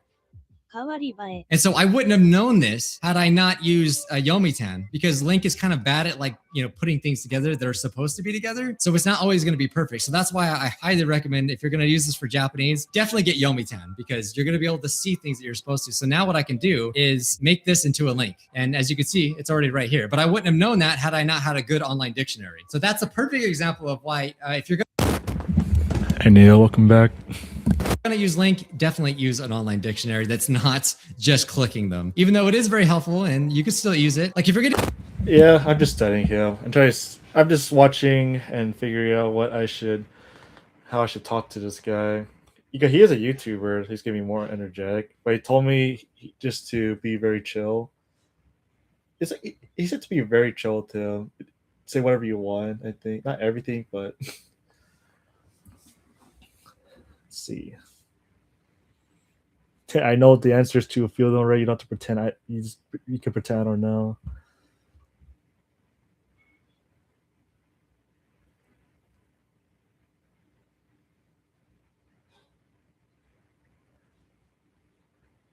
Whatever you want to say is cool with me. I'm just gonna ask you questions. You can answer however you like. So don't sweat it.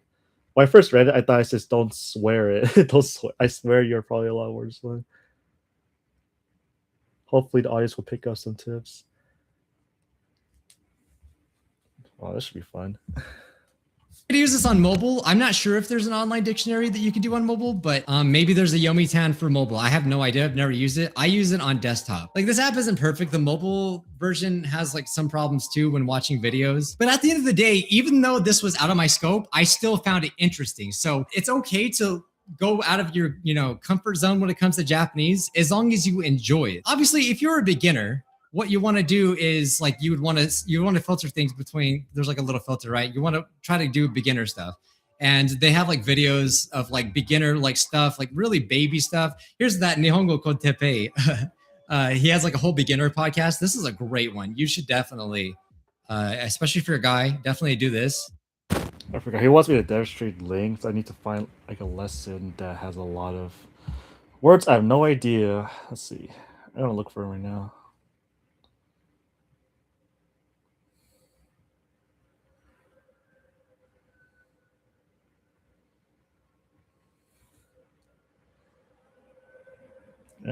Sure. How hard's the vocabulary? 皆さんこんにちは。八田エミリと申します。今日も一日お疲れ。I have a feeling there's not gonna be that many. We'll see. How many unknown words are there?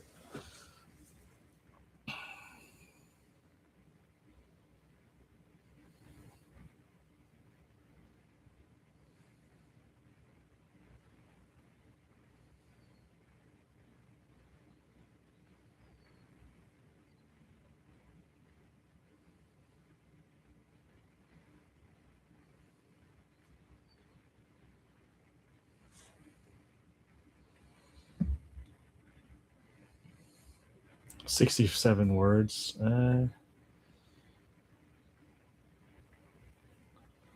Maybe I need more. What's a hard one? Okay, definitely these guys.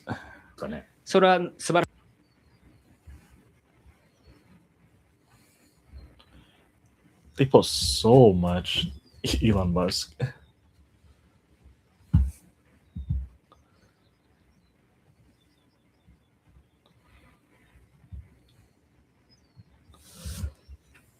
Ooh, I'm gonna need like a nap before the talk. I love energy.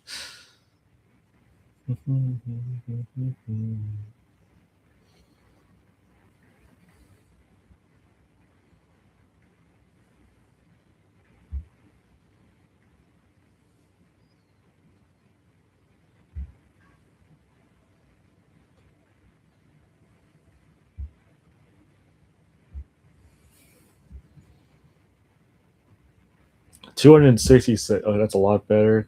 Holy crap, there's so many words. I don't know. Okay. Kotsu. Sashiku. Shimoto. That's his name.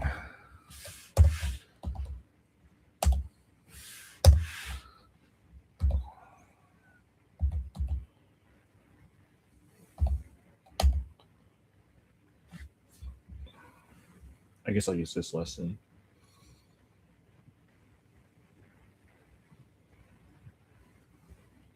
Oh wait, no, that's Z. Actually, no, this is the beginner one right here. He has a few podcasts. They do a pretty good job of giving you some really basic beginner stuff. And another way to filter things that is really helpful as well. So when you import things, you can see how it says 0 new words, right?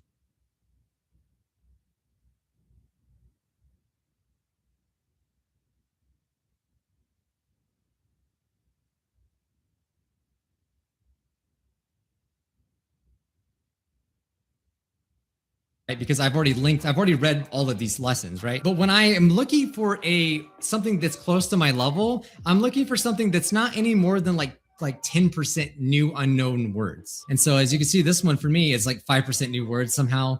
Like sometimes English will be in them and that'll make it like more unknown words, but they're not supposed to be in English. So I know like when I'm searching for a new lesson, when it has 3% new words, like this is going to be super simple. I'm going to be able to understand all of this almost, except for like maybe one word.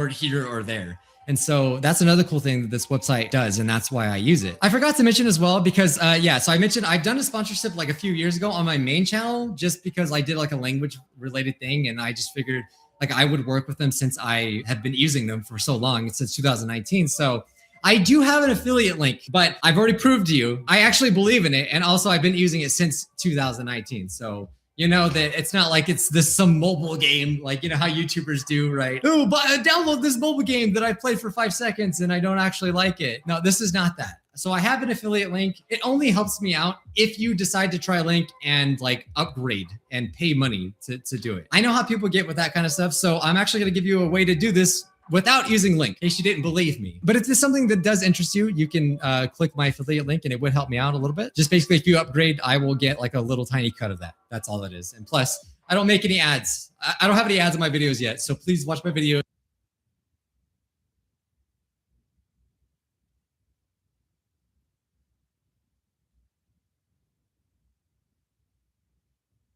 And give me watch time so I can get ads in my videos. So yeah, I just thought I would mention that. It's not sponsored. This is not sponsored in any way. It's just an affiliate link if you decide to use it. But I only talk about it because I use Link. But yeah, they have other beginner courses as well that you could definitely use. And again, it's going to be really hard to jump into reading. But if you just stick with it and do it like it's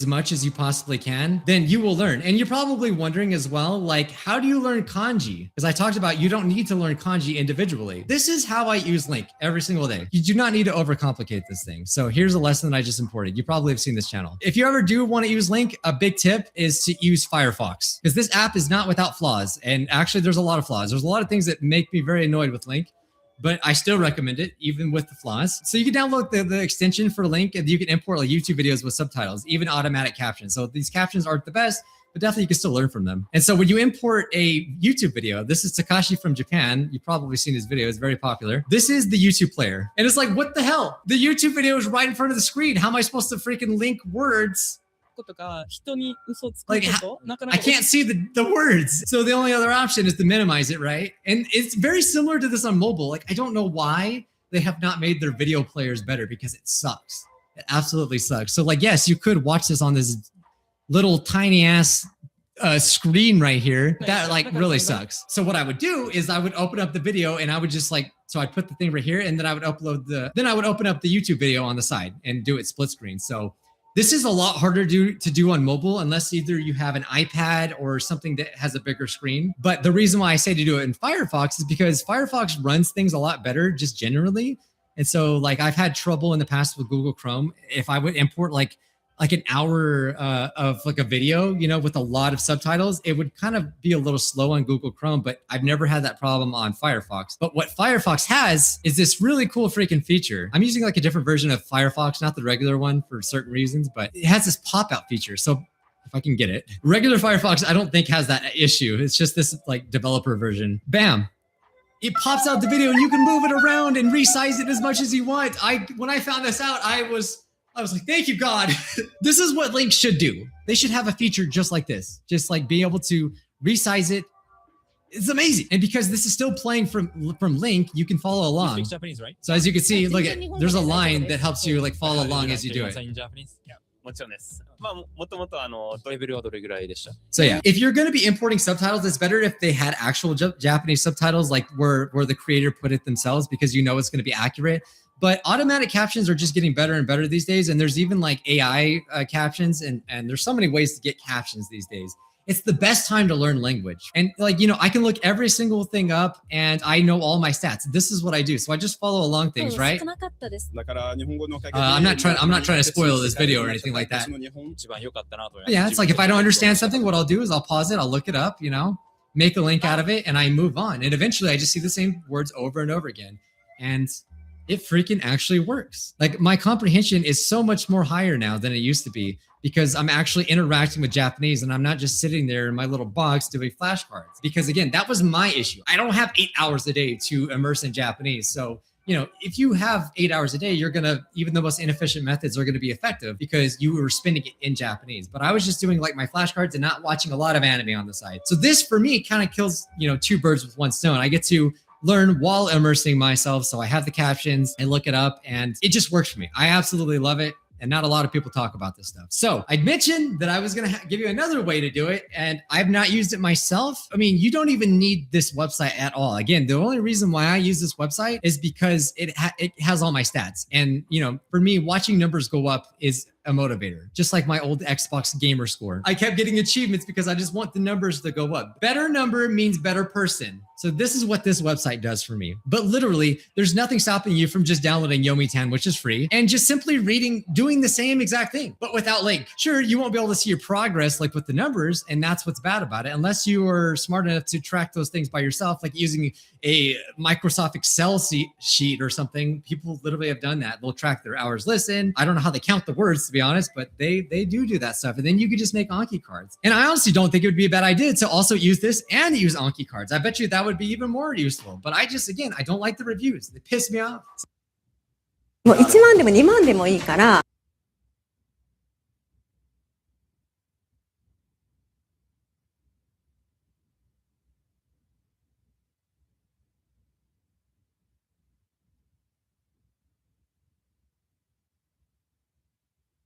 係啦，就冇太多。係啦。但係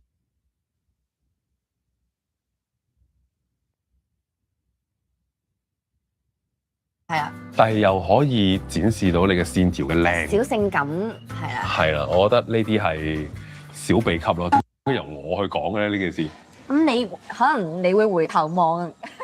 其實艾力神啊，呢期錄乜都唔會有人想睇嘅，呢期錄乜都唔會有人想睇嘅，你話明唔明啊？